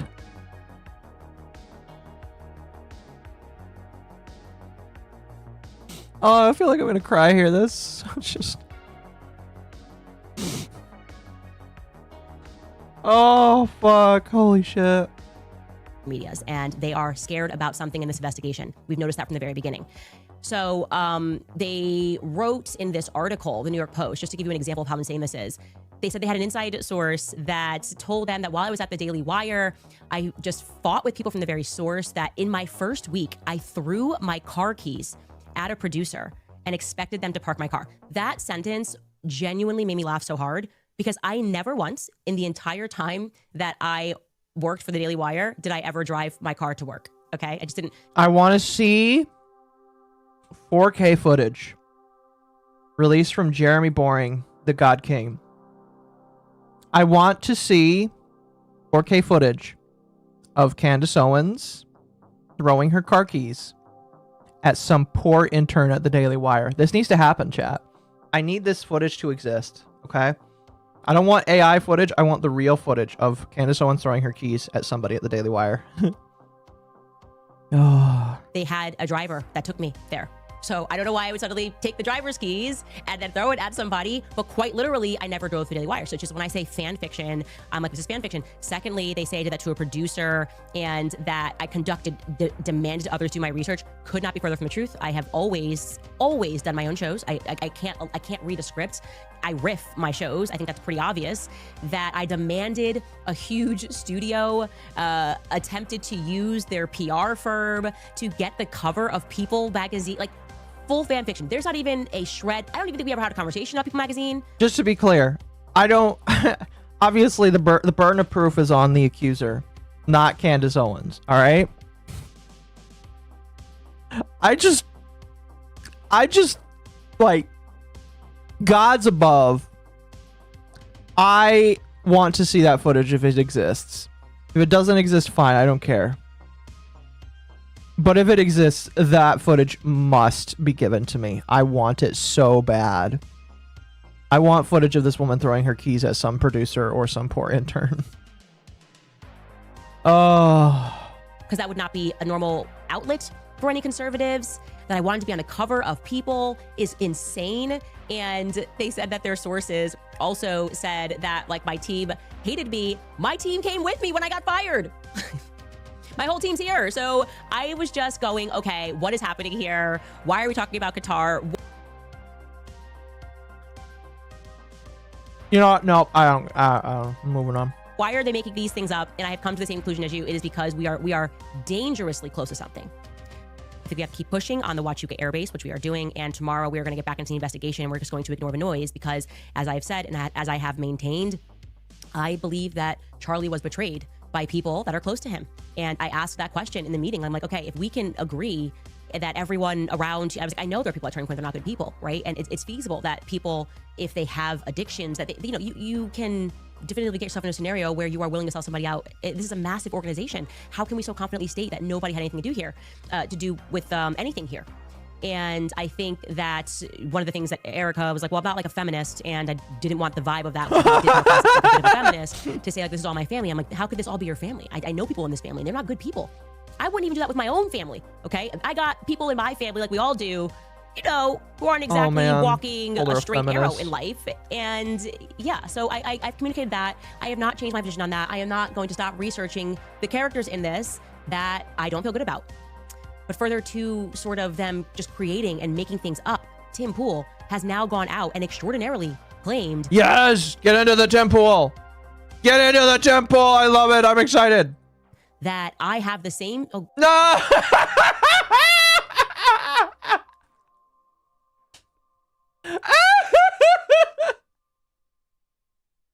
She's using the Matan photo! She got the Matan fold! I can't believe she did that. I can't believe she did that!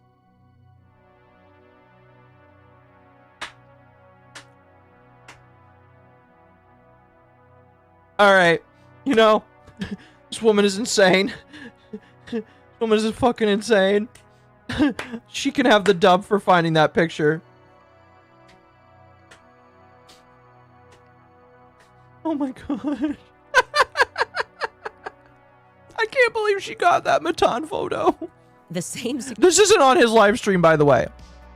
This is on a stream where Matan, the landlord, tells him to take off his hat. Here, let me...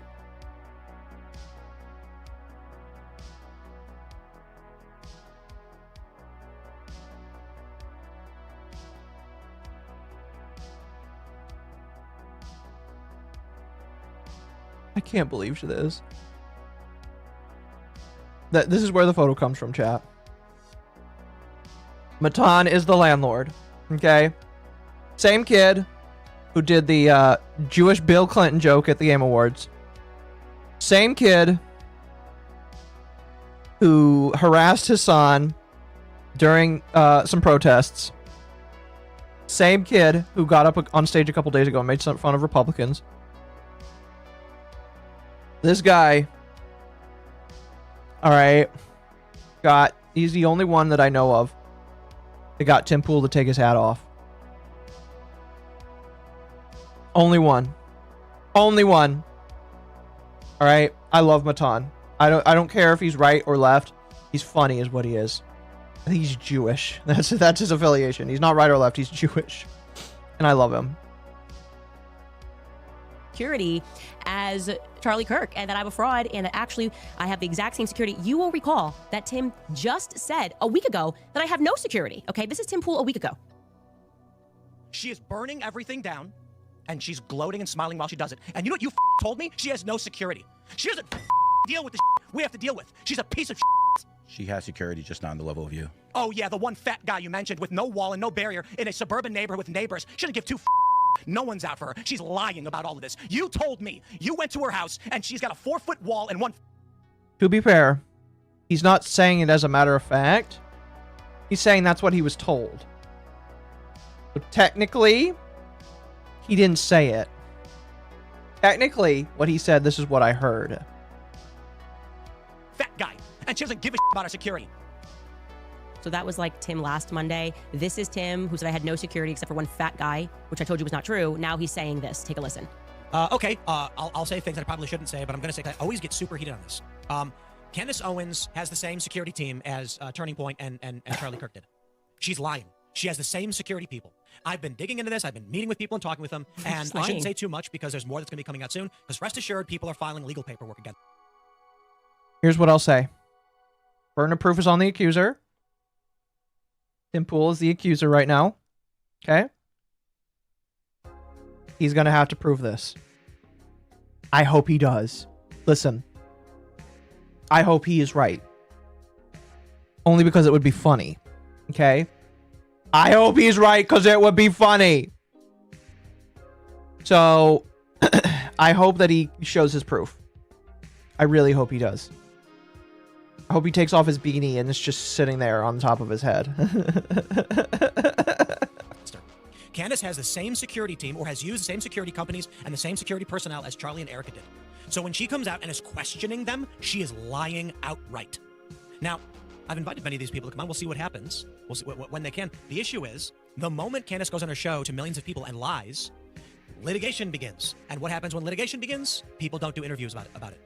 She is exploiting this, and she knows she is, to keep people wrapped up in this insanity. I do believe all of that, by the way. Still. I just want proof of it now. Tim versus Tim, undefeated. And what I will also say is that's all a lie. It's almost like they have just sent a call, like they're getting too close, and just said, I don't care what you write, I don't care if it's complete fiction. Oh my gosh. Make it believable. Say her husband beats her. Say her, like, it's coming after my husband, they're coming after me, and they're making stuff up. I have never Tim got the call, chat. employed the same security team as Charlie Kirk, ever. We went our separate ways early. Actually, there was, like, it's obviously been publicized, before he had Schaefer Security.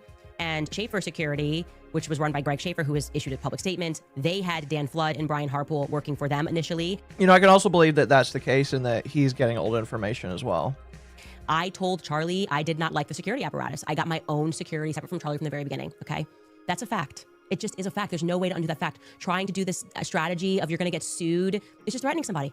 If there was any truth to that, you can't just file legal paperwork. You have to send a cease and desist. You have to say, something you said on your show was untrue. Can you please correct this? Okay? And if I ignore... To be fair, you don't have to do that first. I'm pretty sure you can just sue somebody. I think it would look better if you send a cease and desist first, but, you know, pretty sure you don't have to do that first. Or that, as I did with Brigitte, because I told the truth, as I did with Kim Clasey, because I told the truth, then you have the grounds to file something. We have received no cease and desist from Charlie Security whatsoever. Over what? I mean, the audacity that you're filing a lawsuit and someone got murdered on your watch? Because I accurately said that the Brian Harpool, the message he showed belonged to Dan Flood. It did. And that they didn't do a walkthrough on that day. They didn't. Like, and if something I'm getting wrong and you'd like to show me that actually you did, send it over. We're only interested in getting the truth. And we're not getting it. We're certainly not expecting to get it from Tim Pool. That is crazy. That's just crazy town. I will admit he is definitely on the outside. Listen, some people think he's bought and paid for it. Nope, I think he's on the outside. I think he's on the outside and he's trying to get information and he's just not getting it. I think that he is definitely on the outside here. Okay, just saying. I do think that is right now the Zionist strategy, and that's why I want to encourage you guys to stay focused. Huachuca, which we're going to have a lot on tomorrow, because there is something there, and I think that caused a panic, as well as the Egyptian planes, which I am telling you go back, relate to Israel, and I will be able to prove that tomorrow for all of the naysayers. And again, it's only because this is how they act. If they always overreact, and then it lets us know that we are close. They are like an alarm. They are just an alarm. Something else that I wanted to show you, by the way, I thought we were not supposed to be doing live streams while we were speaking, but Turning Point, I guess, has their daily show, but that I didn't feel like that was communicated to me. It felt like a ceasefire and then it got violated. But they had an interesting conversation on their show yesterday, on the Charlie Kirk show, about this trial, the upcoming trial, about Tyler Robinson, and here's what they had to say. Take a listen. So this is straight from the charging document. It says Robinson's mother explained that over the last year or so, Robinson had become more political and started to lean more to the left, becoming more pro-gay and trans rights oriented. She stated that Robinson began to date his roommate, a biological male who was transitioning genders. This resulted in several discussions with family members, but especially between Robinson and his father, who have very different political views. In one conversation before the shooting, Robinson mentioned that Charlie Kirk would be holding an event at UVU, which Robinson said was a, quote, stupid venue for the event. Robinson accused Kirk of spreading hate. And when you see how... At Internet's in Master 8952 discovered Mom has milkers and gave $5. Lord in heaven, Candace is just Hassan as a black woman. Everything is about Zionists and Israel with her. I won't be surprised if her and Hassan have a collab in the future. Genuinely. Easy that rooftop access is, you start to kind of put one and one together, and you realize that Robinson had a plan that he was going to ultimately take advantage of, and he obviously knew how easy it was to get up to that rooftop, which is terrifying. It really is. And look, you know, one of the other things that's being pushed around for a long time was that, you know, TPUSA, both the local chapter and you guys, didn't advertise this event till a couple days prior to. Now, the insinuation there is that doesn't give Tyler enough time to plan for this. And what we found out with a little bit of, I don't know, 20, not even 5 minutes of Googling and looking. Yeah. Look, you guys had already put out on your website as early as August 27th. So we have at least almost a full 2 weeks prior to this, that not only the time of the event, but the location, the exact location of the UVU courtyard. So when you have over 10 days of planning, and it sounds like that Tyler already was familiar. Hassan donated $10 to Candace. Oh, that's funny.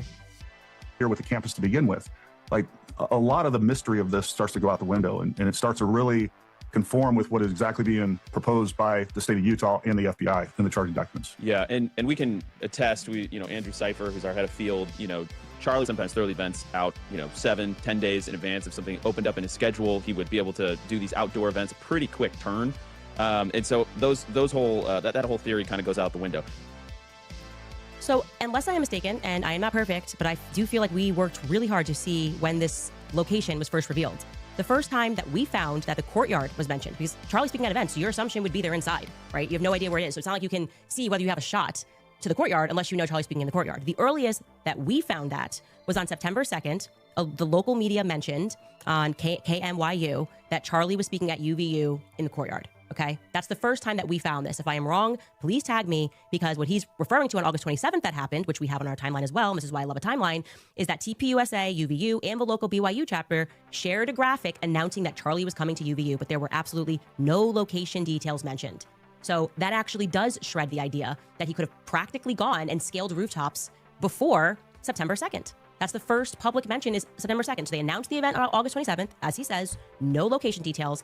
And then on September 2nd, there are location details provided by local media for the first time.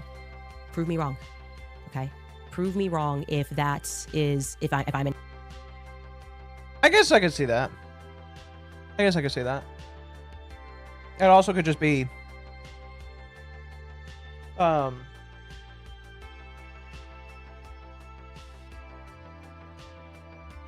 I could also see it that this guy just like decided to do something very quickly. I don't know. Again, I don't trust the government. I don't know.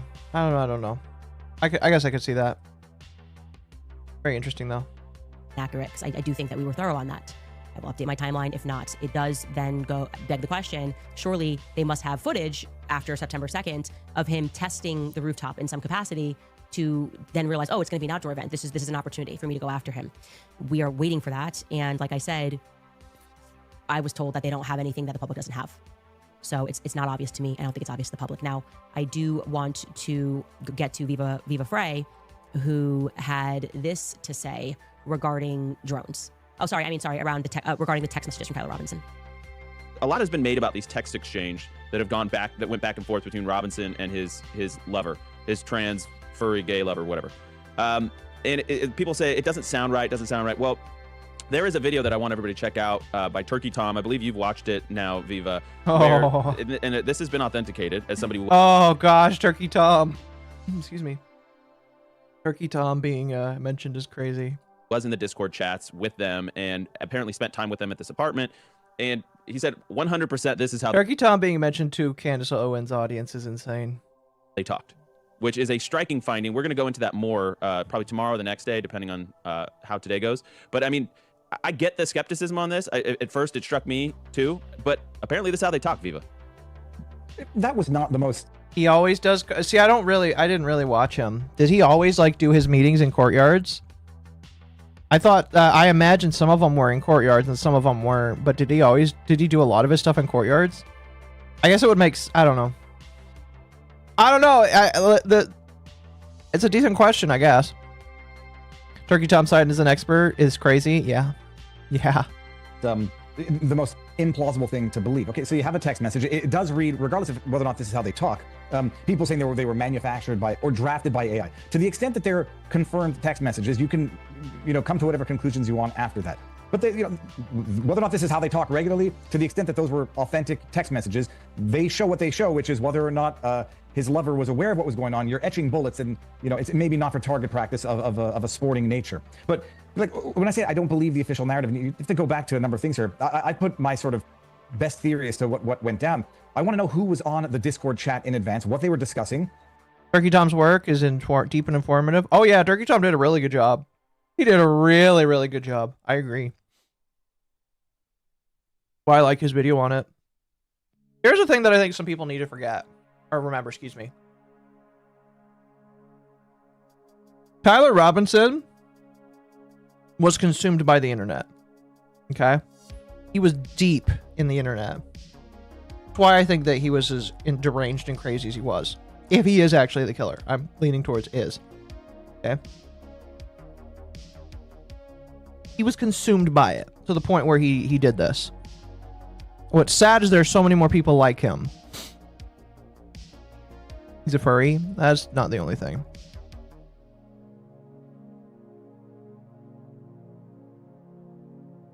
but like,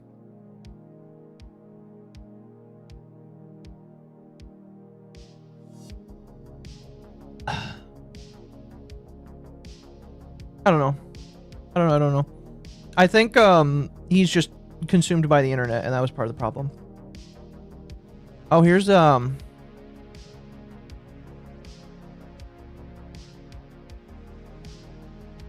want to see Hassan's donation?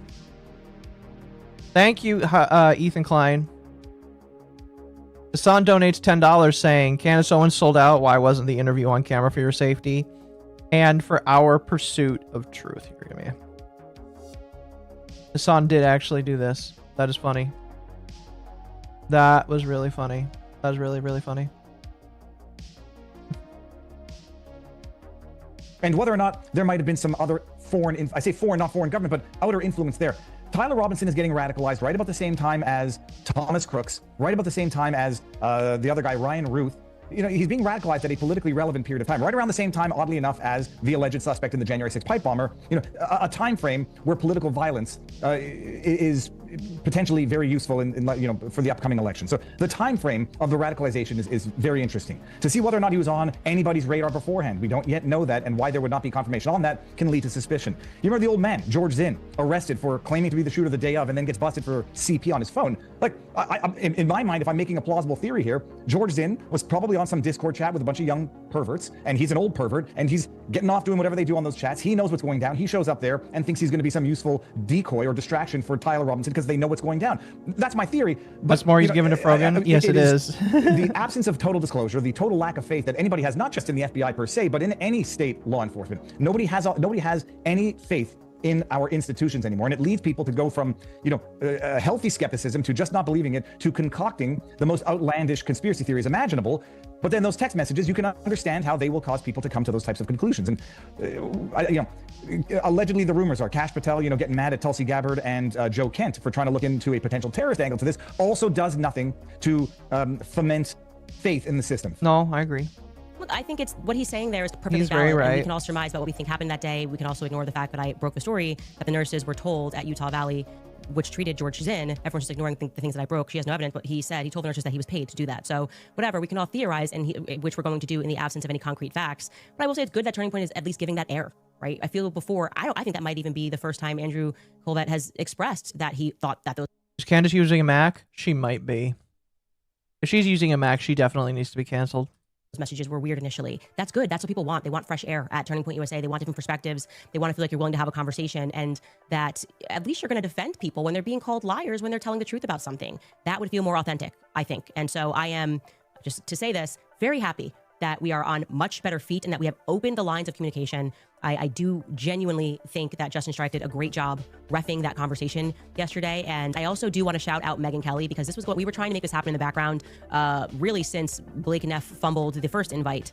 And thank you. That's in large part because of you guys at home that were like, what the F was that? And I think that they got enough flack that they were like, okay, we got to fix this. But I want to commend him for making that happen, for being the person that, you know, kind of rolled up his sleeves and was like, okay, let's actually make a conversation happen and start answering some questions, which I think was done well. And Megyn Kelly, who was initially going to, when we were going to live stream the conversation before the Barry Weiss moment, Megyn Kelly offered to ref that conversation. I felt like she would have done a very good job. I do think that she has kept it very even. She's not been hysterical and it's demonic. It's evil. By the way, Megyn Kelly is the reason why this conversation happened. She came out and said, I pushed for this conversation. You can thank Megyn Kelly for it. Well, how dare Candace? And I appreciated that. She has said, I don't agree with Candace, but I also don't think that she's doing this because she's been possessed by a demon. I think she actually believes these things, and I do. And I have a right to believe those things. And I don't feel any differently about the people that I mentioned on the show that I think are shady at Turning Point USA. And with time, we'll see whether or not I was right. I think that's really what it comes down to. But all around, definitely a productive conversation. I know it's 4 hours, so more things will come to my mind as they become relevant. But I think that's a good pause for right now. We'll go to some of our sponsors. All right, you guys. So for many families, the holidays means excitement and also a little bit of stress. No ads. Gifts, travel, finally lock. It let no while fashion world chronic purge or and be sure to and for Christmas, you can do that on Amazon. If you want a discount, you can buy it directly at makehimasandwich.com. You will actually get 20% off. And we also have signed copies available at CandaceOwens.com. So be sure to do that. We have new merch on the website, which also makes great Christmas gifts. Obviously, we have a lot of fun merch going on right now. Of course, again, it's asking questions. We got to keep us free. Anything that keeps us and get that top comment from last episode. You better keep asking questions because it's the only thing that keeps us free. That is a direct quotation from Charlie Kirk, and that's why we're doing it. It does keep us free, and we're all sensing the squeeze. All right. It's like they just want our speech. We're getting on to the comments, chat. We're getting on to the comments. Want to purchase rational thinking. We can't allow that to happen. Okay, from this episode, Curbster writes, I am praying that our girl is playing the ultimate long game while staying true to her convictions and true toward all of us who have backed her and Charlie from the beginning. I am praying that God keeps you strong, righteous, and faithful in every step that you take. May God save America and protect us all. I want to say this to you guys just plainly. If I was going to sell out, it would have happened in the last 2 years. Those threats were made. I hope Guys, I won't sell out. You can trust me. You can trust me. I'll never sell out. Okay, woman. you have seen what I have gone through to keep myself, really. I was fighting to stay me, and it was hard. And that it made me really appreciate the fact that we do live in a matrix and every element is controlled, and that is why they are living in the matrix. Andrew Tate. Right now with making up things about me and my family, because now that I chose freedom, they hate that I have freedom. They hate that there's no more threats to make, right? So they're just embarking on this fan fiction campaign. But especially for the people that I care about in life, right? Especially for people whose heads I have held up, who have held up my head through really hard times like Charlie did, that I would just sell out to like the highest bidder and go, okay, well, you know what, BB offered me a lot of money, so I'm gonna stop talking about this, and I'm no longer going to explore this angle, or I'm going to, to repeat to you guys, it was definitely Tyler Robinson. It's just not in my character. I have always been the kind of person that knows that it's not worth living life that way. My whole spirit would be corrupted. I couldn't do it. I struggle with people that can do it. I struggle seeing people who have so obviously sold their souls on the internet. It's very frustrating to watch it. Central 848 writes, Candace, please look into the possibility that Charlie was electrocuted and that the hole in his neck was made by the currents passing through his necklace and out of his throat. The images of his charred hands are conclusive and compelling. Please, for the love of God, look into this. I did watch that video that Baron Coleman put together. First and foremost, I want to say Baron Coleman has done some incredible work, and I actually told him that we should get together and collaborate because I had watched a video of his where he was building on Camp Huachuca, and he made me notice some things. So then we started researching some other elements, and that's what we're going to move on to tomorrow. I can tell you definitively, that's a weird camera angle. They do look charred in the photos that he showed, but I can tell you that his hands were not charred when he was buried. And so what you thought that like people were like, oh, this was like makeup and stuff. It was a very compelling theory. It just wasn't so, and I very much trust the person that told me that. But that said, the Baron Coleman, if you have not seen the episode where he builds on what I said about Camp Huachuca, that is worth a watch. He kind of suggests in that episode, which I want to shut down, he suggests that, I think he heavily suggests that it could have been the Veep on that, on the base, Vance on the base, and I did then research, so I was like, oh, wow, is he right? There's actually video of Vance, so it could not have been Vance on the base. Again, I'm getting ahead of ourselves here. We should talk about more of that tomorrow, but that is a very compelling video that he did, which was fantastic work, and I do want to collaborate with him. Maybe we'll do it this week or next week. Or is next week Christmas? I guess. I don't know. We'll figure it out. Yes, next week is Christmas. Jenna writes, your true fans had no doubts about you whatsoever. Merry Christmas to you. I was like, are you new here? Girl, I have been maimed, fired, caricatured. I'm watching right now. My family go through that right now because they are so desperate. And I just think we're close to an awakening and really understanding what real evil is. So we're going to keep pushing. Zachary Loft writes, longtime listener, first-time donor. Why wasn't the combo live? Why is Brandon Tatum the only creator that you follow on both IGs? That was 2 questions. Okay, the first thing, why wasn't the combo live? It was first intended to be live. They did say, obviously, you saw the offer Blake Neff made, which was not a true offer, but then what came behind that was Erica communicating with Megyn Kelly and me. Megyn Kelly was kind of the intermediary. We were trying to find someone that was fair, like I said earlier, and then obviously it sort of felt like it got a bit uglier the next week, and I sort of felt, and I think it was fair, that then she went on this press tour and it was kind of directed at me. So then they said, okay, well, by that I mean Justin Strife kind of said, the temperature's a little hot right now. What about we do like not an off-record conversation, but have a private conversation. And I actually will say, I wished it was live, but I will also say I am glad that some parts weren't, because I wish it was live too. I wanted to see the whole thing. Then able to tell them some things that I have not yet said that I wanted to like fact check and get some answers on, but also to say something to them that I found out that I didn't say because I didn't want to hurt the company in a way, right? So some of this is very relevant to Charlie's research. Joey says she's close to something but never gets there. I guess we'll have to. I am just gonna watch her now, not like unironically. I'm gonna pay attention to her stuff now, just to see. Some of it is not. Just to see what goes on. Who knows? Maybe we will get something weird. I don't know. But yeah, I don't know. It's definitely very interesting. Is this the Jewish space lasers or something? Is Candace trying to be the next Alex Jones, but more than unhinged and completely wrong? I don't know. It's a good question. No idea. No idea. So we got to, I guess, have that portion of the conversation I think was better off camera. But I was always open and am still open to live streaming with them whenever, truly, like whenever. You guys know I'm an open book, so it wasn't my demand that it be private. I was happy to do a live stream. But I think Justin thought that it would be better if after, just so we could kind of bring the temperature down, which I think was very much accomplished. Temperature was definitely brought down.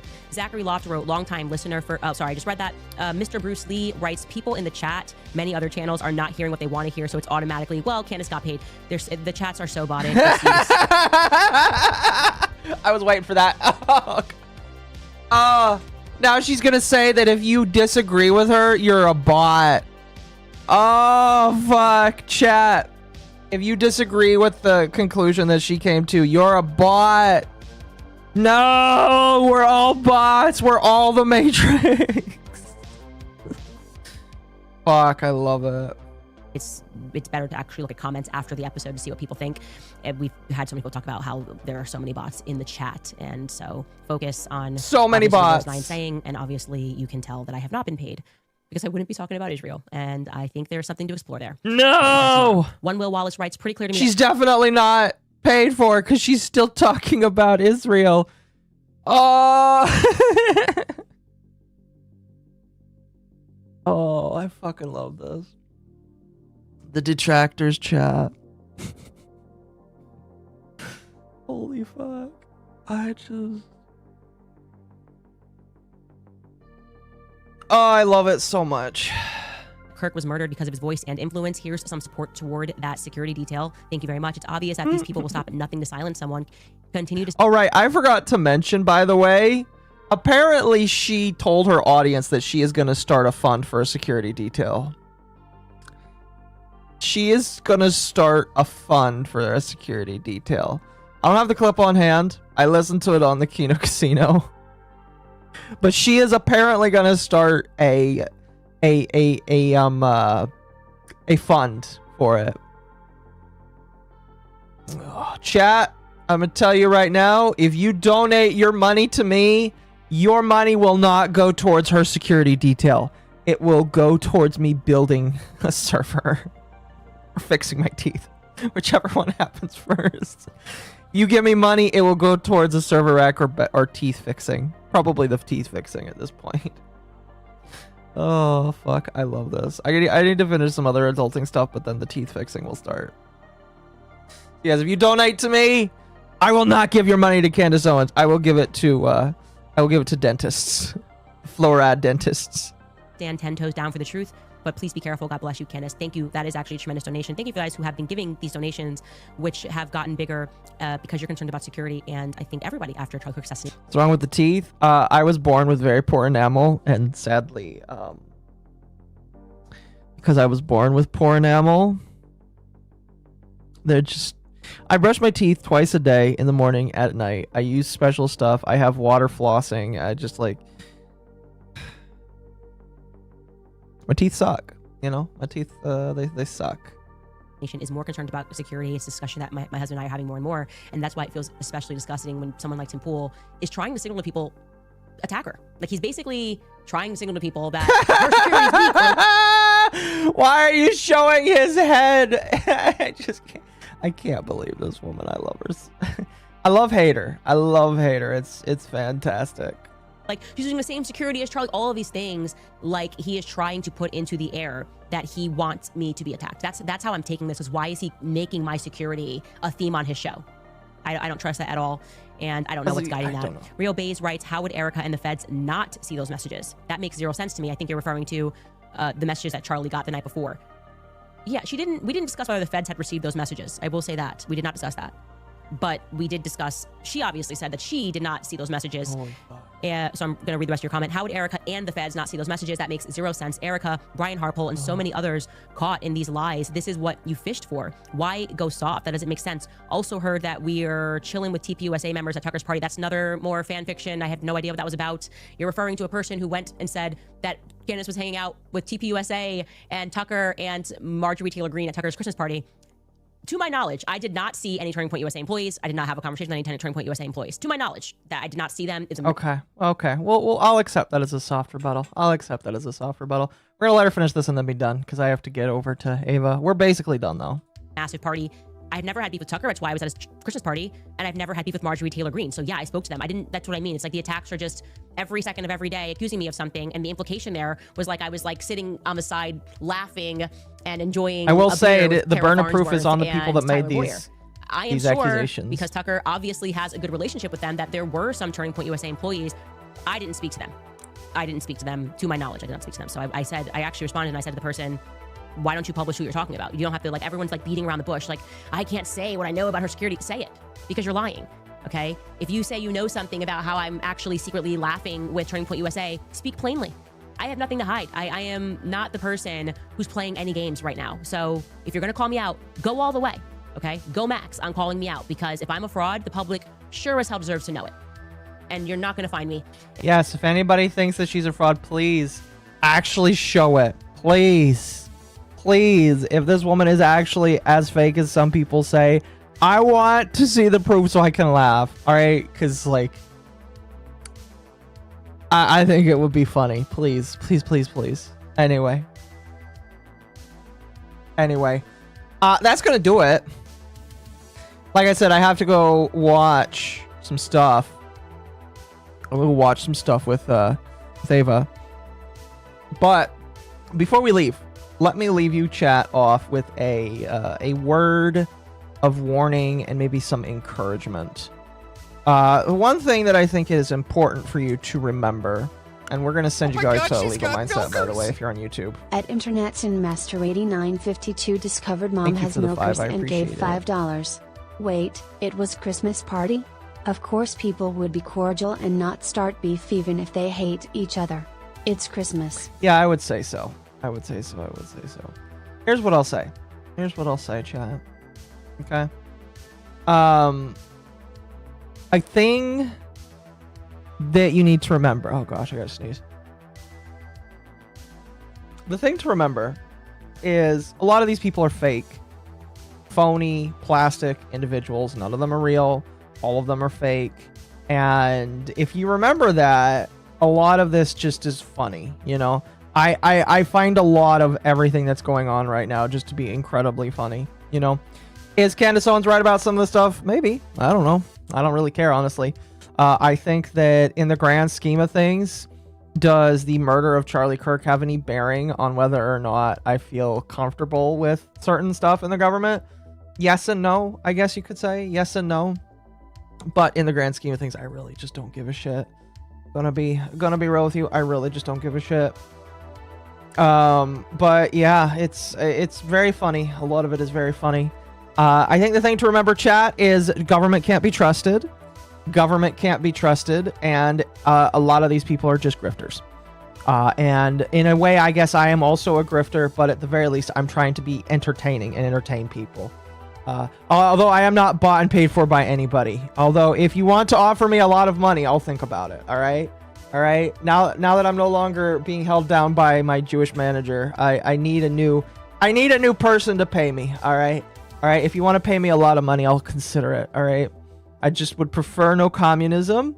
I'm down with being a heavier capitalist. All right. Heavier capitalist. But anyway, thank you so much for watching tonight. If you're on YouTube and Twitch, I'm sending you over to Temp because Temp's playing Arc Raiders. I'm going to send you, if you're on Kick, over to Ava because Ava and I are watching TV together. So I will see you over there. If you're on Kick, please go give her a follow and give Temp a follow. I love you all. Fantastic. You all are amazing. And I'll be back tomorrow for something. We'll find something fun to do tomorrow, whether it's games or not. But I will see you guys later. And I hope you have a fantastic day. Also, really quickly, Lion Fan for 9 months says, membership raid. And yes, Candace is a real witch. Always been one. I remember her argument with Better Right. Yes. Anyway, I'll see you guys later. Peace and love. Have